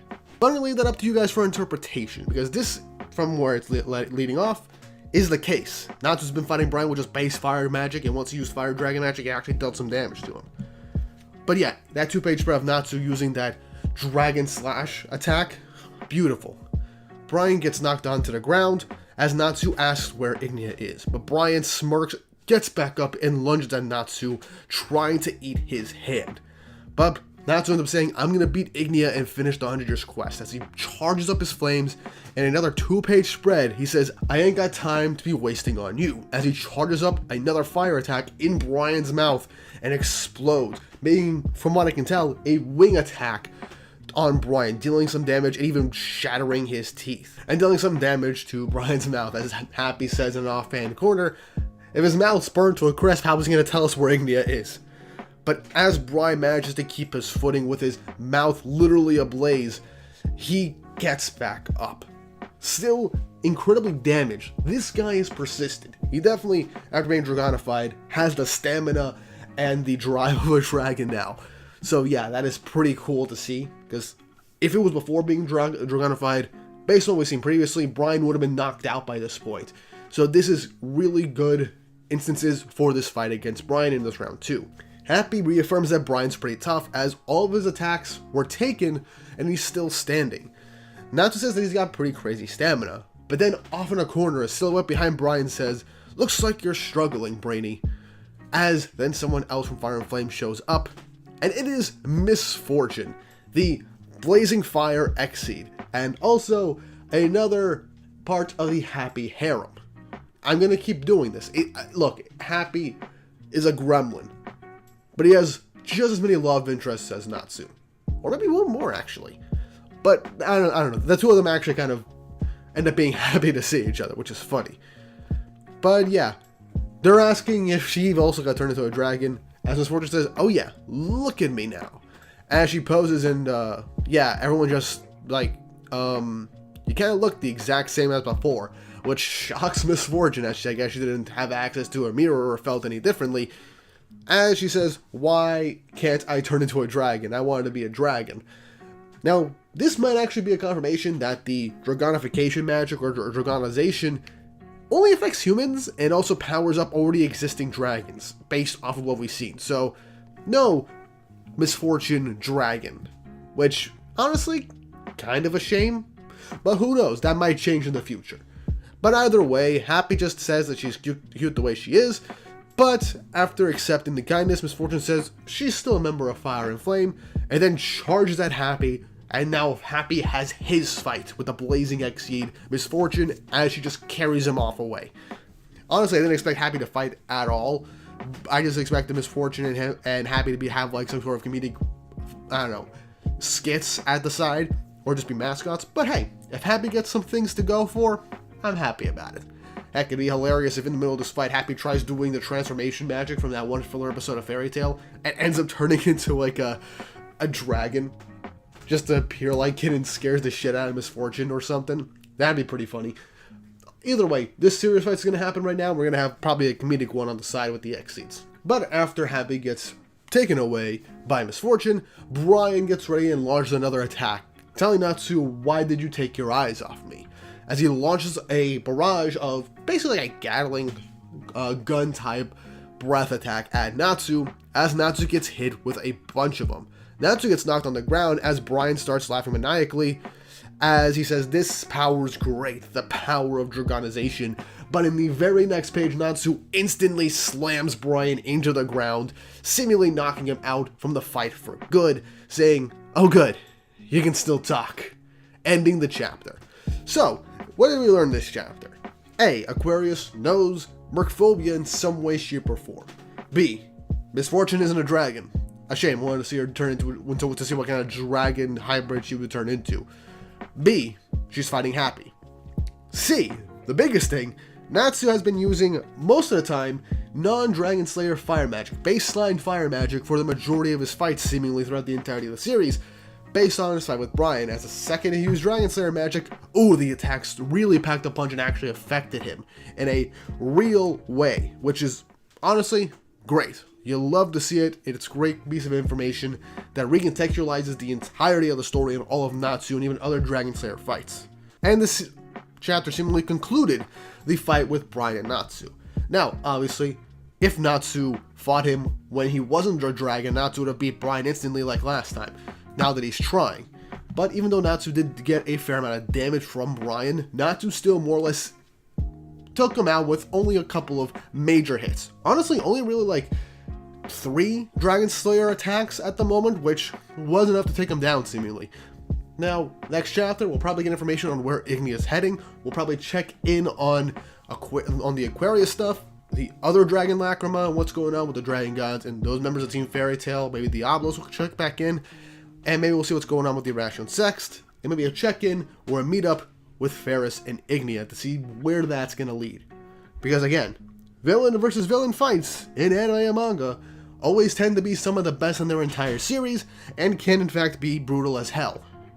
But that's the chapter. I'm happy that we got this information about Natsu. I'm happy that the fight with Brian is taken care of, and the Aquarius stuff interests me a lot.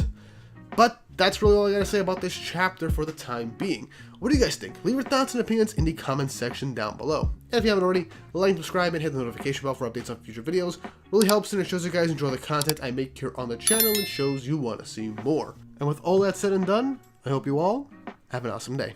Fairy Tail 100 Years Quest is officially out with chapter 170. And you know what? My tone after 168 being relatively, not gonna lie, kind of disappointed with, 169 being pretty fun and pretty interesting, at least to me, but 170, I feel like we might be heading towards a huge tonal shift starting from this chapter onwards. We got some wrap up for certain sections right now with Lucy and Natsu's part, as well as Happy, but we then transition to Urza towards the end of the chapter, and that section got me hyped, even though that was the tail end of the chapter. We'll get to that in a second.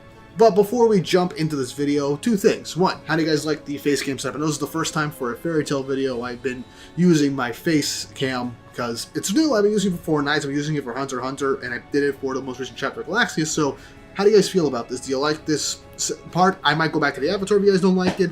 Let me know your thoughts down in the comments below if you kind of like the face cam. And also, don't forget to like, subscribe, and hit the notification bell for updates on future videos if you like these chapter reviews, and you look forward to more videos for Fairy Tail Fridays. I got some stuff planned for the future, some experimental stuff, and some more explained videos that I'm trying to get done. So don't worry, you guys aren't going to be starved for Fairy Tail content anytime soon between chapters. Now, with all that out of the way, let's jump right into this chapter. Chapter 170 of 100 Years Quest, titled Your Name Shows Who You Are. And the cover image is just Lucy looking through a telescope with Happy. Honestly, I kind of like this outfit. I kind of hope she has this in the future. Now, this chapter starts off directly from last week, where Natsu managed to punch Brian in the ground and basically decimate him and kind of make him uglier than he was in the previous chapter. Man, that face is only a face a mother could love. And Natsu obviously immediately asks where Ignia is, but Brian says, "Didn't I tell you? He went to go find the Black Wizard Ferris." Natsu asks where that is, as Brian passes out saying he has no idea. So, yeah, I find that hilarious. Natsu wasted his time fighting him when he wanted to go and try and fight Ignia. Now, this is a good excuse for Natsu to take out the next Lacrima that they originally planned, instead of going off to fight Ignia. But hey, that's just me. We'll just let Natsu keep being Natsu. I find it fun 95% of the time. But we then cut over to Happy as Natsu just realized, oh yeah, what about Happy? We cut to seemingly the outside of the Fire God's Temple with Happy seemingly unconscious with Misfortune staring on top of him. He manages to get to his feet, asking why she's doing this. And Misfortune says she has to do this because they're enemies. And then she breathes fire on him, saying that my destiny is to fight you. As this shocks Happy, and he begins to fly away to dodge the attack. He says that they're not enemies, they're both X-Seeds. But she says, I'm a fire cat, I only bring misfortune. It's right there in my name. I've burned down every home I've had. No matter where I go, I start fires. Even when an old man tried to pick me up, I burned him. So, this kind of showcases perhaps two things. Perhaps Misfortune isn't an X-Seed, which I doubt, or Misfortune is an X-Seed that managed to somehow gain the powers of fire just by mistake, or one magic fire and she can't put it out. I have no idea. But I honestly think that it'd be pretty interesting if Misfortune was just a fire, like a literal flaming cat. Like, can't put out the flames whatsoever unless something's going on with that, and she's not an X-Seed at all. I'd find that pretty interesting. Maybe some kind of fire spirit or something. That'd be a pretty cool twist on it. But it's Mashima, for all we know, it's probably one of the simpler things in terms of Misfortune. There's some giant twist. Probably just an X-Seed that learned fire magic, couldn't put it out, and that's what she looks like now. And so seemingly, she thinks that the fact that she's literally a flaming cat, she brings misfortune everywhere she goes. It's right there in her name. And Ignia was the only one that took her in. And the fact that there's all fire wizards in Fire and Flame, things seem pretty much right as rain there. No matter how much she burns people, Fire and Flame won't be affected. They're fire wizards, so they'll have a resistance to it for the most part anyway, so she fits in very well. But Happy does bring up a pretty interesting point.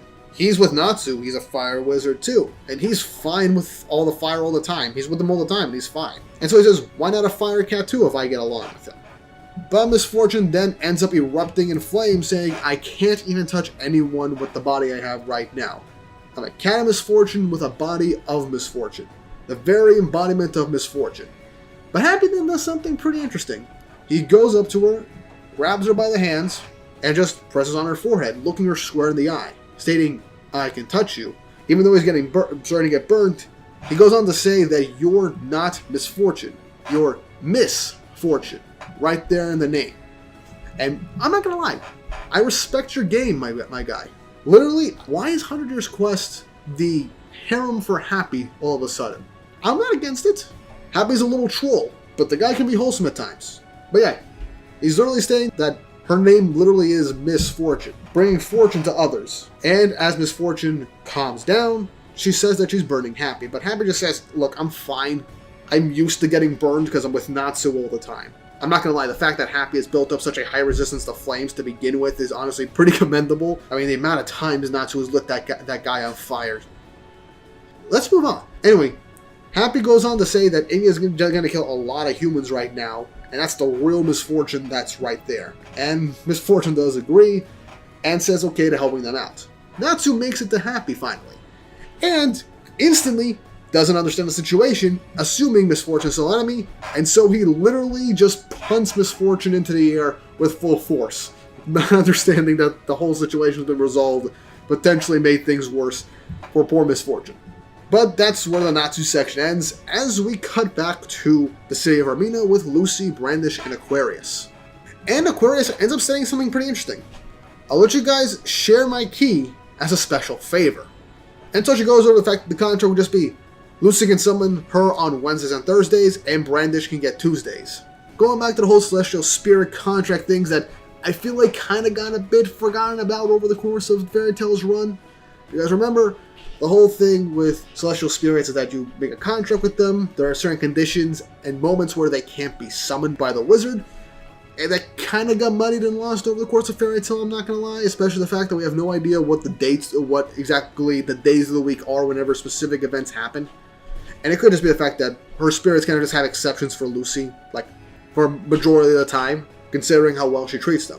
But Aquarius is willing to go with a kind of like a shared custody of her key for between Brandish and Lucy, which I wasn't expecting that. That was a possibility, but I was kind of hoping for a Brandish-Lucy fight, and this chapter kind of flat out says, no, that's not going to be the case.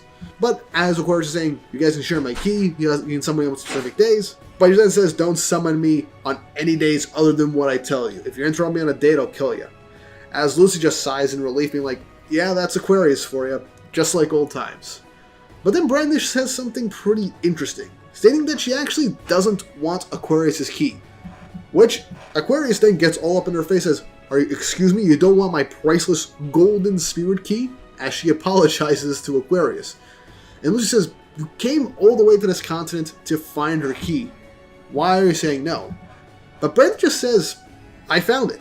I'd say my goal is complete, and I'm not even a celestial spirit to begin with. So, that was a big misconception from all of us. We all assumed the fact that Brandish canon said that she wants to get Aquarius' key and want to get Aquarius back, that she was a celestial spirit mage, just like her mother, but that doesn't seem to be the case. I mean, look, I made a whole video going through the Key to Starry Sky arc, where the fact that a bunch of celestial wizards are basically non-existent anymore after that whole arc, and that's canon, the fairy tale story. But I thought Brandish was a celestial spirit wizard, but she focused on her command team magic, because that was something that she ended up really liking and ended up meshing with. But no, she's not a celestial spirit wizard, so she wouldn't be able to summon Aquarius anyway. So this does dawn on Aquarius that the reason Brandish was looking for Aquarius' key in the first place was because she wanted to give it to Lucy in the first place. And Brandish is just trying to be like, that's not what happened, I just wanted to find the key. And I just like how she just turns away and says, well, I'll see you guys, I'm going home.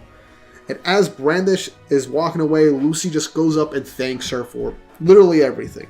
As Brandish just says, see ya, with Aquarius smiling. Now, I'm not gonna lie, this is kind of wholesome. I do kind of like this chapter so far. Happy and Miss Fortune's moment, very wholesome, very touching.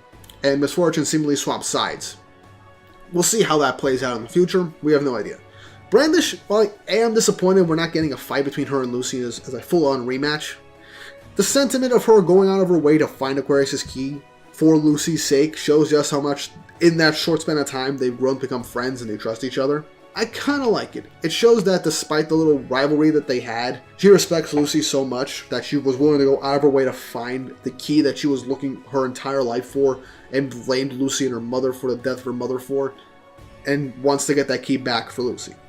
That's kind of sweet. I kind of like it, and I'm satisfied with this turn of events. Would I prefer to fight to see who got full ownership of the key? Absolutely. That would have been awesome. But I'm fine with this development. It's pretty wholesome, and a lot of times, wholesomeness beats epic fights a lot of the times for me.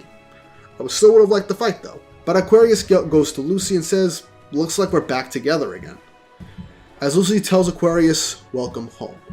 With Mercphobia just nodding with a pretty, I'm going to say just wholesome and just like giddy smile, being like, as he's just happy to see his old friend with Lucy now. I want to know what the relationship was. Of the previous review saying that maybe they were dating at one point over the last few centuries or years, I have no idea. That'd be pretty interesting, but I feel like this is a piece of information that we really should have gotten in this chapter. It might come into play later, or this is just an interesting tidbit that will never be explained at all. This will be irking at me for a while until we get an actual answer. But anyway, moving back along as the chapter continues. We get a classic Lucy narration, as she's thanking Aquarius for finally being reunited with literally her oldest and best friend. She says, I thought I'd be crying my eyes out when I was finally reunited with Aquarius. But having her there felt like such a matter of course, like nothing happened, that I mostly just felt relieved. Which, I guess despite 2 years of them being separated, the fact that she saw Aquarius again, considering the fact that there were 2 moments that Aquarius basically kind of saved her ass in between those 2 years, kind of shows that yeah, they were gone for a while, but it doesn't feel like she was brought back from the dead or anything. It just felt like business as usual, and she was just happy to see Aquarius again. But then she goes on to say, of course, it hadn't really sunk in yet. If I'd known what was to come, would I have been more emotional? As we transition to a giant lacrima off in the distance, going to another location. Now, whenever we get one of these types of Lucy narrations, this tends to foreshadow something to happen either in the next arc or something that will happen further on in the story. Whether it be what happened at the end of Tenro Island, whether it be the Dragon King's Festival, though that was most likely just Levy narrating the entire time. Whenever there's a narration like this, you know something big is going to happen in the story. So what does this mean by Lucy being like, if I knew what was to come, it would have been more emotional? I got no clue. Will she lose Aquarius forever? Will something happen to any member of her team? Will something very big happen that will just shake things up to make her regret not getting more emotional? I got no clue. But the fact we got this narration shows that things are going to occur. Also, it was confirmed apparently with Mashima in a Twitter space that 100's Quest isn't ending anytime soon. We probably might get another 2 to 3 years of this story. So I'm excited to see what happens next, and it doesn't seem like we're wrapping up anytime soon. But as we transition to this giant lacrima, we get the reveal this is the ruins of Dramil, or Drasil, the city where Alderaan was basically stationed at and where Alderaan was. As we cut back to Urza, as she notices the giant lacrima and that must be what she's looking for. But something concerning happens. She doesn't know where Alderaan is. The fact that she can't see that giant dragon god is very concerning. It could mean 2 things. Either A, just like their first introduction to Alderaan, she's already standing on top of the literal behemoth of a dragon, and is probably even larger now considering he's got his full power back. Or B, Alderaan took a smaller or human-like appearance and is either hiding, or perhaps something else happened to Alderaan. I don't think Alderaan's dead. I doubt Mashima's gonna off-screen a dragon god. Mercphobia is literally the character that gets done dirty the most, so I don't see anything else beyond that. But that is a concern with Alderaan being literally gone right now. I would like to say that it's because she's standing on top of Alderaan right now. Maybe the giant lacrima just on his back. So that'd be pretty interesting to see. But then Urza gets some kind of sensation. She notices something. As in the distance, 6 silhouettes appear from the fog. As Urza seemingly shudders with utter fear. As we then get the sea as they all appear saying, "Fairy tale found ya." As the Orachion Sext, the 7 demons of the Books of Ferris, have all met and converged at Urza's exact location, which is where the chapter ends. So, I'm not gonna lie, this is a really cool chapter. Look, I'm gonna be honest with you guys, I was not expecting these demons to just pull up on Urza 6-on-1 while she's off to do her whole Dragon God thing. I thought they were gonna split up and take on individual members of Fairy Tail, if not Diablos as well. But no, they all went as a group and are simply going to do a 6v1 on Urza real quick. And I'm hyped to see this. 1, Urza felt fear in this instance. That shudder was like, what the hell is here right now? The only other time she's ever felt this was from very powerful opponents, Acnologia, or when they first met some of the Dragon Gods. I think mainly Selene, because she was the first to really give some big notice towards her. But the fact that she is scared showcases that she might be out of her depth. Now, Urza does have a Devil Slayer enchanted sword with Ice's demon ice magic, so she definitely has an advantage against these guys. But the fact that we don't know what any of their abilities are, it's 6v1, and even though Urza is incredibly strong and to an extent does have plot armor to an extent, let's be honest with ourselves, it's Urza, I don't see her winning. She either escapes, someone bails her out, or some other thing happens. I don't expect her to win whatsoever. If anybody says otherwise, it makes absolutely no sense, especially the fact that Zero of all characters has a grudge not just against Fairy Tail, but against Natsu in particular. So, I see that being the case. But either way, I'm pretty excited for this. I might make a separate video on this in the future. I have something else planned between chapters, but if I come up with a good video idea to just talk about, I'm going to make this a thing. I am going to talk about this for the next Fairy Tail Fridays video if I come up with enough reason for a video. But until then, I want to hear what you guys think about this chapter. How do you feel about everything that went on with Misfortune? Do you feel that was wholesome? How do you feel about Lucy's reunion with Aquarius and everything with Brandish? How do you feel about that? How do you feel about the fact that all the women seemingly disappeared, and the fact that Urza is going to fight all 6 members of the Orachion Sext in the very next chapter? Let me know your thoughts and opinions in the comment section down below. And if you haven't already, like, subscribe, and hit the notification bell for updates on future videos. Really helps and it shows you guys enjoy the content I make here on the channel and shows you want to see more. And with all that said and done, I hope you all have an awesome day. Also, sorry about the longer than average video.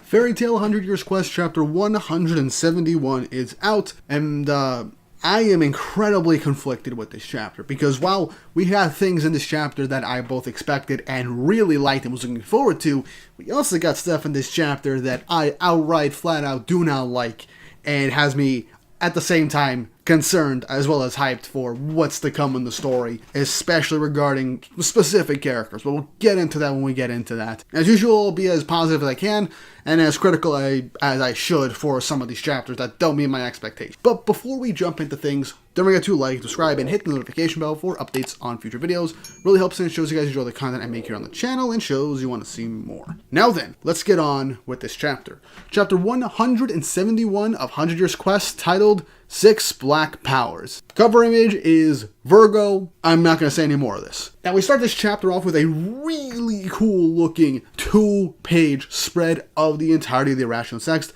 looking even better than in their first appearance, having them just sprawled out to see their full designs.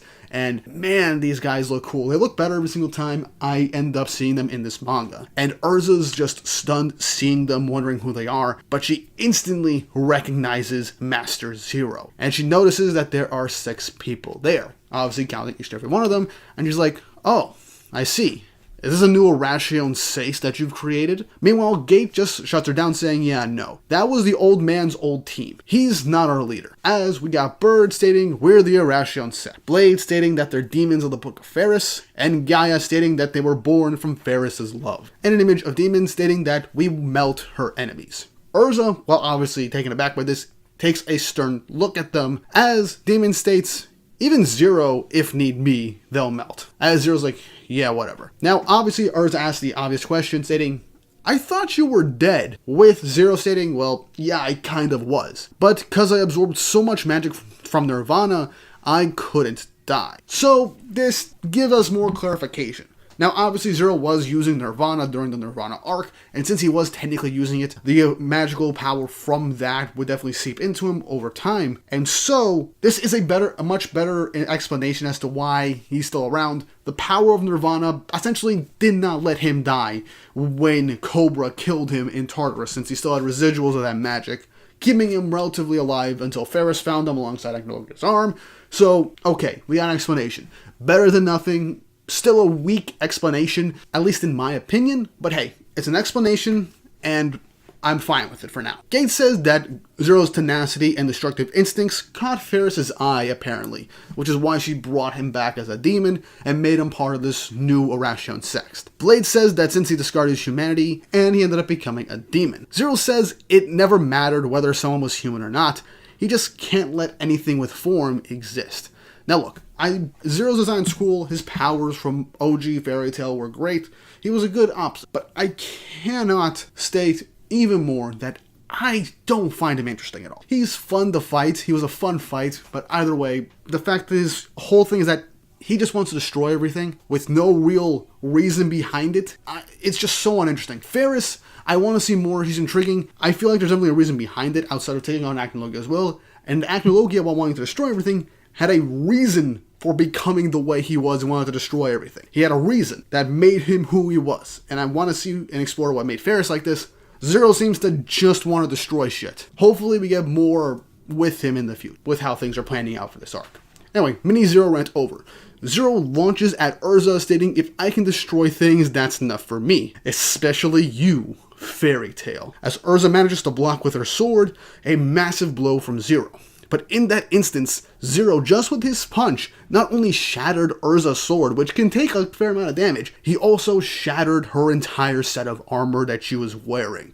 And despite that being a relatively plain set of armor, that armor has tanked a good number of attacks. So it showcases the level of power that he has. Urza stumbles back and tries to get back up on her feet, with Zero being very pleased with what he's done. And Urza is shaking, wondering what this power is. It's way different from before, showcasing that Zero's abilities are definitely different than what happened. And maybe my predictions on him having a power to just destroy things or revert things to zero might be true. Urza asks the obvious goal, what his group wants to do, what's their goal. And Zero just says, well, they just want to destroy everything. Bird says, we'll make things a bit less confusing if you say it a different way. But Demon says, well, he's kind of half right. That makes her melt. Gaia says, we will destroy humanity for the sake of love. And Blade says, we'll kill all humans and cut down every dragon too. As Urza's like, so you're going after that giant lacrima as well. But Gates says, oh, we already took care of that. As the giant dragon lacrima shatters into millions of pieces as this stuns Urza. Basically, her job got done, but it's what Bird and Demon end up saying next, which is the main cause of my ire. Bird says,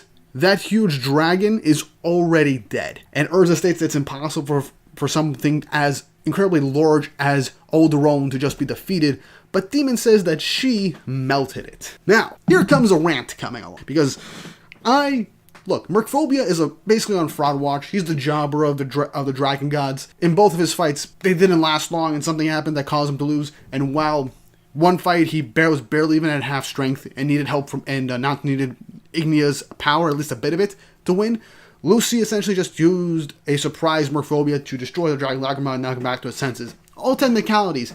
Not much of a fight, but I wasn't satisfied with all that. But here, we get the setup of all the Dragon Gods back, and you give Old One, arguably one of the coolest ones, who had one of the best fights in not just 100 Years Quest, but in Fairy Tail as a whole, off-screened by characters we haven't seen abilities for. And well, on paper, this can be seen as building up these characters to be insanely strong, practically Dragon God level.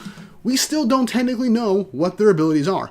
And while it's saying that Demon might have done this on her own, she said she melts everything can be melted, whatever the hell that means. It was probably a team effort, I hope. But the fact that the off-screen Alderaan of all characters, it makes me upset. It really does. Because this essentially means that at least one of the Dragon Gods was brought back for nothing, just to set up these characters. Urza didn't get a chance to fight Alderaan whatsoever. She was unconscious for that entire latter half of that arc. After her fight with Loxus, she wasn't unconscious for the majority of that. She didn't know what was going on with Alderaan. Her having at least a fight that she was probably going to end up losing, against Alderaan having to destroy Lacrima would have been much better. But here, I don't know. The fact that Alderaan seemingly got off-screened, and the fact that we didn't even get to see anything, and was seemingly done easily with how the Sext looked like they were unharmed, it makes me angry. It really, really does. Okay, for right now, that's it for what I hated. But I'm very, very nervous about what's going to happen with the rest of the Dragon Gods, mainly Vierness and Selene going forward. Ignia, I still have hope, but I have way more concerns now after what happened with Alderaan. But back to the chapter. Urza is incredibly shocked to hear this news, and with that, Bird and Blade lunge forward to try and cut her down, alongside Zero, and then Demon and Gaia follow suit as they all essentially jump and gang up on Urza. And Urza hasn't even re-equipped into a new set of armor yet, and so she's just desperately avoiding Zero's attacks, same with Bird, and Gaia, and everybody, trying to avoid all these attacks from being jumped on. And as Blade grabs his sword, which is a snake seemingly, all of a sudden a white feather appears in front of him as he stops in his tracks. As in, multiple white feathers appear in front of all the members of the Eurasian sect, as silhouettes start appearing out of the fog, stating, "Looks like things are getting interesting." Just so, Urza and Zero are shocked, as coming out from the fog are the original Eurasian Sais in their full glory with their own double-page spread. As Urza is not only shocked to see them, but Midnight says, "So you're still alive, father?" With Zero incredibly pissed off to see them, ending the chapter. Now, while the middle portion of the chapter had me absolutely livid with what happened with Alderaan and the wonky power scaling once again, now, obviously, their abilities could have hacks that could bypass whatever happened with Alderaan for all we care or know. Still pissed off about that, has me concerned for the other Dragon Gods. But the fact that two things that I really wanted to happen happened in this chapter, which was Urza essentially getting put on the back foot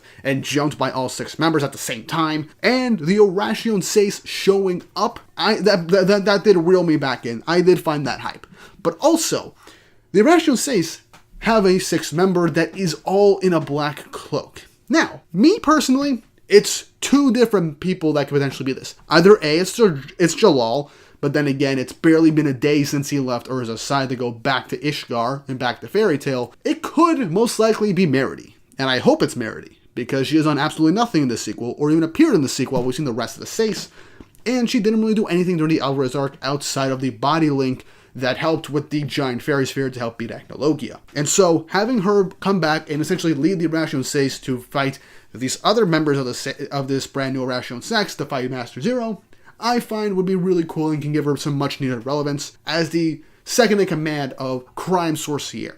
Now, obviously, there's also the question, how did the Eurasian Sais show up? Well, I got no idea. But also, another thing that I am incredibly happy for is that Cobra is here. So I was wanting Cobra to show up for a new arc, and he's here, so that's another thing that I'm very happy for. And hopefully Cobra gets some justice. But I'm curious to see who this 6th member is. I swear, if it's that crystal ball skeleton stick thing, again, after it was seemingly killed off in Key to the Starry Sky arc and has never appeared since, I'm gonna be a little let down. But still, with Majima stating in an interview in New York Comic Con that he was looking forward to bringing back characters from the original series to take parts in the sequel again, they're actually say showing up, honestly, makes a lot of sense. Now, do they have a chance against the Eurasian Sext and these demons? I got no idea. Frankly, with seemingly the fact that they off-screened Alderaan, my money is on the fact that they will probably get bodied within the next chapter or 2, but they probably got stronger over the last year after the Alvarez arc, and hopefully they actually stand a chance, especially with the 6th member for all we know. It will definitely be interesting to see, and I hope this is a good fight, and we'll see what happens with both of these Eurasian groups. Also, with the Dragon Lacrima gone, and Alderaan gone, Urza has no real reason to stick around, and so she might go help out Wendy or Grey with their stuff, and give them a hand. Or just stick around and help gang up on the Eurasian Sext for all we know. Either way, I'm excited to see what happens next with this ongoing 6v6 fight, maybe 7-on-6 fight if Urza joins in, probably, and who the 6th member is. I'm very concerned over the future of the other Dragon Gods, that will probably, hopefully don't get the same treatment. Mark Phobia was treated better than Alderaan, my god, but with a little bit of copium, maybe Alderaan pulled what happened when he fought Acnologia hundreds of years ago, where as he was seemingly being melted, he essentially created a core to preserve himself, and he's just going to pop up out of nowhere, to get his revenge. That I really hope happens. Otherwise, it'd just be a waste. A waste of Alderaan coming back. But yeah, the Dragon Lacrima is gone, so that's done, so we'll see what happens with Urza. So yeah, I'm very mixed in this chapter. Middle part made me very angry. Latter part got me actually hyped again. But let's see how this continues in the future. But leave your thoughts and opinions in the comment section down below on how you felt about this chapter, your theories, your speculations, all down in the comments. I would love to read them. And if you haven't already, like, subscribe, and hit the notification bell for updates on future videos. Really helps, and it shows you guys enjoy the content I make here on the channel and shows you want to see more. I might make a discussion video with the face cam with talking about the Rational Stasis' chances of actually winning, for all we know. I might do that just to fill out some slots because I want to make more videos, but it might be a bit low effort, so I apologize for that in advance. But if you want to see that, let me know in the comments below. And with all that said and done, I hope you all have an awesome day. Fairy Tail 100 Years Quest Chapter 172 is out, and right away this chapter is already much better than the previous chapter that we had. If you know from my last review, I had problems with the last chapter. It made me very angry, but reeled me back towards the end to an extent, and this chapter just made me happy and very excited to see what happens next, with setup for not just this current instance of fights, but also some foreboding instances of what we could potentially see within the following chapters. So I'm very much excited for that. Now, depending on how the rest of this arc goes, I will let the Alderaan thing slide. I will still not be happy about it, and that will definitely bring down my overall opinion of this arc, but if the rest of this arc is just really good and starts hitting for me as things go forward, then I will not let it bother me that much. I don't guarantee anything though. Before we jump into this chapter, don't forget to like and subscribe and hit the notification bell for updates on future videos. Really helps me and shows you guys enjoy the content I make here on the channel and shows you want to see more. And if you want to support the channel more directly, go and become a patron on my Patreon. For just $2 a month, you get access to my patron-only Discord server, early access to videos up to a week early that aren't chapter review videos, and other details where you can recommend me stuff to review, and I'm currently setting up stuff for potential live readings or watch parties on a bi-weekly basis once I get things figured out for that. You also get your name at the end of videos starting in September, and you can potentially get a shout out at the end of the video. I'm planning to make the Patreon and the Discord server as fun and as engaging as possible to make it worth your while. And also, if you want, go and use my referral link down below for Advanced GG and use my code GreekWeeb10 to get up to 15% off at checkout for some really nice supplements, shakers, and thermoses from Advanced GG. Really great flavors for focus, energy, and just straight up hydration. You will really enjoy it. Now with that out of the way, on with the video. Now then, let's get right into chapter 172 of 100 Years Quest, titled Seiss vs. Sex Showdown. Cover image being Gray building a castle of cards. Now we start directly from last week, where the Irration Seiss appeared and are staring down the Irration Sext, with Urza just in complete shock to see all of them here. And I get this really cool page of all 6 of these members of each group staring each other down, with the obvious matchups that were being set up here. But Urza then asks the very important question of who the cloaked figure is. They laugh, taking off their cloak, and we get the reveal that it is actually former member of Crime Sorcière, Meredy, shocking Urza. Now, first off, I like the reveal. I like how she just made it into a whole grand reveal. It fits Meredy's character so well to just make it a big thing. Also, I'm just glad that she's back in the story because she basically was gone for a good chunk of the story. From Tartarus onwards, it was only around for like one instance. I had mentioned this before, and has not appeared in 100 Years Quest whatsoever like the rest of the Seiss, barring Sorano and Cobra. And I made a video a couple of days ago stating that she was probably the mysterious 6th member of the Irration Seiss, though we did get some guesses for Aragorn and Rusty Rose. I would have been really fine with Rusty Rose being the mysterious member, but Meredy being the 6th member makes sense. Connections to Grimoire Heart, connections to Jalal, who has connections to the Tower of Heaven and everyone in the Irration Seiss. Fits together pretty well. This also brings her back into the story in a pretty interesting way. I also really like her new design. Looks really nice, really cool. Now, here's my only gripe of the chapter, as Racer states that the reason they're here is that Meredy looked into some stuff, and now they're here. Now, Richard states that The demons were calling themselves the Six Demons. Well, Angel says it's creepy. But this, I am going to end up stating what I believe this means with these two panels and conversations right next to each other. Seemingly, after separating from Jalal, it's very likely that Mary did her own investigation into the White Mage while Jalal was doing his. And during the investigating, she probably found out about these 6 demons. And perhaps after everything that went on, and perhaps after everything that happened with Sabretooth going to Hell Fairy Tale, they learned about these 6 demons, and they came to Gelatina to find them and see what's going on. Most likely because they had a feeling that maybe Zero had something to do with it. Because based off of Midnight's reaction to seeing Master Zero, he doesn't seem to be too surprised that he's alive. So that seems to be the case. Now obviously the events of 100 Years Quest take place a whole year after the final arc, after the Alvarez War. So obviously there would be time for things to be built up and also for the stakes to get stronger. There is a lot to go into, so perhaps the Sext were relatively active, at least in secret, over that last year. There was enough clues from Merity to pull things together with the information going on with what's going on with Fairy Tail right now, so maybe she just decided to reunite all the Irrational States members and head to this area instantly. I got no clue, that's my rationality of this. I need a better explanation, but for now, I'll take what I can get. But yeah, that's my only real criticism of the chapter. Now Midnight goes on to talk to Zero, ask him how long are you going to be hung up on the number 6, which pisses Zero off. I feel like this is Mashima trying to call himself out to an extent on how often he uses the Irration Seis in all of his series as a bit of meta commentary and just a meta joke on just how often he uses groups with the exact same numbers all the time, especially the Seis. I found that funny considering he uses the Seis in almost every work he does. Now Blade states, oh, there's 6 of them as well. As Gate realizes, I see what's going on, realizing that this is in fact the previous team that Zero created. But Zero then creates a bunch of dark energy, getting ready to attack, stating that all the Seis are nothing and that he'll wipe them all out.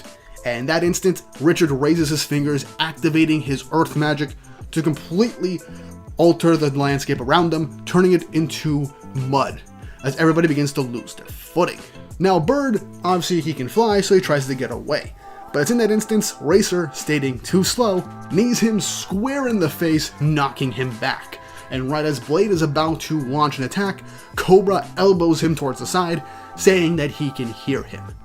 As we then get the rest of the matchups, with Angel taking on Demon, saying that she's hers, we got Merity taking on against Gate and Richard against Gaia, with Midnight against Zero.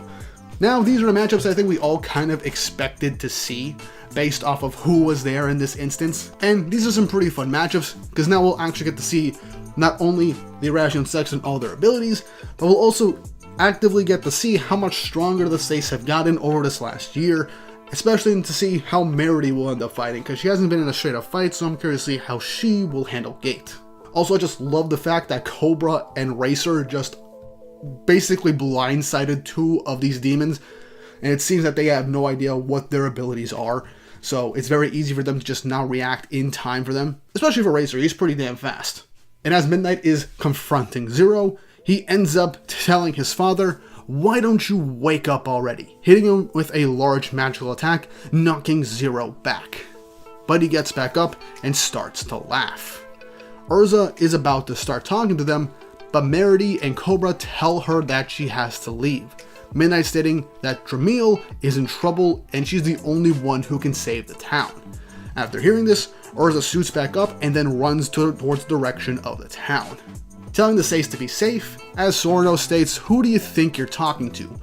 As she jumps into the air against Demon with a bunch of petals in the air, with what seems to be mouths coming from the sides of her feathers about to attack Demon, which this might be a brand new magical ability or an extension of maybe her angel magic from the Key to Starry Sky arc for all we know, or something completely new, as she tells Urza don't underestimate the Irration Seis. As Demon says, oh, I bet you're worth melting, with Sorno stating that's cause I'm fired up for the first time in ages, so go ahead and try and melt me. As Urza's getting away, Bird tries to swoop in and take her down while her back is turned, but it's then that Racer then kicks Bird in an instant, knocking him back, and then punches him in the face before he could react, using his motor ability. With the last thing of this interaction before we cut away is Meredy stating, "Okay, let's get started." As we then shift focus back to the Fire God's castle. Really quick, I like how it showcases that thanks to the element of surprise, the Seis are seemingly having a good chance against the Sext. I do believe that they will either lose or will end in a draw in an instance, based off of their abilities. I still go by how maybe their abilities are a good complement to the other demons to kind of stalemate them. I also really hope that the reason Alderaan got taken out by these guys is due to technicalities, but based off how this chapter is going to end, things might not be as we see. But let's cut back to Fire God's castle, as Miss Fortune is just angry with Natsu for literally drop kicking her in the last 2 chapters, as he's trying to apologize, with her just saying, "You know what? Fine, I suppose you got a point, we were enemies previously." And so it seems Miss Fortune is back on their side. And I like how Happy just calls her Fortune, not Misfortune, based on her name, as Natsu says, "Oh, that's a great name." And it sounds kind of yummy, as Happy's like, "Wait, don't tell me you want to eat her." Kind of a weird joke. It's fine, whatever. Natsu then asks her that he wants to stop Ignia, and for her to tell him where he is. She pauses, but then says he did say he was going to find some black wizard named Ferris. When Natsu asks where, Fortune says, "Well, I'm not sure. He found her through smell." As Natsu's like, "Oh man, that's such a good idea." The amount of times Natsu forgets about certain aspects of himself to help him find people, like his sense of smell, happens a bit too often, but then again, he is a pretty dense guy. He then catches Ignia's scent instantly, pointing to that direction. But Natsu is a bit confused because in that direction is where Dramil is, as the city is engulfed in black flames and smoke, as Urza's wondering what's going on, ending the chapter. So, while I was incredibly hyped for the Irrational Seis taking on the Irrational Sext, I do have to say that the end of this chapter, based on the fact that this is where Dramil is, and it's not leveled to the ground from being crushed by Alderaan, and with the 6 demons stating that they took him out, it's very possible that it was in the crosshairs of maybe Ferris and Ignia, since that is the direction of Ignia being. And if it was like with Ferris's intervention, and that was a contributing factor to Alderaan getting taken out, I will accept that. I hate that it was off screen, but if someone stated to be on the level of seemingly Ignia and the other dragon gods was helped in the attack on Alderaan taking him down, I will not hold it in as big of a very bad writing decision in my opinion as I was previously. But based off of how this goes, Urza is here at Dramil in a chaotic state, and based on Natsu stating that Ignia's scent is in that direction where Dramil is, this might be the start, or at least the teasing of Ferris versus Ignia, and with the next chapter we might get to see it. Or we'll cut away to what's going on with Gray and Wendy to see what those two are up to, and then we'll cut back to the Seis and then go back with what's going on with Urza. I think we're going to cut back to what Urza is doing with Dramil, and then back to the Seis and settle this section, then see what's going on with the other 2 dragon gods with Gray and Wendy and their whole thing. Unless their whole thing is done off screen, which I wouldn't like. But if you're going to focus on Ignia and Ferris and the Seis, then it's a bit of a toss-up and a sacrifice, because I do think Ferris versus Ignia is going to be a very good fight and a very climactic fight to see how these two will end up engaging in an actual battle, and I cannot wait to see that. But yeah, that was the chapter. Overall, outside of the nitpick of, or at least the very vague way of how the Seis knew to come here at this exact moment to face off against Rational Sex, this chapter was really good. Obviously, shaky reasoning aside, I'm happy that they're here. The matchups look very hype. I cannot wait to see all of these fights go on, and I would love to see Midnight actually take down his father, which is something that I believe he desperately needs to see, because it was Cobra that killed him last time, and Zero was never the best father. But what did you guys think of this chapter? Let me know in the comments section down below. And how do you feel things are going to happen going forward with this arc, the matchups, what's going on with Ramil, and how the Sace fight is going to play out? Let me know. And if you haven't already, like and subscribe and hit the notification bell for updates on future videos. Really helps and it shows you guys enjoy the content I make here on the channel and shows you want to see more. And with all that said and done, I hope you all have an awesome day. Fairy Tail 100 Years Quest Chapter 173 is out, and this was a really, really hype chapter. I will not lie to you. I was kind of taken out of it due to specific instances of the last couple of chapters, then got slowly brought back. But this chapter, 100%, I'm completely locked back in, no questions asked, because things are really heating up, and I have a lot to say for this chapter. Before we jump into things, don't forget to like and subscribe and hit the notification bell for updates on future videos. Really helps and it shows you guys enjoy the content I make here on the channel and shows you want to see more. Also, I'm presenting a challenge to my subscribers. If I can end up reaching 30k subs before the end of the year, I'm going to start doing retrospective manga reviews for 7 Deadly Sins and Fairy Tail's original manga. So that will be going through the entirety of 2025. I will be trying to do retrospective reviews for both of those series. So let's make the 30k by the end of the year so I can lock in and do those videos. Now with that out of the way, let's jump right into the chapter. Chapter 173 of 100 Years Quest, titled World in Chaos. Cover image is just Wendy learning how to play the piano. But we cut to the actual meat of the chapter as we're in Dramil as Urza has arrived. And what is she looking at? A bunch of human-dragon hybrids versus a bunch of shadow people as they're essentially killing each other. As she's looking through all the carnage and chaos, she thinks back to what Midnight said, as he said that she's the only one who can save the town. Now, even she thinks that this situation is ridiculous. Now, I'm curious how she can help the town. She probably can't. Best case is the Lacrima maybe in the general area, but still, I'm not sure how Urza can stop things. But as she's thinking this, a dragon hybrid ends up attacking Urza, and she manages to block the attack. Now,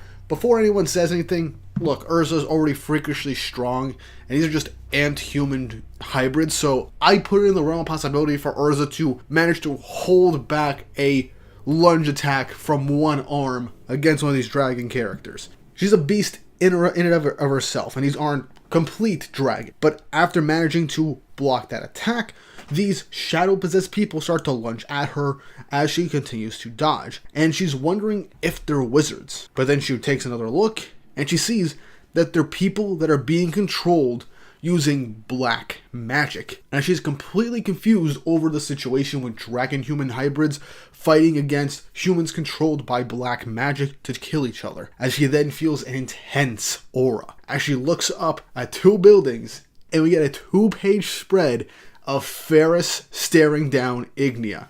And look, I'm gonna be honest with you guys, this singular 2-page spread made me lock in 100% for the rest. I don't care about anything else. Ferris versus Ignia, they're piping this up, building this up. I really hope this is good, and I am incredibly invested in it. Also, there's definitely a really cool stare down panel. I will die on this hill. It is really cool, really hype. Anybody that says otherwise is just wrong. Urza recognizes Ignia and even realizes that this is the Black Wizard Ferris that Natsu briefly told her about. And so Ferris begins to talk to Ignia, asking him if it's fun to turn humans into dragons. But Ignia tells her that he's not doing this for fun. He's doing this so he can satirize the world with dragons. And I just love Ferris's reaction to this. She just shrugs her shoulders with a smile and was like, okay. Like, she doesn't really care too much in that instance. But then Ignia asks why she is controlling humans. And Ferris just admits that she's just doing this for fun, showing she has a sadistic side, just enjoying the sheer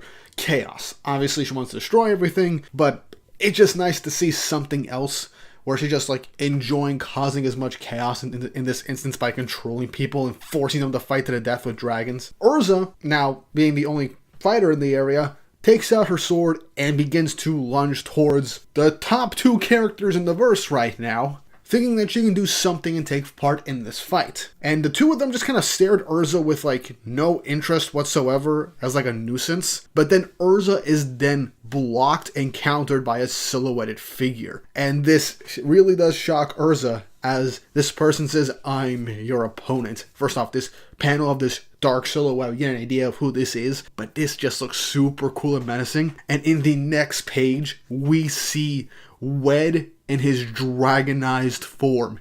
And my god, does he look amazing.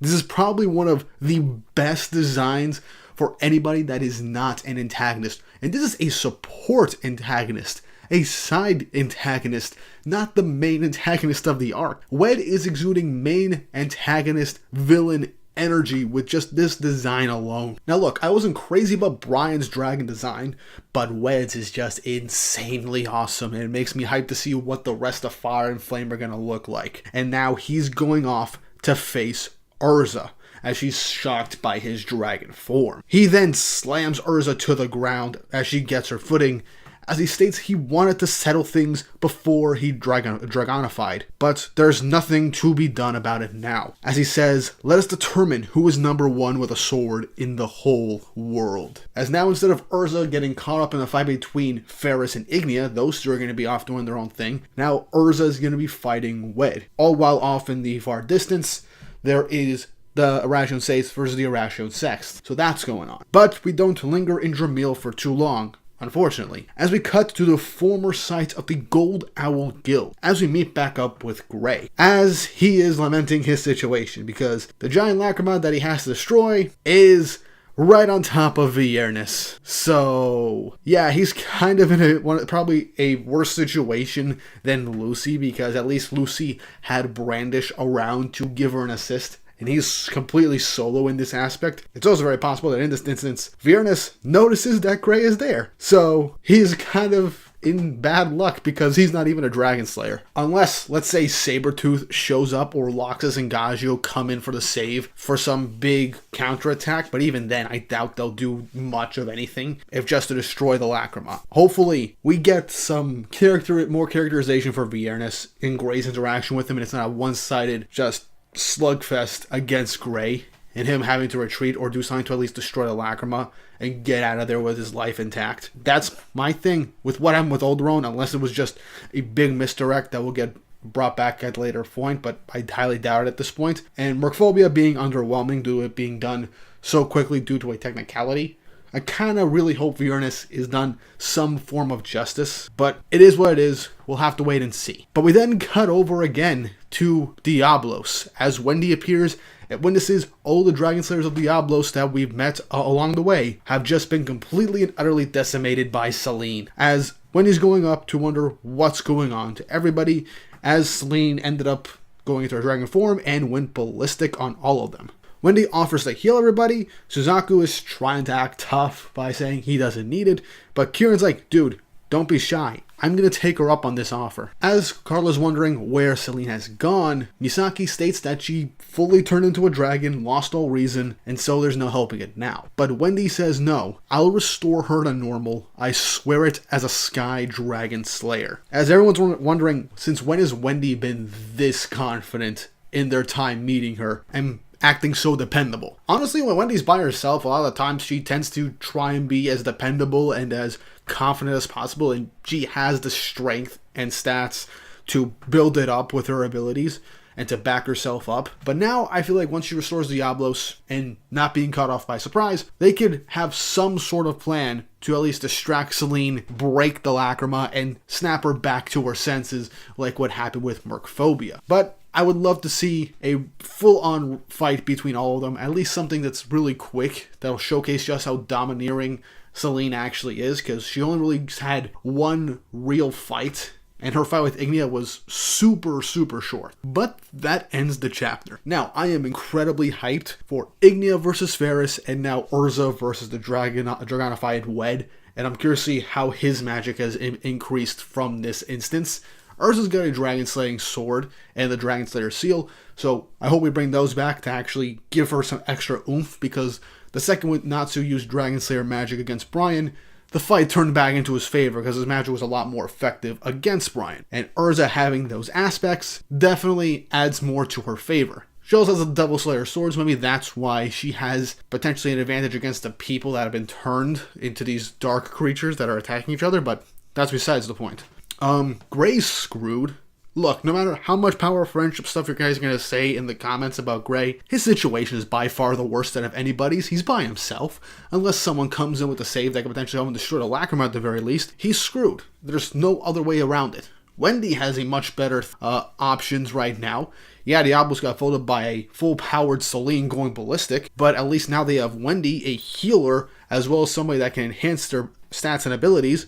So chances are they will have a better chance to at least hold off Celine until they can destroy the Lacrima and snap her back to her senses. And the Seis are fighting against the Sex, so we got a whole bunch of fights and plot lines converging in this moment. All while Natsu's actually on his way to Dramil, so we'll see what happens with that. And I'm still curious to see how the following chapters are going to conclude. If we're just going to wrap up Gray and Wendy's storylines first and then jump back to Dramil, where the main meat of the arc seems to be now, where the main driving forces of the arc are there. I'm curious to see where this will lead up to. And man, I really want to make videos on what the heck is probably going to happen next, but I'm going to decide that for a later portion. But that's it for today. Hope you guys enjoyed the video. Let me know your thoughts and opinions of this chapter in the comment section down below. What are you most anticipated for? What's your most hyped up fight? How do you feel about Wed's design? I think it looks really cool. How screwed do you think Gray is in this situation? Let me know in the comments down below. And once more, if you haven't already, like and subscribe and hit the notification bell for updates on future videos. Really helps, and it shows you guys enjoy the content I make here on the channel. It shows you want to see more. And with all that said and done, I hope you all have an awesome day. Fairy Tail 100 Years Quest Chapter 174 is officially out, and my god, was this an awesome chapter with some really cool action. We cut back with the Seis, and we get a massive reveal that just really makes a previous criticism and just thing that made me absolutely upset earlier in this section of the story just completely null and void, and I am so happy about it, and we'll get to it as we go through the chapter. We also get some really nice revelations about the Irrational Sex, and how what Masha was doing with them is seemingly a really cool idea that also harkens back to other antagonists in the series and groups, which I'll get into when we further explore the chapter. But before we jump into things, don't forget to like and subscribe and hit the notification bell for updates on future videos. Really helps, and it shows you guys enjoy the content I make here on the channel and shows you want to see more. Now, without further ado, let's jump right into the chapter. Chapter 174 of 100 Years Quest, titled Super Speed as a Way of Life, with Racer being on the cover with a cheerleader and a race car. Fits his character very, very much. But we start things off with the chaos of Dramil and Urza standing off against Wed. And we cut back to Ignia and Ferris as they're still squaring up. But Ignia says humans have no idea how terrifying dragons really are, as then a massive explosion and ground-shaking earthquake occurs with giant roots spanning out from the ground, with everybody wondering what's going on. Cobra instantly recognizes them by the voice that he hears, as Merody asks him, "I thought you beat this guy." And Blade is asking Demon what's going on, with Demon saying that she thought she did melt him, but I guess now he's just gonna melt us. Midnight asks Zero about this also, but Zero doesn't know what's going on either, as Urza is shocked, as it shows 100% she is in the outskirts of the city, and she sees just a small snippet of what's to come. As Ignia says, "Right, Alderone?" as Alderone rises from the ground with an explosive roar, in two back-to-back double-page spreads, as Alderone rises from the ground in his brand new full-power, full dragon form, which already looks better than the form that he had back in his own separate arc. And Urza is just staring at the colossus that is Alderone at full power. And this makes me so happy because we all remember back a few chapters ago, that was in the same chapter that the Irrational Seis came back to face off against the Sex, but they'd said that Alderone was killed, and me and everyone else said Alderone getting killed off screen was such a stupid idea. It really infuriated me to no end, especially with the disrespect that Mercphobia had in the previous arc. But Alderone in particular, I was so mad about because his arc was great, and his final fight was really great with Natsu, and I was really disappointed with that. But with this, it's revealed that Alderone never really died in the first place. He was just deep-rooted into the ground. It's very possible that what they seemingly melted was just a smaller version of Alderone that was just taking his spot until he had enough power to just grow out of the ground and surprise everybody. So to anybody that commented that Alderone would just pop out of the ground later on in the arc, congrats to you. You predicted it. That's awesome. And I'm so happy that he is back in the story. and I cannot wait to see at least a bit of full power Alderaan. This also shows that these demons probably aren't as strong as they're led to believe, at least not Dragon God level, which I'm thankful for if this is the case. But back to the chapter. Razor's asking what this giant monster is, as Bird just says that it's Alderaan the Wood Dragon God. But I guess we didn't detweet him after all. Look, some of these Bird jokes are funny. This one, I'm like, it's not necessary, but it's whatever, it doesn't really affect my enjoyment anyway. But with Alderaan up and all of these massive tree roots exploding everywhere, the entirety of the Irrational Sace got separated and everybody got split up into their own separate battlefields. As Bird lunges towards Racer to hit him with a barrage of feathers, his falcon wing, but Racer evades them instantly, telling Bird that he's slow. He then lands another solid kick with his motor ability on Bird, knocking back for an instant, but Bird flies up once more and manages to hit Racer with his Condor Fin fan, knocking him to the ground, and is right now calling Racer too slow, as he then kicks him in his head with his Eagle attach, nailing him into the ground with great force. And we cut away from that fight to cut back to Ferris and Ignia, as she's giving a bit more of an explanation about her demon, saying that dragons and people shouldn't underestimate the power of black magic. The 6 demons born from my prayers, as we see an image of Demon looking incredibly satisfied as she is stomping down on Angel's neck, seemingly has taken her down. Midnight gets hit with a barrage of attacks from Zero, seemingly being moved out of the fight. Blade seemingly overwhelming Cobra. Richard just holding his own against Gaia, but is struggling immensely. And Merity on the ground, facing Gate, as with a sinister smile holding up her Acnologia arm. Ferris says, "These demons, my prayers, are ultimate wizards who've touched the abyss of black magic." And as she says this, Merity notices something coming out from Gate, this feeling of magic power. It feels very similar to Master Hades, giving her very bad flashbacks of her time in Tartarus. Also, I love a Hades throwback, a reference to Hades. He's definitely one of the best villains in Fairy Tail 100%, with one of the best fights in the entirety of the series. Now, before I continue on with the closing segment of this chapter, I want to say that this feels great. Ferris is talking about the abyss of black magic, and this is most likely harkening back to like the ideals and dreams of the true magic world, the primordial magic that all magic came from. There's an abyss of darkness that Hades and Grimoire Heart were talking about and wanted to reach through meeting and gaining wisdom from Zareth back during the Tenro Island arc, which is a plot point in Fairy Tail that we've all wanted to get explored a bit more with, and it seems that Ferris is going to be that window into the true essence of magic in the Fairy Tail world, and it's an idea that Mashima is revisiting through her. And what makes this even better is that the idea that her demons, the Irrational Sext, are not only demons created by a black wizard, somebody with the abilities or at least magical force of Hades, a member of Grimoire Heart that wanted to end up finding the true essence of magic, and obviously a team/guild of 6 individuals with specific code names that are called the Irrational Sext. This feels like Mashima's way of just combining the entirety of the Barm Alliance from Fairy Tail into a singular group. And this just feels like a really cool idea. You are essentially getting some of the best ideas from the 3 biggest antagonist groups that span the entirety of the series, we're not counting the Spriggan for this one, and put Fairy Tail and our main characters through a lot of hardship, especially Grimoire Heart and Tartarus, and combine them all under the leadership of a black wizard that is also having the powers of Acnologia. It seems like he's combining these previous ideas into what could be their natural conclusions,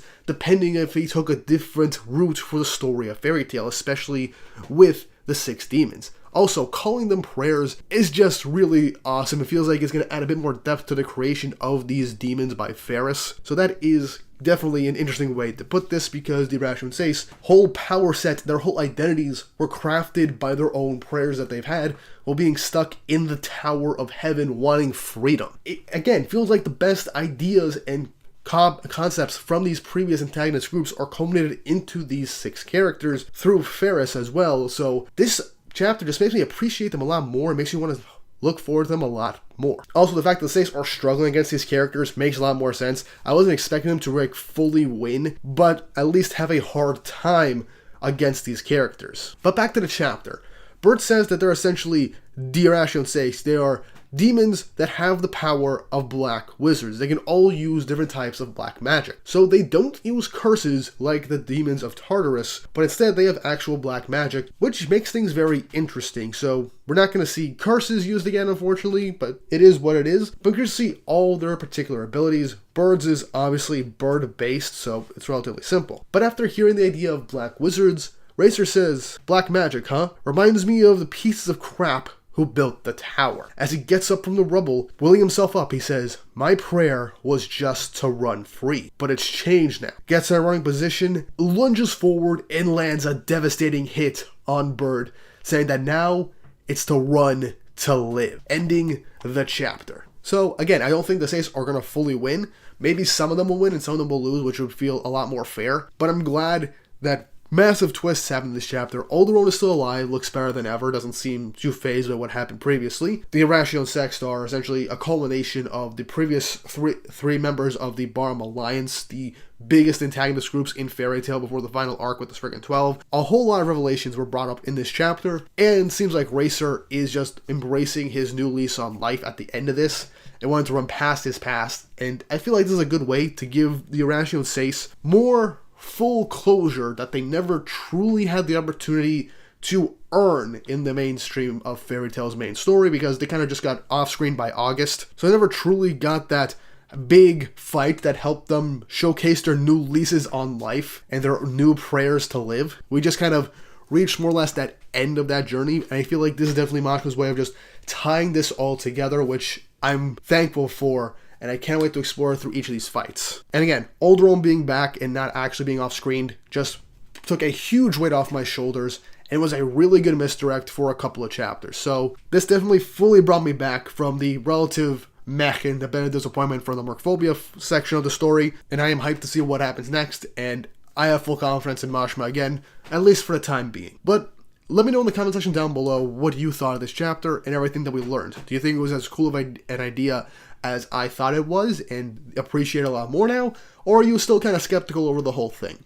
And are you glad that Alderaan wasn't actually off-screen as much as I was? Let me know in the comment section down below. And if you haven't already, like and subscribe and hit the notification bell for updates on future videos. Really helps and ensures you enjoy the content I make here on the channel and shows you want to see more. Now with all that said and done, I hope you all have an awesome day. Alderaan lives, baby! Fairy Tail 100 Years Quest Chapter 175 is officially out, and this was another solid chapter with a really cool cliffhanger. We get to see more of the Seis taking on the 6 demons of Ferris, and us officially learning what at least 4 of their own particular magic abilities are, as well seeing how the Seis are faring in this fight, with a surprise towards the end of the chapter that I wasn't fully expecting, at least not yet. But I'm open to see where things can go from here, but I do have my own criticism. But before we jump into things, don't forget to like and subscribe and hit the notification bell for updates on future videos. Really helps, and it shows you guys enjoy the content I make here on the channel and shows you want to see more. Now with all that out of the way, let's jump right into the chapter. So chapter 175 of 100 Years Quest, titled The Essence of Wicked Prayer, with the cover image being Midnight and Cobra looking absolutely great and dripped out at the club. Honestly, no notes. Really cool image. We start things off from last chapter after Racer managed to land a pretty solid punch on Bird, but he ends up catching his footing and gets back up, flying into the sky as he says, "I'll show you something interesting," as a dark substance begins to leak out from within him, and Racer's wondering what's going on as this dark substance begins to encircle him, with Bird saying in the shadows, "My magic is black sky magic." So he essentially uses a type of magic that manipulates the air around him, similar to how Wendy uses the air and the sky for her own magic attacks. But with this, it's black magic in this instance.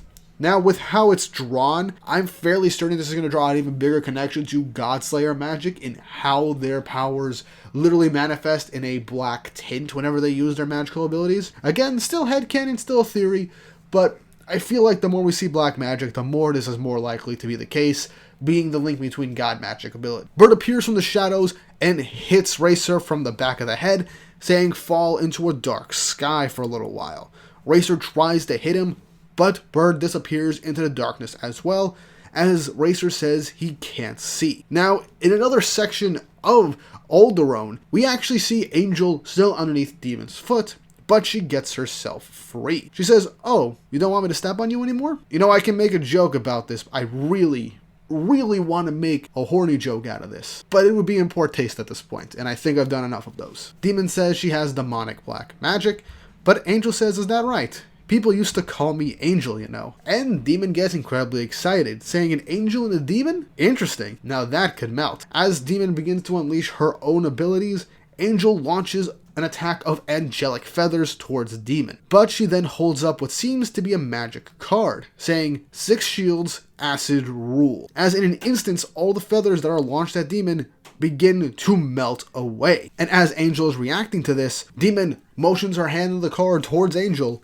and she is hit by an invisible force of acid-like attacks as she screams in agony, and also removing a good chunk of her clothing. If it wouldn't be Hiro Mashima if something like this didn't happen, especially in a fight between 2 female characters. Let's be honest with ourselves. Also, I'm probably not going to show this panel in fear of getting demonetized at this point, but we'll see how I edit this. Either way, Angel got hit with a very powerful attack, and seemingly is definitely heavily injured, as Demon is ecstatic, telling her to melt away and die. We then cut to Cobra fighting Blade. As Cobra's wondering what's with this guy's attacks, he can't hear his voice at all. Blade says that his magic is black slashing magic, and as the world around him seems to go dark, as energy is built up, he says its attacks are soundless, and Cobra is shocked after seemingly the sound has disappeared, but in a last second he picks up a slight sound as he manages to dodge Blade's attack. As this impresses Blade, Cobra charges up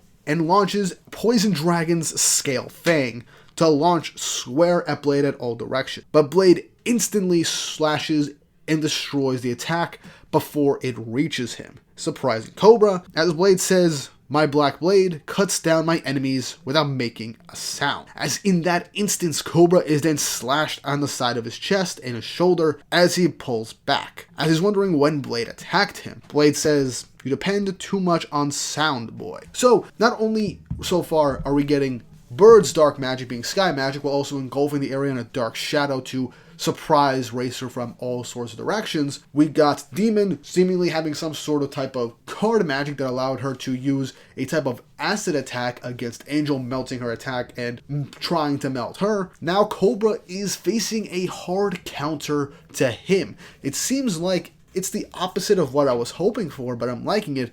The fact that the Seis so far are fighting opponents that they are at a severe disadvantage at.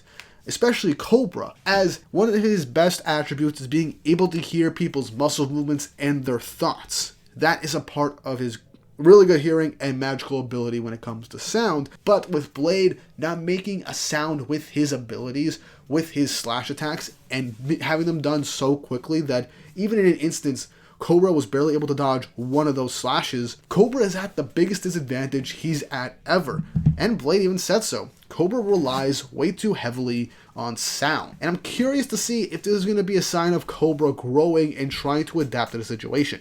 Same with the other members of the Seis, and this is a perfect chance to have them grow in real time to overcome their own shortcomings in these fights. I know it's wishful thinking, and people are going to say that's not going to happen, yada yada yada, but I'm allowed to speculate and have my own thoughts and wish for the best. Is that wrong? No. I just know there's going to be people like that in the comments, and to that I say, think what you want, that's fine. That's what discussions are for. But moving on, we cut back to Midnight as he's facing down Zero, as he is seemingly completely exhausted from the fight. Zero says, "After all your bragging, this is the best you can do, Midnight," as a dark aura radiates from Zero. Midnight notices that Zero has gotten even stronger than when Brain, his father, first became Zero in the first place, asking if the black magic managed to amplify his powers. As Zero is smiling at Midnight, Midnight tries to launch a spiral pain attack, but Zero just casually swipes it away, saying pain won't work on me, as he launches a dark rondo attack square at Midnight as it engulfs him, as he calls Midnight pathetic. Is this how the former member of the Irrational Sace should be, Midnight? But Midnight looks at him square in the face, taking the pain right now, saying my name is Macbeth, Zero. But Zero just keeps laughing, telling him to shatter to bits. He'll destroy him. You're just a ghost from my past. And Midnight keeps getting engulfed by this incredibly powerful attack, seemingly unable to break through. And at the last second, with a quick panel, Natsu and Happy appear, managing to break through Zero's attack and knock Zero back. As it's then that Midnight is wondering why Natsu is there. Natsu said he was heading straight for Ignia, but he spotted Alderaan and all the familiar faces of the Sace, and wondering what's going on. And Zero has a face of absolute anger and glee as he's looking square at Natsu, as he says fairy tale Natsu Dragneel, ending the chapter. So while I liked this chapter and the fact that the Sace are really having a very tough fight, and at least from the magical attacks that we've seen and abilities from the demons of the Book of Ferris, the Sace are definitely so far at a major disadvantage. Cobra's is his biggest. Racer can't seem to land a actual blow now that Bird is using his black sky magic. Demon's demonic black magic seems to be card based and pull something out to utilize a type of acid on Angel, which nullified her own abilities. And now Midnight's attacks aren't working on Zero, mainly because Zero is way too powerful in comparison to Midnight at this point, but could also be because the black magic is amplifying also Zero's own magical abilities, and he knows how to take down Midnight. So yeah, they're at a severe disadvantage. I'm curious to see how Hot Eye is doing against Gaia and Merity against Gate, but we still have to see. We'll probably see that in the following chapter. But Natsu showing up at the end of the chapter, while I think a rematch between Zero and Natsu would be really, really cool, because we don't really get to see Natsu fight older enemies because either they're dead or they're turned into allies later down the road. But either way, it's an interesting thing because seeing Natsu at this point of the story fighting against an amped up version of his first real powerful enemy that he has faced in a life or death battle after Jalal during the Tower of Heaven arc is definitely a nice thing to look back at, because at that point Natsu only won because Jalal gave him enough power with the Flame of Rebuke to unleash Dragon Force, and even then Natsu still had to push harder than he has ever done before. So now we're getting a rematch between two of these characters in one of the best fights in the series, now both of them having a lot more strength and power at their side. So I'm curious to see where this is going to go. Now I do think Natsu is going to win, but it would be interesting if Zero wasn't destroyed here or killed in this instance and just had to retreat, at least by force. That would be an interesting way to go about things. But I think we're going to see the rest of the Sace fights either end in their defeat or in them having to retreat in some way, shape, or form. Because now with how things are, unless they evolve in this fight, overcome their shortcomings, they are going to lose. So we just have to wait and see. But I would like it if Midnight straight up just told Natsu to go head to Ignia. Leave this to him because it's something that he has to take care of. It's his father that he has to take down. And I feel like this would be a really good way for Midnight to step up and actually do something meaningful to showcase their full character growth. Because this is Midnight's fight, and I really don't want Natsu to steal it. But we still have to wait and see, because usual pattern of how these things tend to go, Natsu will take out Zero. But Zero's not the major arc antagonist, so we still gotta wait and see. Either way, let me know your thoughts and opinions on everything that happened in this chapter down in the comments section down below, and how things are going to pan out for the future of this chapter. And how do you feel about Fairy Tail as a whole, since this is the last chapter of 2024? Let me know in the comments section down below. And if you haven't already, like, subscribe, and hit the notification bell for updates on future videos. Really helps, and it shows you guys enjoy the content I make here on the channel and shows you want to see more. All that said and done, I hope you all have an awesome day.